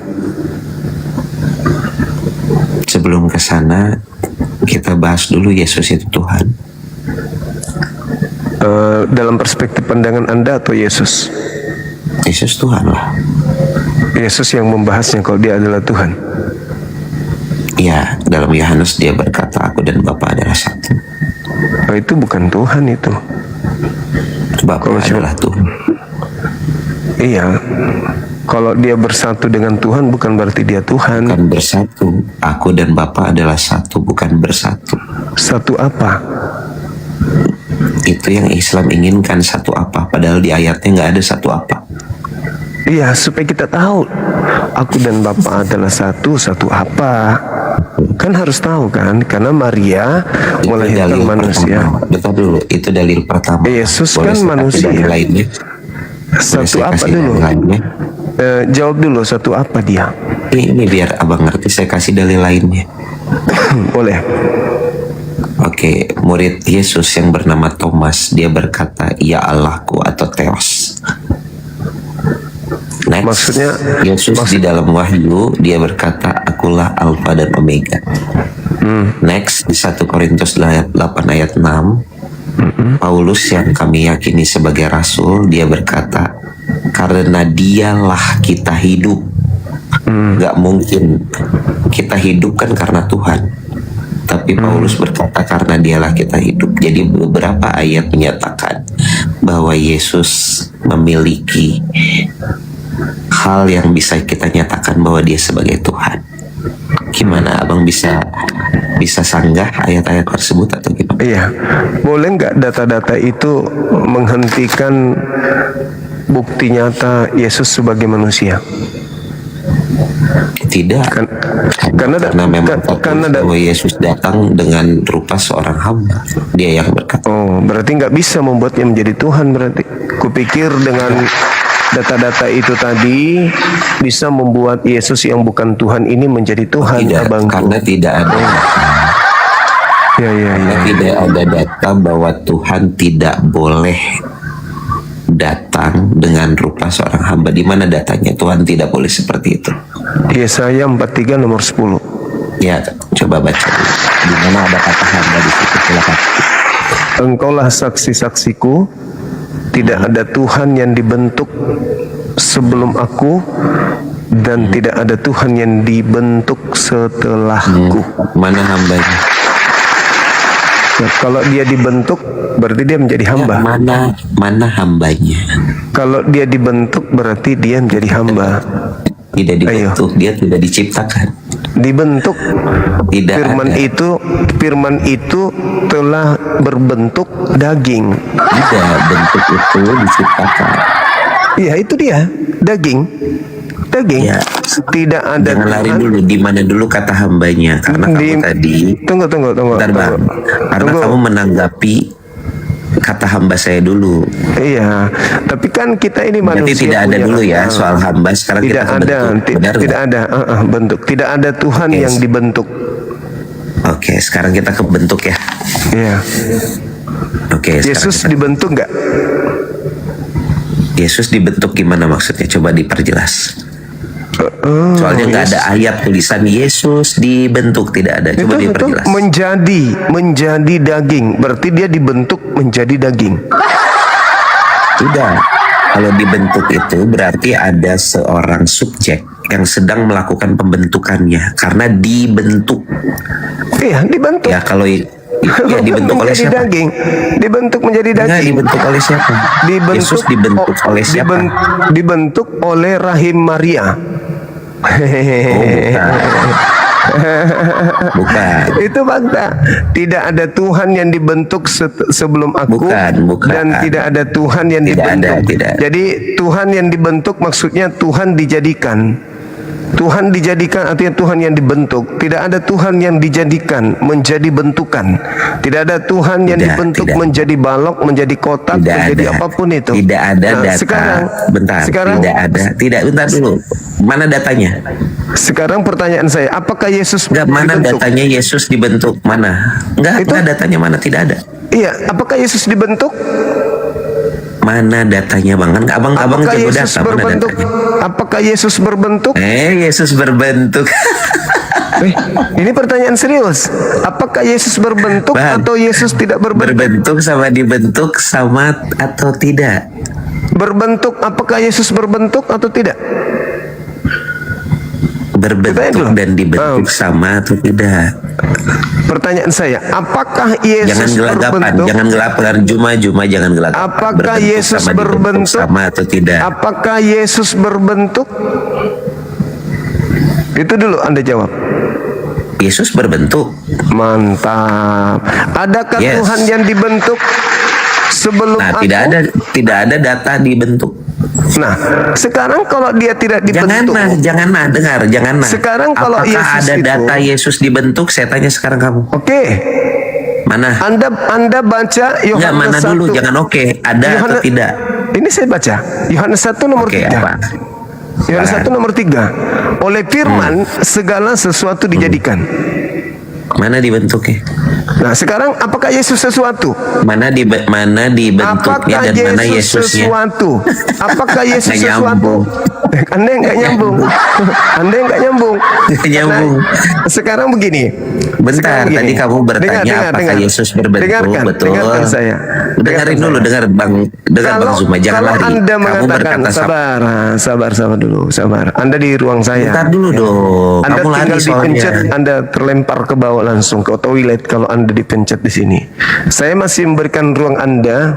Enggak, saya enggak pernah takut kepada penyembah makhluk kuburan. Dengarkan. Anda enggak punya hak bertanya karena Anda enggak buka kamera. Nah, Saya menjawab aja dengarkan. kau takut. Meskipun Anda punya hak jawab, tapi kalau jawaban Anda itu cuma cara Anda mengelak dari kebenaran, Mana itu data percuma. Yesus dibentuk? Sekarang begini. Kalau Yesus Gimana dulu data Yesus dibentuk, Bang? Kalau Yesus tidak dibentuk, lalu kenapa jadi daging kalau nggak dibentuk? Itu dia. Hanya orang gila yang bisa mengatakan Yesus tidak dibentuk, karena faktanya dia terbentuk. Kalau dia terbentuk berarti ada yang membentuk.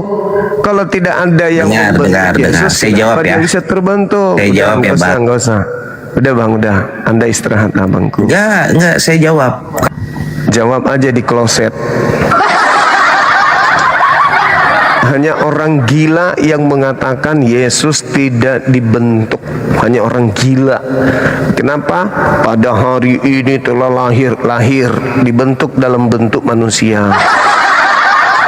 Firman menjadi daging. Menjadi itu membentuk diri, terbentuk. Jadi kalau ada yang mengatakan Yesus tidak dibentuk, orang gila. Dia butuh rumah sakit jiwa. Maria hamil. Setelah hamil, dia diperintahkan untuk melahirkan seorang makhluk yang berbentuk manusia. Semangat subuh. Selamat pagi, bro. Juga buka kamera, saudara. Silakan. Kenapa mesti buka kamera? Kita adu data, bukan adu wajah. Kalau Anda tidak buka kamera, saya hanya bertanya, Anda menjawab. Oke, silakan. Orang bodoh memang biasa bertanya, silakan. Tidak apa-apa. Orang pintar menjawab. Silakan orang bodoh. Saya bertanya untuk membuktikan Anda ini kambing atau Anda manusia. Oke? Pertanyaan saya, siapa yang menciptakan tubuh Yesus? Jawab. Tubuh Yesus tidak diciptakan, tapi firman itu menjadi manusia. Bisakah ada sesuatu menjadi ada tanpa dicipta?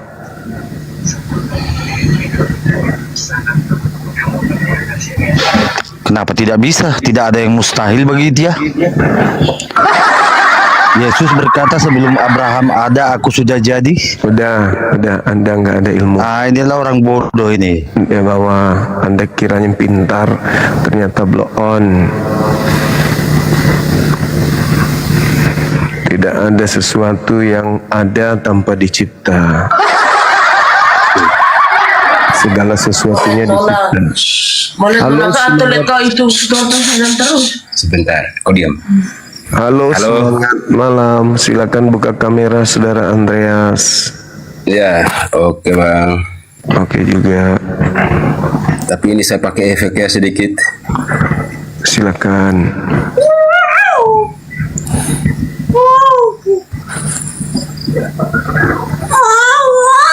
Sorry ya bang, maaf. Ini agak malu karena banyak penonton ini, jadi terpaksa bikin begini dulu lah. Bisakah? Enggak apa-apa? Boleh, enggak apa-apa. Yang penting kamera dibuka biar kami tahu kami lagi bicara dengan manusia kan gitu. Terlalu rame penontonnya ini jadi begini. Oke, silakan. Ada tema apa guna Yesus bangkit dari kubur? Silakan. Nah, itu dia bang. Itulah makanya saya juga sampai penasaran sedikit sehingga saya naik menyangkut temanya ini bang. Tema Yesus bangkit untuk apa ataupun buat apa? Ini kan sudah dijelaskan tadi sama saudara-saudara dari Kristen, sudah berapa orang ya tadi saya dengar. Bahkan sudah dijelaskan juga Bang Juma masih belum percaya kah? Begitu. Dan tadi juga saya dengar bahwa Bang Juma mau dengar dari orang Kristen apa gunanya ini, apa gunanya Yesus bangkit begitu.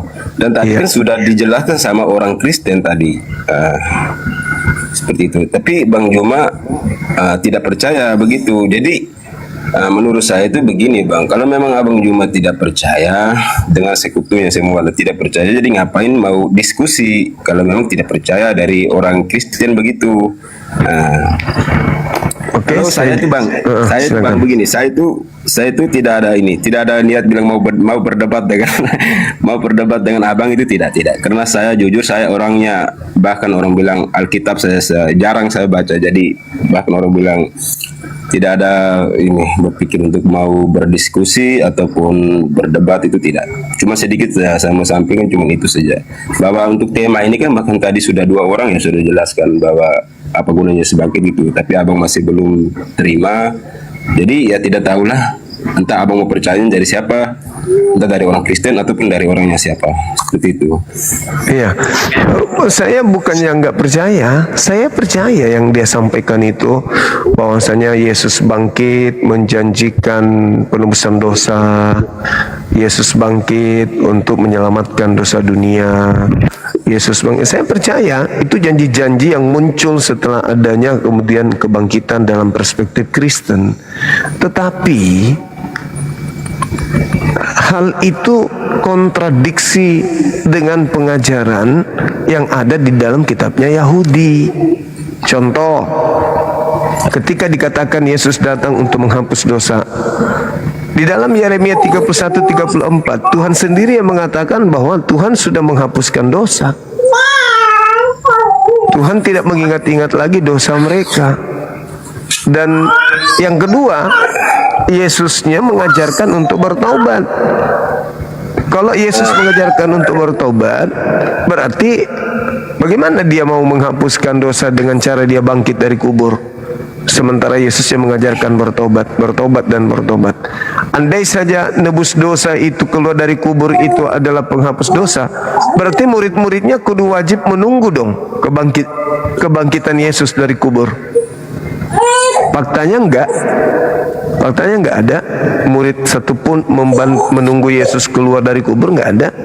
Bahkan mamanya sendiri tidak menunggu anaknya keluar dari kubur, enggak ada. Jadi itu kontradiksi. Apa yang menjadi fungsi Yesus keluar dari kubur itu, yang ada nampak nyata adalah justru dengan dia keluar dari kubur, dia berhasil mempengaruhi manusia untuk meninggalkan ajaran Tuhan, meninggalkan menyembah Tuhan, lalu menyembah kepada Dia. Dengan kata lain, hari ini orang Kristen menyembah makhluk, yang itu manusia yang keluar dari kubur, bukan menyembah Tuhan, tapi menyembah makhluk kuburan, kan gitu. Itu hanya fungsinya. Dan ini satu lagi Bang, kalau satu lagi menurut Bang Juma bahwa Yesus yang disalibkan itu sebenarnya itu bukan Yesus. Iya, itu adalah memang, apa ya? Memang bukan. Itu adalah manusia. Siapalah orangnya itu? Intinya bukan Yesus begitu. Bukan. Jadi pertanyaannya itu, jadi kalau memang itu bukan Yesus, terus Yesusnya itu menurut Bang Juma yang mana? Nah, itu. Yesusnya terangkat ke langit. Karena kami orang Kristen, mau Katolik ataupun Protestan, kami mempercayai Yesus itu yang disalibkan, itulah Tuhan kami. Kalau misalnya ada Yesus yang tidak disalibkan, itu bukan Tuhannya orang Kristen, bukan itu. Itu. Memang Yesus itu Tuhan untuk orang-orang. Walaupun benar-benar Yesus itu tidak disalib, ya begitu. Itu orang Kristen, kami tidak mengakui bahwa Dia itu Tuhan kami, tidak. Karena kami tetap percaya bahwa Yesus itu Tuhan kami adalah Tuhan yang disalib, yang salib itu. Nah, itulah Tuhan kami itu. Nah, seperti itu Bang. Siapa yang menyalib Yesus? Siapa yang menyalib Tuhan Anda? Dan apa fungsinya penyaliban itu untuk Anda? Yang menyalibnya adalah iblis. Fungsinya adalah untuk menyelamatkan Anda. Berarti iblis berjasa dong atas keselamatan Kristen. Tanpa iblis Kristen tidak selamat berarti. Oke. Baiklah. Memang jelas kalau dipikirkan bahwa iblis yang menyalibkan Yesus. Karena iblis tidak percaya Yesus begitu. Akibat dari tidak percaya Yesus, kalian selamat orang Kristen. Dan iblis itu bukan berarti iblis orang Kristen, maksudnya iblis itu di mana orang yang tidak percaya Yesus, seperti itu. Iya. Dan akibat dari mereka tidak percaya Yesus, Yesus mereka bunuh. Akibat Yesus mereka bunuh, Yesus bangkit. Akibat Yesus bangkit, Kristen selamat. Berarti iblis berjasa di dalam menyelamatkan Kristen.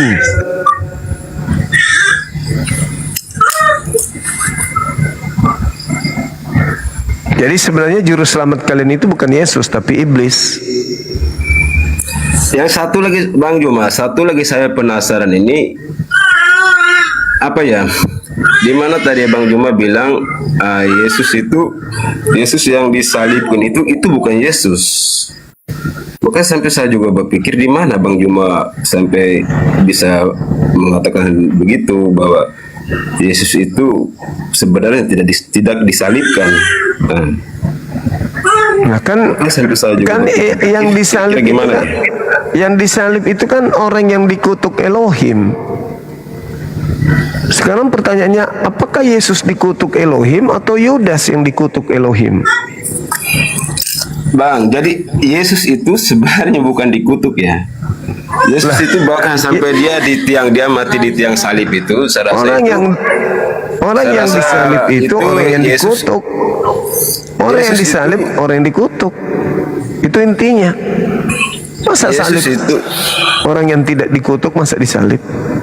Yesus itu kan dia itu sebenarnya sudah tahu sebelumnya bahwa dia disalibkan, apapun itu sebenarnya dia sudah tahu.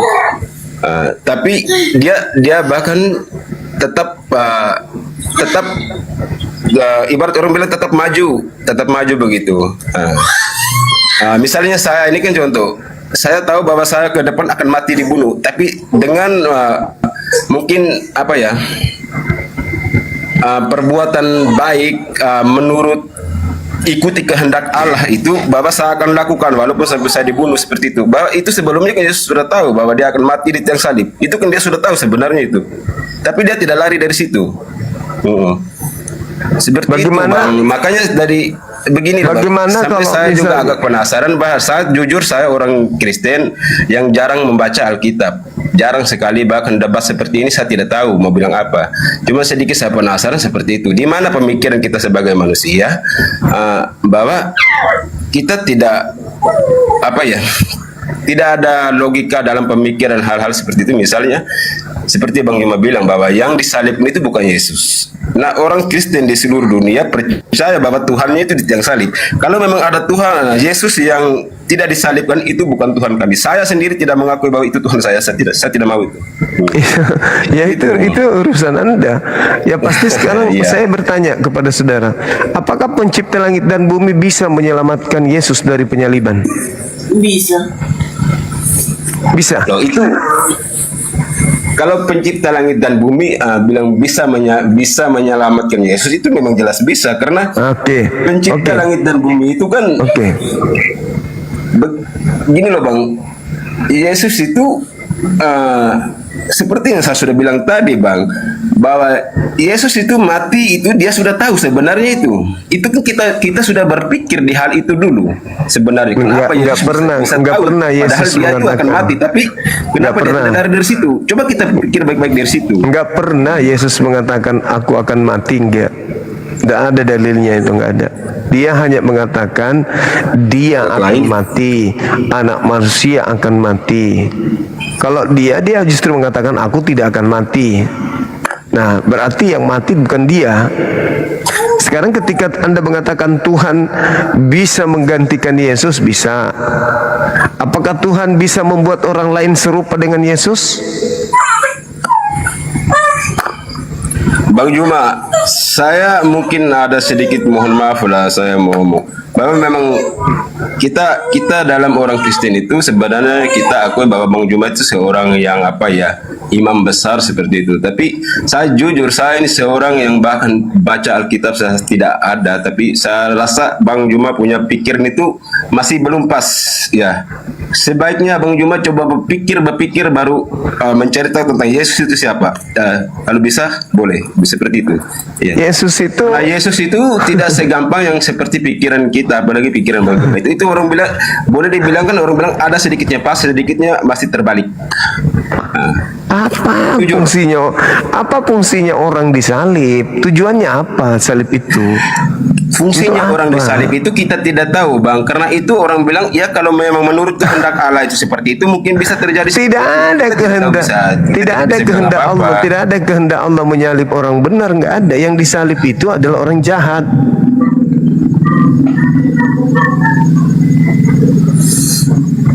Aduh, agak lain lah ini. Jadi Orang jahat yang disalib, bukan orang benar. Sedikit lagi saya mau sampaikan ini bahwa yang tadi menerima ada salib itu orang jahat. Tadi saya mau sampaikan sedikit. Tadi ada yang naik bahwa bilang, karena tadi orang Kristen tidak ada naik ini, bahwa ada yang bilang orang Kristen mungkin sudah punah semua, sudah pada takut semua, gini gitu segala macam lah. Saya kasih tahu bahwa kami orang Kristen mungkin ada sebagian ya bisa naik begini, tapi kalau ada sebagian itu penting sekali, tidak ada urusan dengan hal-hal seperti ini, seperti pastor ataupun romo, suster, itu tinggi semua, tapi itu mereka tidak mau naik, mereka tidak mau naik begini Bang, bukan karena mereka takut Jumat bagi habis. mereka tidak ada penting yang mau urusan begini.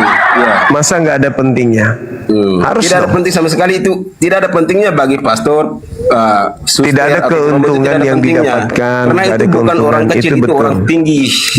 Tidak ada Lebih tinggi keuntungan pangkatnya. karena di sini nggak ada perpuluhan. Kalau di gereja nipu banyak perpuluhan, tipu-tipu di gereja itulah tempatnya nipu. Oke, saya mengerti juga pemikiran Bang. Maaf ya Bang, saya tahu Bang ini orangnya luar biasa, orang hebat.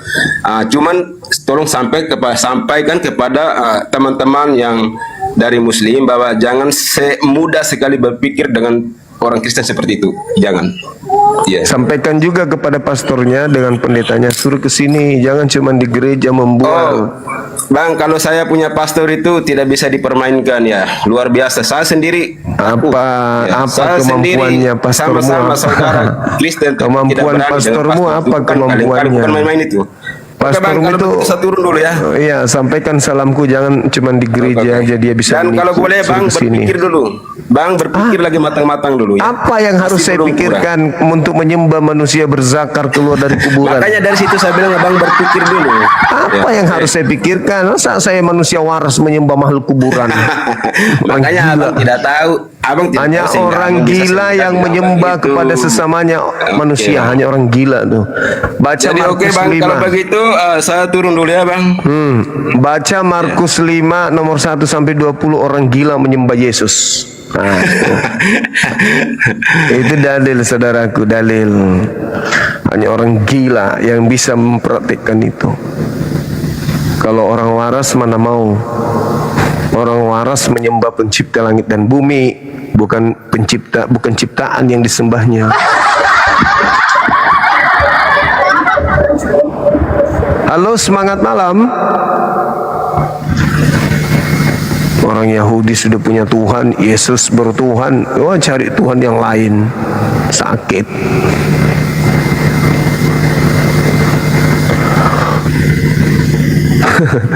Tuhan mati dikeroyok masa katanya. Halo, semangat subuh. Halo. Silakan buka. Halo juga. Bang, mau nanya Bang. Buka kamera. Muslim, Kristen. Kristen Bang, Kristen Bang. Buka kameranya, silakan.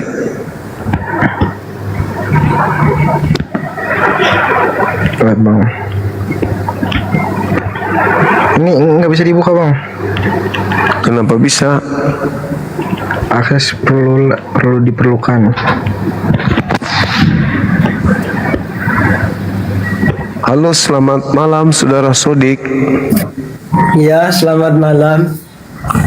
Kristen. Abangnya agamanya apa? Saya Muslim. Ya, ya maaf Bang ya.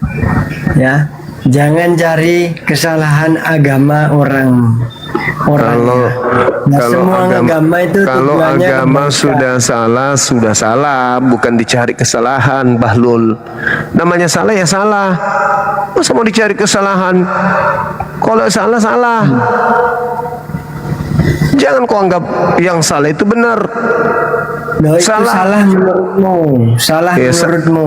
Nah, sekarang menurut saudara Tuhan itu manusia atau bukan manusia? Gini, jangan Tuhan, Gini, Bang. apakah Kalau Tuhan mau pencipta langit dan bumi itu orang- manusia? Nggak ada orang mau mengislamkan manusia, nggak ada. Tapi Islam mau bukan memanusiakan ngajarin manusia. ngejek orang. Nggak ada yang Islam mengejek bukan- orang. Ya, Islam tidak Islam mengajarkan bukan mengejek ngajarin orang. pembulian. Tidak ada Islam bukan pembulian. ngajarin Islam ngejek mengajarkan agama menegakkan orang. yang hak dan hak, yang Ya, batil abang batil. ini ya cuma ngejek agama orang, ngejek orang. Saya mengejek Itu nggak apa? boleh, Saya Bang. mengejek apa? Saya mengejek apa? Lah ngejek agama orang. Mana yang saya ejek? Mana? Lah Anda ini Buktikan. kalau pengen mengislamkan, Buktikan. Saya nggak mau mengislamkan Kalau pengen orang. Saya nggak ingin mengislamkan jangan orang. ngejek-ngejek Saya agama tidak orang. ingin mengislamkan orang. Saya Bukan meluruskan. gitu caranya kalau pengen mengislamkan orang itu Bang. Bukan Orang gitu gila, caranya. Bukan dengan cara orang gila. Saya mengejek-ngejek tidak orang. mau mengislamkan orang. Orang gila kau ini. Siapa yang mau mengislamkan orang? Lah orang disuruh menyembah pencipta langit dan bumi aja kagak bisa, apalagi mau diislamkan. Bodoh kau ini. Jangan-jangan kau lahir dari pantatnya mamamu. Gak ada otak kau ini. Muslim, Islam itu bukan ngajarin ngejek-ngejek Muslim orang. bukan ngajarin. Islam Dari menegakkan tadi yang hak, orang yang naik di batil. sini diejek terus sama bangnya, diejek terus. Alah, saya ngejek juga kau. Kau itu anak babi.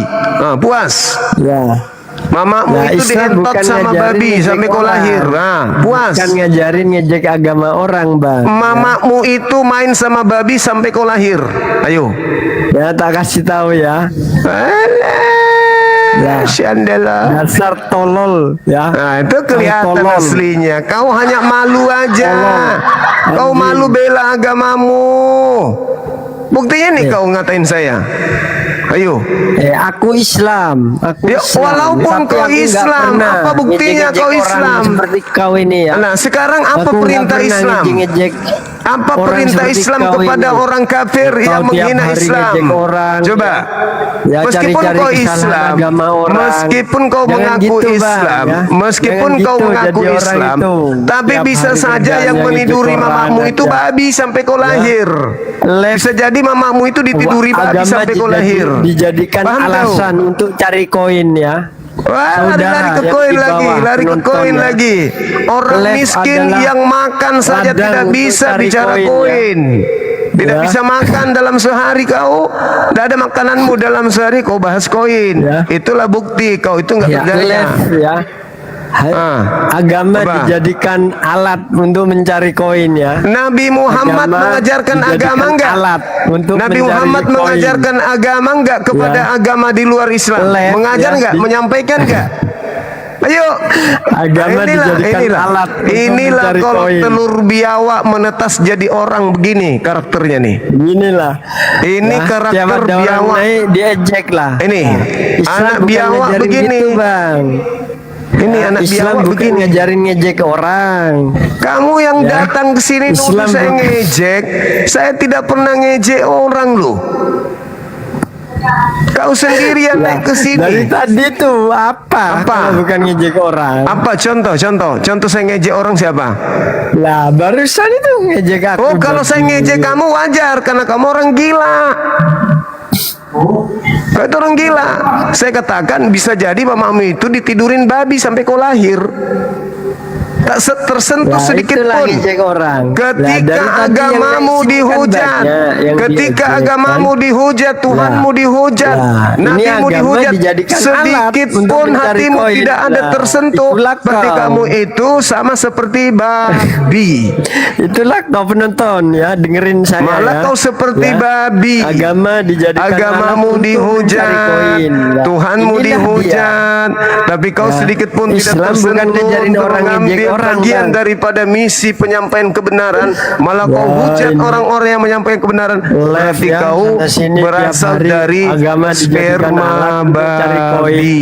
Kau babi, berarti kau adalah keturunan babi. Paham? Ya dengerin ya penontonnya. Ya nggak apa-apa, nggak masalah. Live tiap hari. Nggak masalah, Agama nggak dijadikan masalah. alat. Tidak untuk cari koin. masalah, tidak ada Setiap yang masalah. naik diejek. Bukan Wah. urusanmu. Islam bukan ngajarin bukan ngejek orang, urusanmu. Bang, ya. Bukan Tak ajarin urusanmu. kau, ya. Saya tidak ada mengejek. Saya hanya menjelaskan kebenaran itu posisinya pada kebenaran, Dengerin, ya. tidak bisa dicampur adukan dengan Dengerin, kebatilan. Bang. Saya Islam tidak ada bukan ngajarin mengejek ngejek sama orang. sekali. Paham kau? Paham? Ini namanya manipulasi lah. Manipulasi. Tiap hari live, ya. Saya hanya mengatakan kalau kau Agama mengaku dijadikan Islam, alat untuk berarti cari koin mamamu lah. Percuma yang lah tidurin live kamu adalah ini. babi sampai kau lahir. Sampai sedikit pun hatimu tetap Jangan sentuh gitu, ketika Bang. agamamu dihinakan Setiap oleh ada orang. naik Paham kau? diejek. Wah, Islam Paham bukan kau? ngajarin ngejek Saya orang. tidak mengejek, saya Agama menceritakan dijadikan yang alat sesungguhnya. untuk cari koin. Nah, Kau nuduh itulah lagi kamu, saya nah. menjual agama demi koin.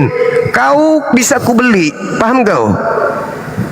Nyawamu bisa kubeli, dirimu bisa kubeli. Kalau kau hanya menghina koin-koin, paham kau orang miskin? Paham kau orang susah? Paham? Kalau Jangan kau gitu, orang Bang. susah, kalau Tiap kau ada hanya orang yang makan naik, dari diejek, hasil Bang. mengais-ngais di Tiap sampah, orang yang naik jangan diejek, kau jangan gitu, memfitnah orang di sini cari koi Islam jalan. bukan ngajarin gitu. Sekarang apa yang diajarkan Islam ketika ada orang menghina Islam? Ku tanya dulu kau. Islam bukan ngajarin. Ya, terus Islam mengajarkan apa ketika ada orang yang Setiap menghina yang Islam? naik dipojokkan lah sama narasimu itu, dipojokkan lah. Ya, Setiap bagaimana orang tidak yang naik. terpojok, yang dia terpojok sendiri kok menyembah manusia kok? Gini loh Bang. Kamu itu ya, kan kamu Muslim toh, ya. Jadi perkenalkanlah ke Islam itu dengan keindahan, kebaikan, bukan Ini, woi, dengar, ini koma lintas agama, bukan tempat ceramah. Kenalkan Islam dengan kebaikan, keindahan. Saya itu. tidak Bukan sedang ingin dididik menjual orang tiap Islam. hari, Bang. Justru dengan caramu itu berarti kamu ingin mengislamkan orang berarti. Saya di sini membela kemudian akidah saya yang dihina oleh orang-orang kafir. Bukan sedang saya ceramah untuk mengislamkan orang. Sebentar. Siapa yang mengejek itu? Siapa yang mengejek Orang-orang Islam? kafir. Masa kau buta? Orang-orang kafir, sebentar. Yang naik ke sini tadi ada mengejek agama Islam. Loh, Anda Gak berapa ada, kali? kan? Anda mendengarkan berapa kali dia mengatakan Yesus anak Allah? Itu tidak menghina? Hah? Enggak menghina itu? Kau baca surah Maryam ayat 89. Kau baca ayat 88 daripada surah Maryam. Malah diejek balik, Si ada yang mengejek, Bukan kamu diejek. aja yang cemburu. Kamu yang cemburu. Kamu yang cemburu. Bukan Kamu diejek cemburu balik, sama Bang Suma tapi karena kau juga diluruskan ingin terkenal tapi bahwa tidak ada yang mengenal narasinya- kamu. Kamu iri, kamu dengki. Kamu buka komal sendiri. Kamu ceramah di tempatmu. Kau cemburu, kau iri itu. Kau marah. Saya juga nggak tahu kau itu Islam atau apa. Kenapa kau turun? Harusnya kau di sini, kupuasin telingamu. Saya katakan sekali lagi, bisa jadi babi yang menduri mamakmu sampai kau lahir. Puas kau.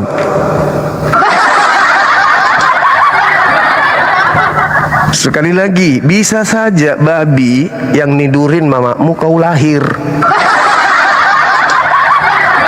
Enak kan? Enak.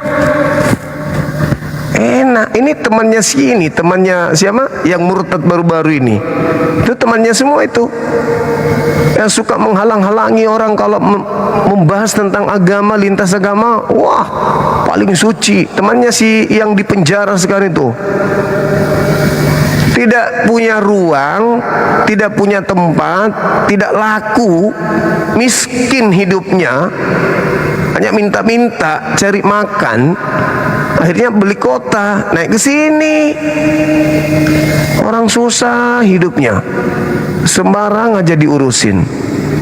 Dibilangnya kita menista. Ini diskusi agama. Diskusi agama ya memang begitu. Orang masing-masing mempertahankan akidahnya. Datang kau loh so hebat. Dasar kampret. Makasih ya telah menggugurkan dosa-dosa saya.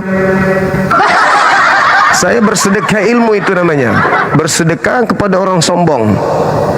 Saya katakan kepada saudara, dengan gaya saudara seperti itu, Anda tidak sedang memperlihatkan saya Islam.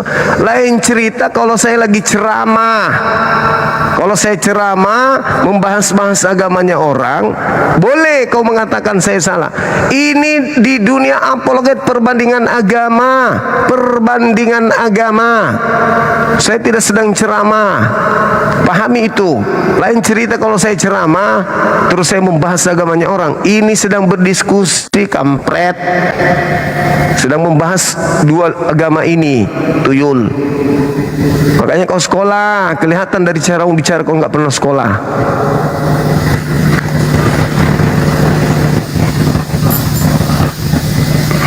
Kau naik lagi nanti kalau kau mau naik di sini, biar kau sambal lagi telingamu, biar kau sehat, jangan kau gila permanen. Udah terbiasa saya menghadapi anak binatang kayak kau. bahkan di penjara pun. Mana mereka yang kemarin-kemarin yang hebat-hebat sosok cerita-cerita setiap hari ceritain Bang Zuma? Mana mereka?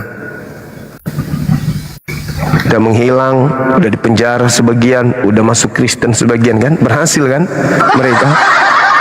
Nah, kau mau kemana nanti? Katolik, Protestan, ateis, atau rumah sakit jiwa?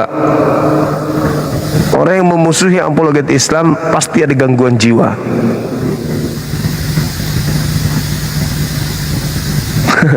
Sakit hati kau kan? Sakit hati. Halo, semangat malam. Malam Bang. Siap. Katolik, Protestan, Islam Bang. Oke, mau maki saya juga. Siapapun yang menghalangi apologet Islam, kurujak telingamu. Mending kau jadi kafir daripada kau menghalangi saya.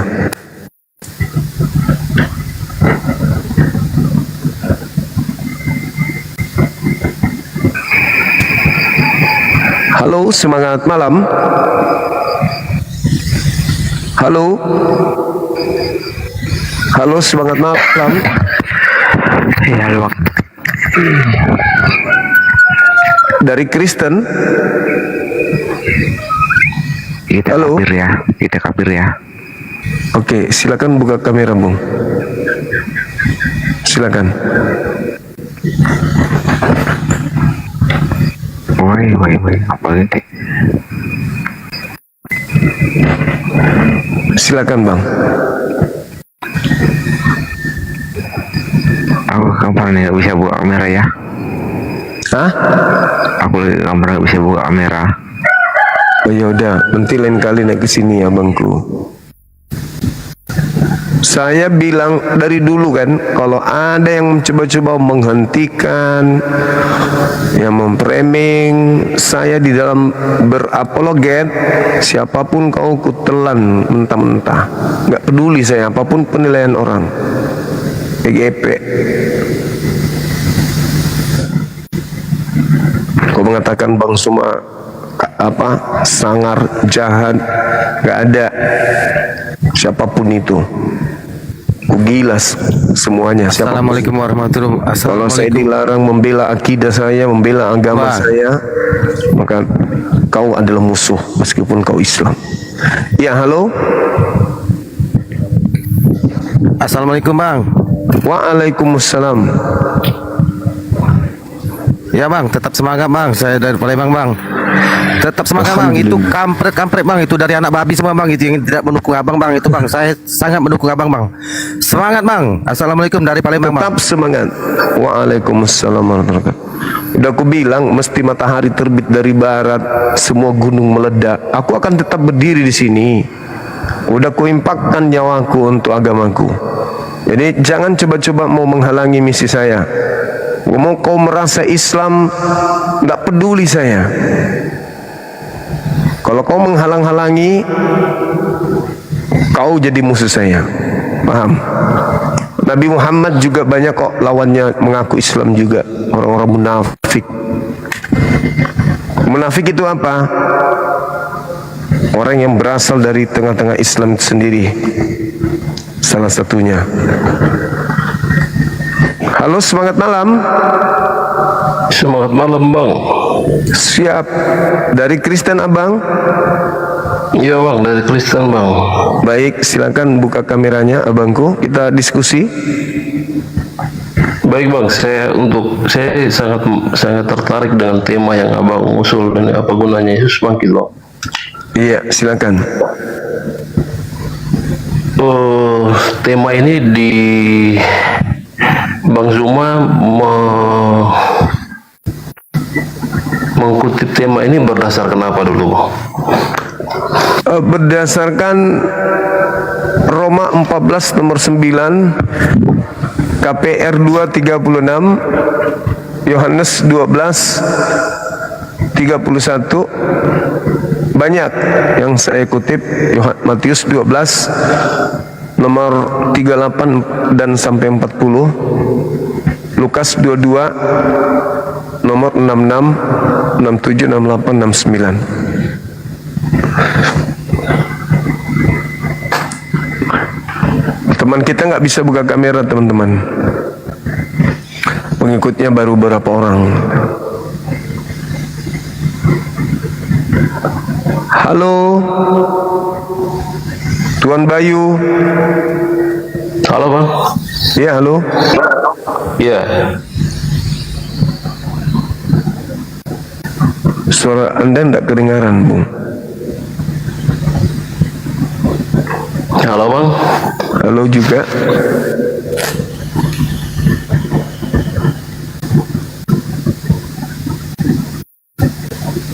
Itu gimana Bang menurut Abang? Gimana? Suara Anda nggak kedengaran.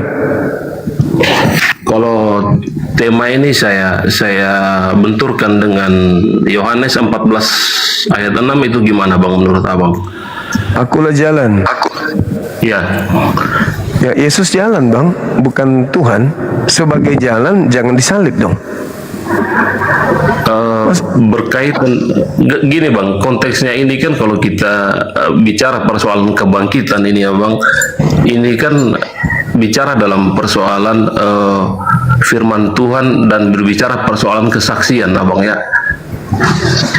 Itu yang abang bisa jelaskan secara terperinci, karena dalam konteks waktu itu ada kesaksian Bang yang dikodifikasikan dalam sebuah Alkitab. Iya, Yesus jalan kan, Bang. Tidak ada yang sampai kepada Bapa tanpa melalui Yesus. Berarti dia satu-satunya jalan. Kenapa jalannya dirusak?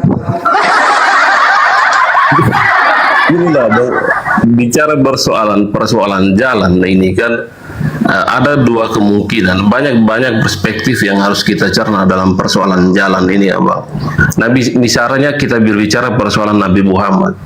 Nah, Nabi Muhammad ini kan kita kan sebagai umat Muslim juga kan itu berbicara soal sebagai pengikut. Nah, artinya di sini kan kita bisa mencerna bahwa pengikut ini kita landasannya apa dulu Bang yang harus kita pikirkan di situ. Ya, kalau jadi pengikut berarti kalau orang yang kita ikuti ke masjid ya kita ke masjid lah. Kalau yang kita ikuti ke sinagoge ya ke sinagoge dong. Itu kan logika yang Abang pakai kan seperti itu. Ya, terus yang disebut pengikut Yesus itu yang mana? Apa yang Anda ikuti dari Yesus? Ikuti Yesus yang mana yang Anda ikuti dari Yesus? Katanya pengikut Yesus. Anda ikuti apanya? Makanya di awal tadi kan saya sempat menanyakan, kalau Abang bicara konteksnya tema seperti ini, kan itu kita harus banyak mengangkat dari berbagai persoalan Injil dalam Alkitab juga, Bang. Tidak hanya menyampaikan dalam berbagai yang seperti Abang bilang tadi, dari beberapa Injil itu. Iya, fungsi daripada kebangkitan Yesus itu apa? Fungsinya apa? Apa yang menjadi dasar pijakan Anda mengatakan berfungsi? Fungsinya di mana? Untuk nebus dosa. Sudah diajarkan tebus dosa itu binatang. Imamat 1 nomor 2. Artinya begini Bang, kalau berbicara persoalan Yohanes 14:6, Yohanes yang Abang sampaikan tadi, itu kan berbicara merujukan ke bahwa firman Tuhan yang mengatakan bahwa Yesus itu punya tujuan ke sana Bang, bukan dalam persoalan kita menyangkut bahwa tentang kebangkitan saja. Itu yang harus pertimbangkan di situ juga. Iya, yang dibahas ini apa fungsinya dia bangkit? Lah, begini Abang, kalau kita mau berbicara persoalan kebangkitan, itu adalah ending akhir dari persoalan perjalanan kehidupan Yesus, Abang. Iya, terus apa fungsinya itu? Kalau makanya saya pertanyakan Abang tadi, Abang menyangkut dengan konteks tema ini berdasarkan landasan apa dulu? Ini kan berdasarkan logikanya Abang saja, bukan berdasarkan dalil. Panjang kali wah, nggak masuk akalmu.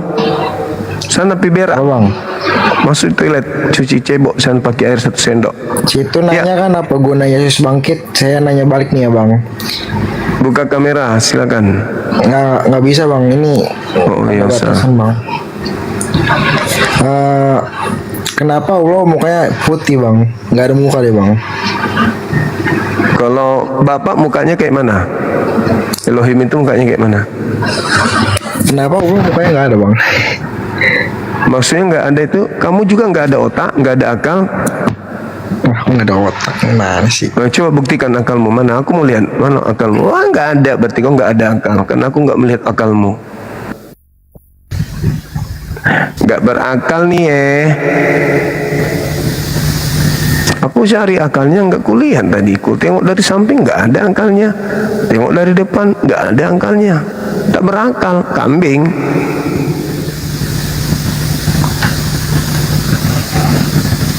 Bukan takut bang, naik ke atas sini buka kamera. Masalahnya pusing aku lihat orang-orang mengetik di bawah on cam. Pusing aku membacanya tulisan begitu. Saya dari dulu juga nggak ada persyaratkan buka kamera kok. Cuman teman-teman saya di bawah ini yang nulisnya on cam, kan harus hargai juga netizen saya. Gitu. Halo, selamat malam. Ya, selamat malam Bang Zuma. Silakan buka kamera dari Kristen, Katolik. Iya, ya Kristen. Silakan Bang. Oke. Bang, ini coba buka ayat Al Imran Bang ya, 55 Bang. Diangkat. Nabi Isa diangkat. Kenapa? Enggak, coba Anda buka. Sudah. Di situ intinya Nabi Isa diangkat. Coba dibuka. Nabi Isa diangkat. Coba dibuka, ditampilkan ke layar, Bang. Ya, Anda lah yang buka, tampilkan di layar. HP saya cuma satu, Bang, nggak bisa. Sama, Bang. HP saya juga cuma satu, nggak bisa. Gimana Bang? Coba dibaca. Ya Anda lah yang baca, kan Anda bawa data, silakan. Apa yang cuma satu? Apa yang Anda ingin jual di situ? Silakan Bang. Awas sendiri tuh loh Bang bilang, ya kan? Ikutilah Yesus. Oh, masa Yesus? Isa di situ. Kok Yesus? Betul-betul Oten. Udah curi kitabnya Yahudi, sekarang curi kitabnya Islam untuk jual. Coba Anda tampilkan biar penonton tahu. Kok ada Yesus di Ali Imran Kristen. Inilah kalau makan babi seruduk sana sini. Kitabnya Yahudi diseruduk, sekarang kitabnya Islam diseruduk. Ya ayolah Bang, diskusi dengan baik.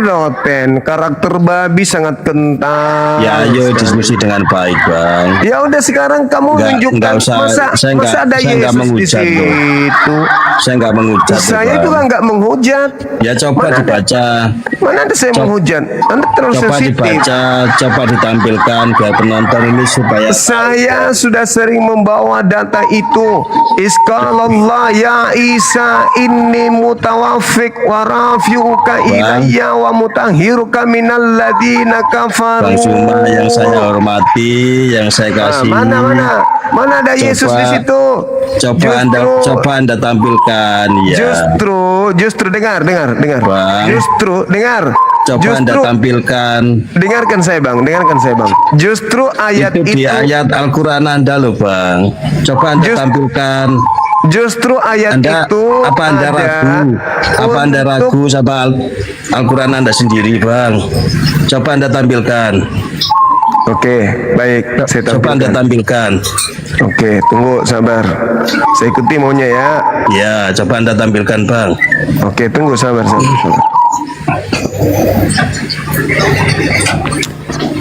Al Imran 55 Bang, coba Anda tampilkan. Baik. Saya ikuti maunya, silakan. Apa yang Anda ingin sampaikan di sini? Lihat itu terjemahannya aja Bang. Apa terjemahannya saja? Apa terjemahannya? Terjemah itu kan bahasa Arab, terjemahannya aja. Ya, baca terjemahannya, silakan. Nggak kelihatan Bang, kurang jelas. Nih, dari mana Anda tahu ilmu ini kalau Anda tidak tahu dari sebelumnya? Oke. Ini terjemahnya nih. Mana coba Anda bacakan.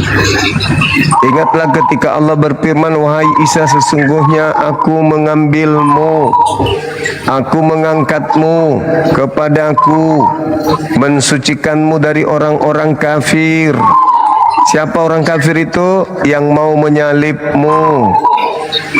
Oke, jadi tidak ada penyaliban di situ. Terus, wah Anda pelintir ayat Anda sendiri Bang. Dan menjadikan orang-orang yang mengikutimu lebih unggul dari orang-orang kafir hingga hari kiamat. Apa itu? Itu loh Bang. Itu apa betul itu? Ya itu Nah, betul. iya. Nah, sekarang lebih unggul pengikut Yesus Bang, pengikut Isa Bang. Sekarang pengikut Isa yang menginginkan Yesus Isa disalib atau yang tidak. Dengar. Anda ketawa sih Bang. Menjadikan pengikut Isa lebih unggul Bang sampai hari kiamat. Pengikut Isa itu yang mau Yesus yang Isa disalib atau yang mau Isa enggak disalib? Yang mana pengikutnya? Itu coba Anda maknai itu. Coba Anda maknai. Saya ulang lagi. Pengikut Isa yang mau Isa disalib atau yang tidak mau Isa disalib? Saya bertanya pengikutnya. Itu sudah jelas itu. Pengikut Nabi Isa mau Isa disalib atau tidak mau Isa disalib? Jawab. Itu sudah jelas itu. Jangan pelintir ayat Anda sendiri. Udah pemakan babi, udah. Karakter babi begitu. Udah ditanya baik-baik, sudah diikuti maunya, coba. Diikuti maunya. Ditanya baik-baik. Sekarang Nabi Isa adalah Yesus. Dasar pemakan babi. Di mana-mana menolak Isa. Isa bukan Yesus. Kalau dirasa-rasa menguntungkan sedikit, taiknya pun dimakan. Nah, itu karakter babi begitu. Kau diajak diskusi baik-baik, kau tunjukkan kemudian dalil, tidak mau. Saya tunjukkan, ku ikutin maunya. Ya toh? Ku bacakan ayatnya. Kau bilang lagi pengikut Nabi Isa. Pengikut Nabi Isa itu kami, bukan kalian. Kalian itu pengikut Paulus, orang Farisi. Karena kamu mau Yesus disalib, berarti kau adalah gengnya orang Farisi. Yang tidak mau Yesus atau Isa disalib itu pengikutnya Nabi Isa. Dan Allah mengatakan bahwa diangkat derajatnya para pengikutnya lebih unggul. Pengikut Nabi Isa yang tidak mau Nabi Isa disalib. Pengikut setan mau Isa disalib. Sekarang agamamu Yesus disalib atau Yesus tidak disalib? Agamamu Yesus disalib. Nah, yang mau Yesus disalib itu musuhnya Yesus. Sedangkan musuhnya Yesus itu akan direndahkan sampai hari kiamat. Itu dalilnya, kuclu botak. Justru Ali Imran itu ada untuk membantah agama Kristen. Karena agama Kristen mengusung Nabi Tuhan itu disalib. Al-Quran datang membantah itu, tuyul. Karena kau pemakan B2, semua kau seruduk. Dalil yang ada di Al-Quran itu membantah agamamu. Harus yang kau malu membawa Ali Imran ayat 55 itu. Malah kau bawa. Berarti memang kau itu dipengaruhi karakter makananmu. Taikmu pun kau makan. Gitu. Coba kau diskusi aja baik-baik. Kita ladeni kamu. Kita ladeni kau baik-baik. Karena kalau tidak diladeni baik-baik, ada tuh nanti yang naik ke sini lagi marah-marah. Kau Islam apa kau ini? Islam apa kau begini? Ya tengoklah itu tadi si botak. Al-Quran jelas-jelas bercerita Nabi Isa pengikutnya lebih unggul daripada orang-orang kafir. Dibilangnya dia pengikutnya Nabi Isa. Yang kayak begitu mau dibiarkan? Oh, jangan harap. Langkai dulu mayatmu. Kau bawa Al-Quran untuk membenarkan imanmu. Gak bisa dong. Cukuplah kitabnya Yahudi. Kau curi, kau pakai seenak perutmu untuk kau menyembah, untuk kau mengajarkan dewanya Roma Yunani. Jangan Al-Quran pula kau jadikan korban juga. Dongo, bahlul, tolol.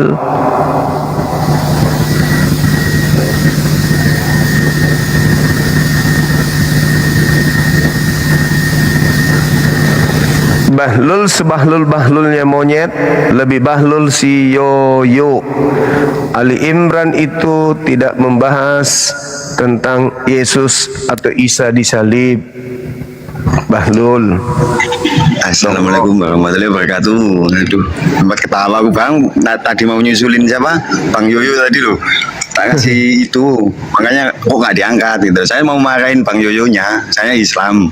Cuma maksudnya yang bikin saya emosi tadi katanya yang melintir agama kita itu loh maksudnya. Loh, sampean kok melintir agama kita itu langsung saya emosi loh. Melintir gimana? Oh, saya tadi karena dia kan pakai logat Jawa, makanya saya tadi itu mau naik, mau kasih marah tapi pakai logat Jawa gitu biar apa ya? Biar wong Jawa kan goblokin nemen loh Mas. Tapi utake ben orang akan mangani babi terus utake ben. Semangat Bang. Tadi saya mau marahin itu. Itu Bang, marahin si botak ini. Si botak ini, si Bahlul. Oke Kang. Melintir aku, melintir ayat apa iki? Ya apa iki? Nggih, masih pripun. Ong Edan, Yoyo Ong Edan. Nggih, mboten napa-napa kula diilokaken. Enggak ngono, sampean iki jane kitabe sampean karo kitabku iki wis beda ya lho. Sakjane. Lagi sik dikongkon apa Bang Jumai kongkon maca kitabe dhewe terus seolah-olah iku mau mbok akoni kitabmu ngono ya lho. Maksudnya Mas, kan ngono. Aku gak ngakoni kitabku Mas, enggak.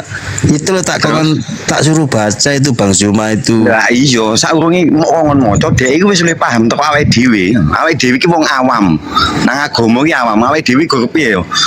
Nglurusno urip dalane urip awake dhewe ngono lho. Loh iya Mas. Saya ini cuma menanggapi ya kan diskusi Bang Zuma. Paham. Gitu loh Mas. Harusnya sampean niku lek anjene memang menanggapi diskusi nih, sampean niku kudu duwe apa ya? Duwe bahan sing bener-bener Bang Zuma iku mang iso jawab pertanyaane sampean niku dengan 100% ngono lho. Enggak cuma engko dikirane kok Bang Zuma moro-moro ngedukne sampean dikirane kok sampean piye yo. Oke, tak kasih pertanyaan, boleh? Kenapa Anda nggak mau membahas tema saya ini? Kenapa? Terserah buat siapa saja tentang konsep ketuhanan, boleh? Iya. Saya akan diturunkan loh saya, ayo. Tapi Anda juga menjawab pertanyaan saya nanti ya. Buka kamera Anda sekarang, silakan. Sampean tanya dulu saja, nggak apa-apa, saya. Oke, baik. Oke. Maria melahirkan pencipta atau melahirkan ciptaan? Jawab. Yesus utusan. Saya tidak tanya itu. Maria melahirkan pencipta atau ciptaan? Jangan kau gila. Ciptaan. Jangan mengolok-olok orang, Bang. Jangan mengolok-olok orang. Saya bertanya loh. Di sini loh saya santun, Bang. Iya, saya santun juga. Ini Mas. Saya santun juga. Saya juga santun. Bang Zuma dengerin dulu. Biar saya pakai logat Jawa. Gini Mas, Bang Zuma ini kan dia mungkin logatnya ini logat Medanan daerah Sumatera. Jadi logatnya ini nadanya tetap tinggi meskipun dia dalam kata arti dia itu ngomongnya kalem, sebenarnya kalem ngomongnya. Cuma nada tinggi ki nggak apa-apa, tapi jangan berkata kotor gitu loh Mas. Kotor apa? Yo karena sampean iku mah gak ngerti-ngerti dikai paham. Sampean tuh ono dhisik ngomong. Mas, aku lho sik tas mlebu, Mas, iki kene Mas. Terus piye? Ngelone ini piye? Ya coba wis ayo diteruskan. Monggo Bang Zuma. Silakan Bang Zuma. Berarti Kristen selama ini menyembah ciptaan, betul? Saya kan fair. Yesus kan sudah berkata dia utusan Allah sendiri. Ya, bukan, jangan ke situ, jangan ke situ. Berarti Kristen selama ini menyembah ciptaan Tuhan, betul? Terserah nggak apa-apa. Lo kok jadi terserah? Sampean kok kenapa? Ya itu kan iman mereka Bang. Tadi Anda mengatakan bahwa Maria melahirkan pencipta kan gitu, ciptaan. Berarti orang Kristen ini menyembah ciptaan, betul? Sudah, saya sudah final. Saya sudah katakan Yesus utusan. Yesus terlahir. Udah, Anda nggak layak diajak diskusi. Berarti Anda orang gila kau itu. Kau sendiri yang mengatakan ciptaan.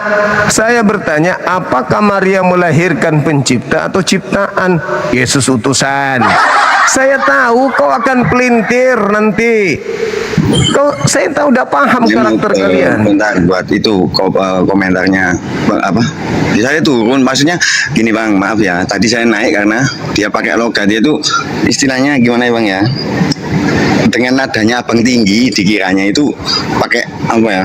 Nadanya kayak nggak urus. Mau ngatain saya marah, dia ngatain OGP, nggak peduli saya. Saya memang begitu karakternya. Oleh lembut-lembut. Lu pikir orang Jawa nggak bisa nobok? Orang Jawa juga bisa nobok.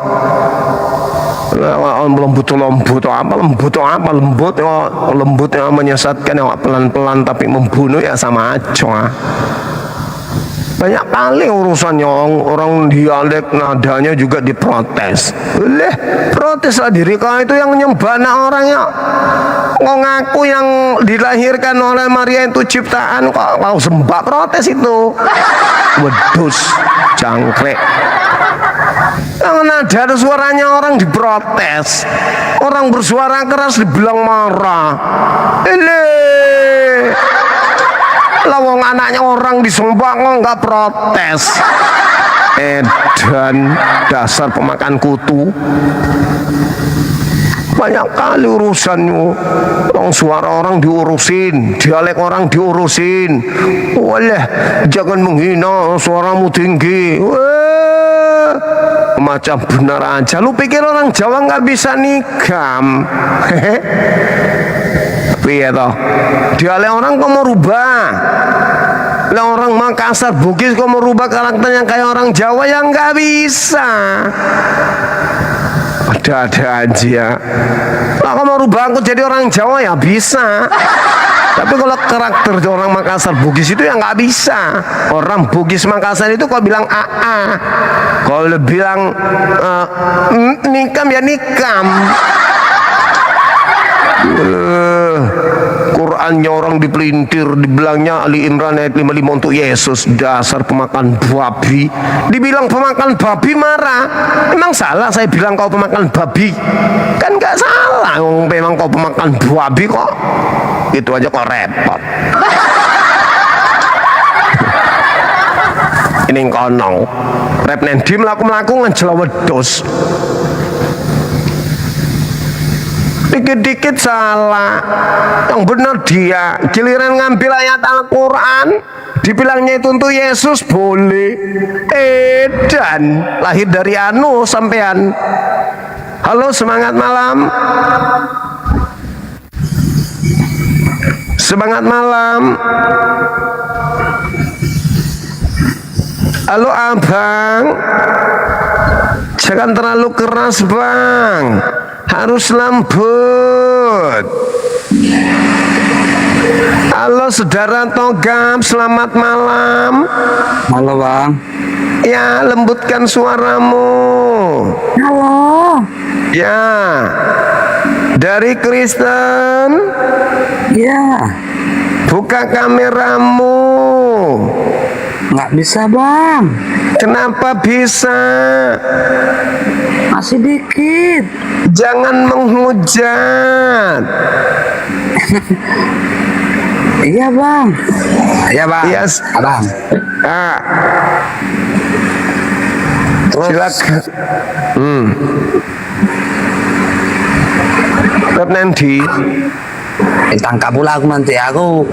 Kok jangan saya Ngeri-ngeri naik tidak, Bang. menghujat, menghina, Ngeri-ngeri- menista yang nggak boleh.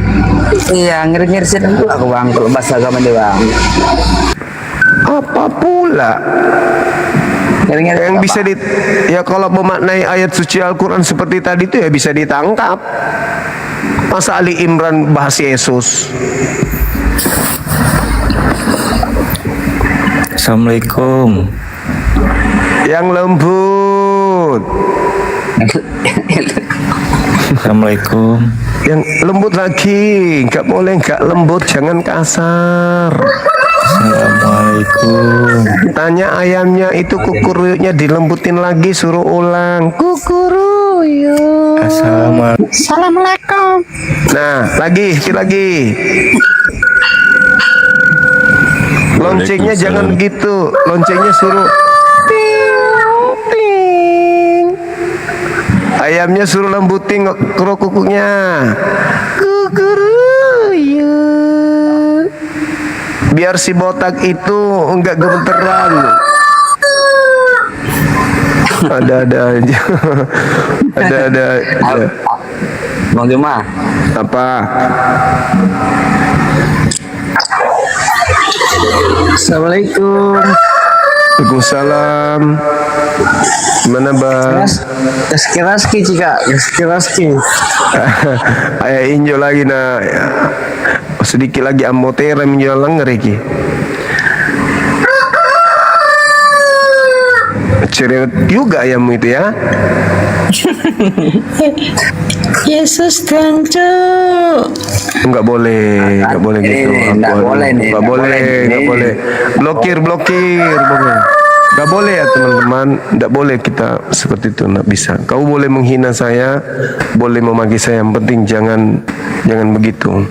Aku pun larang, enggak boleh. Halo. Dari mana? Apa? Tunggu bentar bang. Jangan perlu pakai batu ayam ini. Mati ayam kau itu.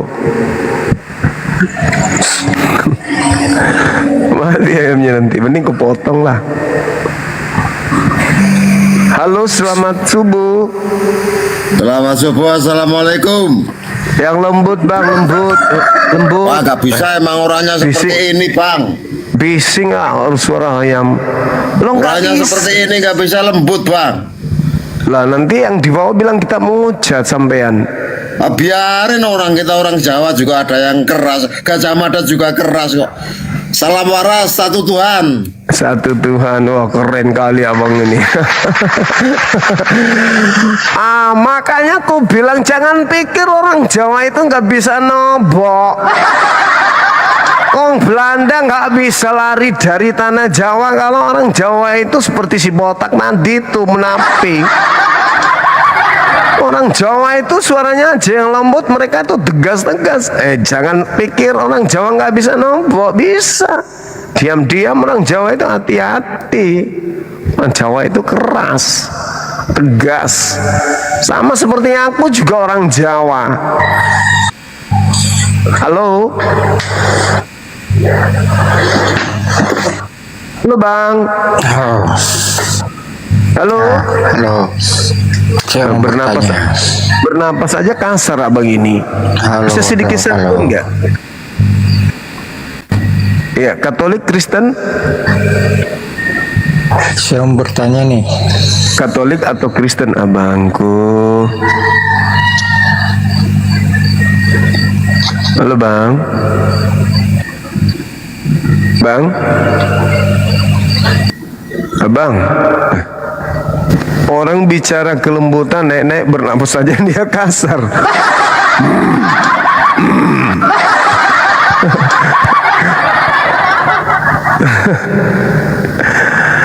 Aduh, botak. Begitu aja kok repot botak.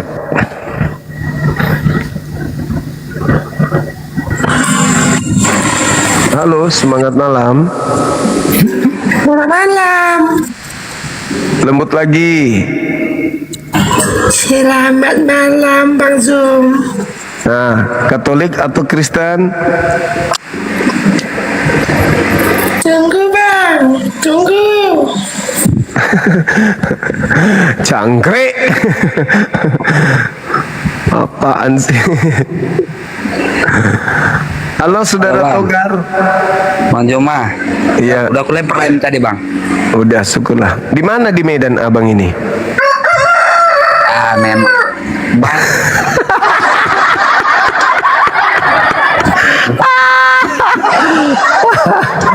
Makanya jangan sepupuan sama ayam. Ya, sering lagain aku, Bang. Tidur sama ayam sampean. Bang Juma. Apa pembahasan, Bang? Itu apa gunanya Yesus keluar dari kubur? Apa, Bangku? Apa gunanya Yesus keluar dari kubur?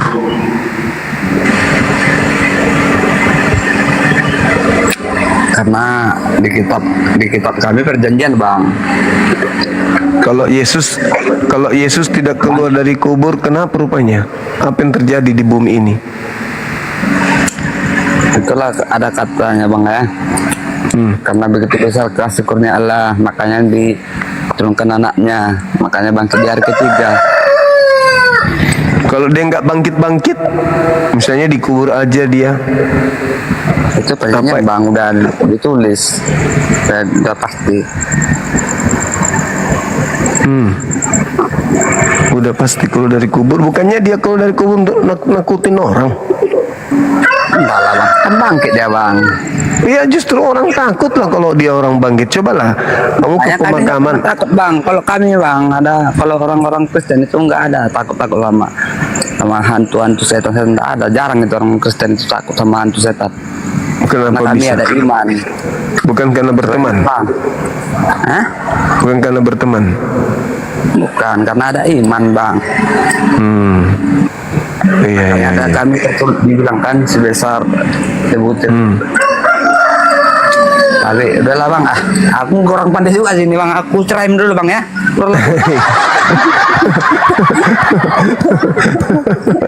Oke, Bang, ya. Iya, oke, thank you. Allahu Akbar. Kalaupun misalnya Yesus tidak bangkit dari kubur, kenapa rupanya dengan kehidupan manusia ini? Tetap aja kan bermatian orang, susah cari nafkah orang, ibu-ibu melahirkan tetap juga susah payah. Ya, apa fungsinya kalau dia tetap aja dikubur? Dan apa efeknya?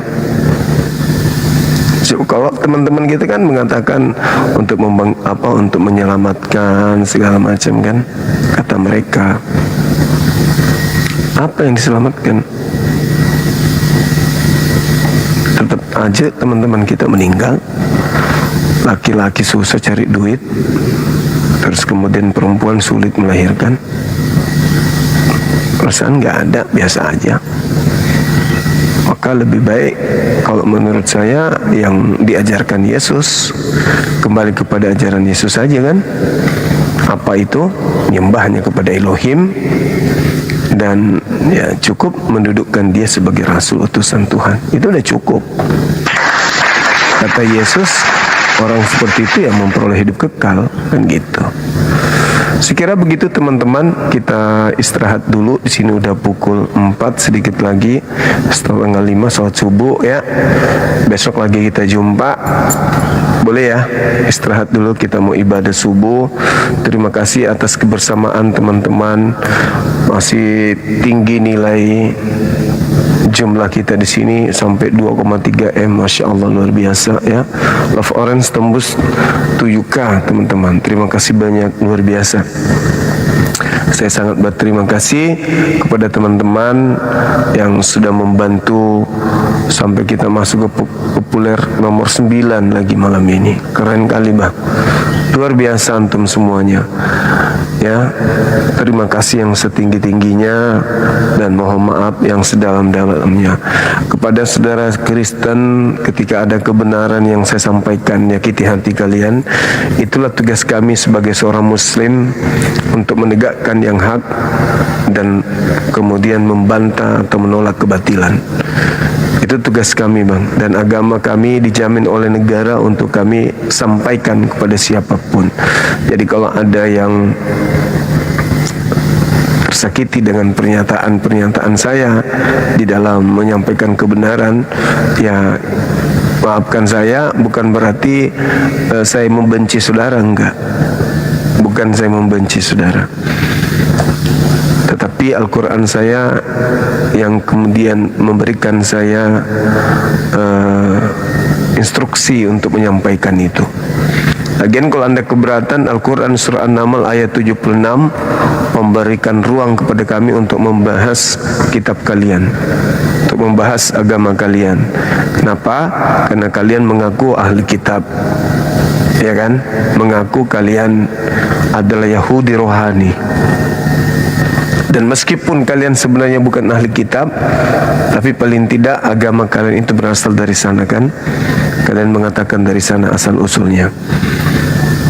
Nah, sehingga Al-Quran saya harus mengatakan laqad kafara alladziina qalu, kafirlah orang yang berkata tentang Nabi Isa atau orang yang lahir di tengah-tengah kaum Bani Israel itu sebagai Allah atau tiga atau satu dari tiga.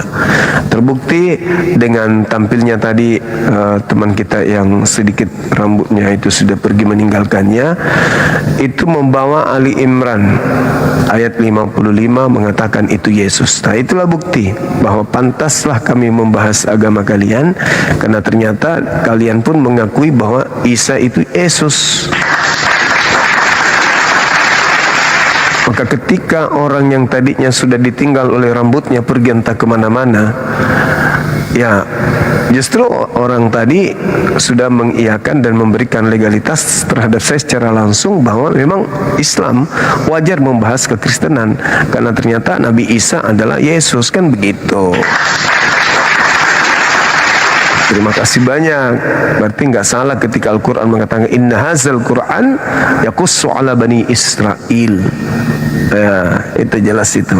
Al-Quran datang untuk membahas tentang itu. Ternyata tadi teman kita yang rambutnya sudah pamit meninggalkan dia untuk selama-lamanya dan tidak lagi bertelur di sana sehingga yang ditinggalkan menjadi lahan kosong, itu mengambil Al-Quran surah Ali Imran dan menyelaraskan kemudian dengan Yesus. Berarti Al-Quran saya betul kan dengan mengatakan kafirlah orang yang mengatakan bahwa Isa putra Maryam itu adalah satu dari tiga. Begitu teman-teman. Jadi saya minta maaf untuk itu. Mudah-mudahan dengan adanya materi ini bisa tercerahkan dan bisa mendapatkan hidayah. Dan kepada teman-teman semua yang mendukung, saya doakan panjang umur, sehat selalu, dimudahkan urusannya, dimudahkan rezekinya, dibahagiakan dunia akhirat, anak-anak yang menjadi anak yang soleh dan soleha, ketika ada yang sakit diangkat sakitnya, ketika ada yang dalam kesulitan ekonomi dimudahkan, kemudian dilancarkan rezekinya oleh Allah Subhanahu wa taala. Sekira demikian. Ingat pesan saya kemarin, kita sebentar lagi akan berkurban. Ya teman-teman, saya minta untuk ikut kurban di Masjid Nur Maulida, masjid peninggalan almarhumah istri saya. Kita berkurban ya bulan ini, tahun ini di masjid kita, biar meriah anak-anak yatim dan juga saudara-saudara kita yang mu'alaf bisa lebih berbagi dengan netizennya Bang Zuma. Ya, sip ya. Saya adminnya belum buat PT untuk terkait dengan kurban. Mudah-mudahan besok sudah ada. Kita sama-sama, kalau perlu yang ada di Makassar ini nanti Idul Kurban semua tuh di Masjid Maulidah di Bolangi sana. Kita live-kan langsung dari TKP, memperlihatkan kurban teman-teman untuk disembelih di sana. Karena yang namanya kurban dimanapun yang penting mengatasnamakan kita Tidak mesti harus di tempat kita. Kita tinggal hubungi yang bersangkutan, bang saya kurban 1 ekor gajah. Nah boleh, ya kan, sama aja kan. Yang di Aceh boleh, yang di Sumatera boleh kurban di sini, yang di Jawa juga boleh, di Kalimantan juga boleh, di luar negeri juga boleh. Percayakan kepada kami, Apologet Islam Indonesia dan juga Makassar Maulid Center Indonesia. Begitu abang-abangku semuanya. 1 ekor gajah boleh. Demikian untuk sementara teman-teman sekalian, terima kasih banyak sekali lagi dan mohon maaf kita tutup. Jangan lupa salat subuh ya teman-teman. Subhanakallahumma bihamdi asyhadu an la ilaha illa anta astaghfiruka wa atubu ilaih. Salam tauhid, salam satu Tuhan. Jayalah Islam kita, jayalah Indonesia kita. Takbir. Assalamualaikum warahmatullahi wabarakatuh.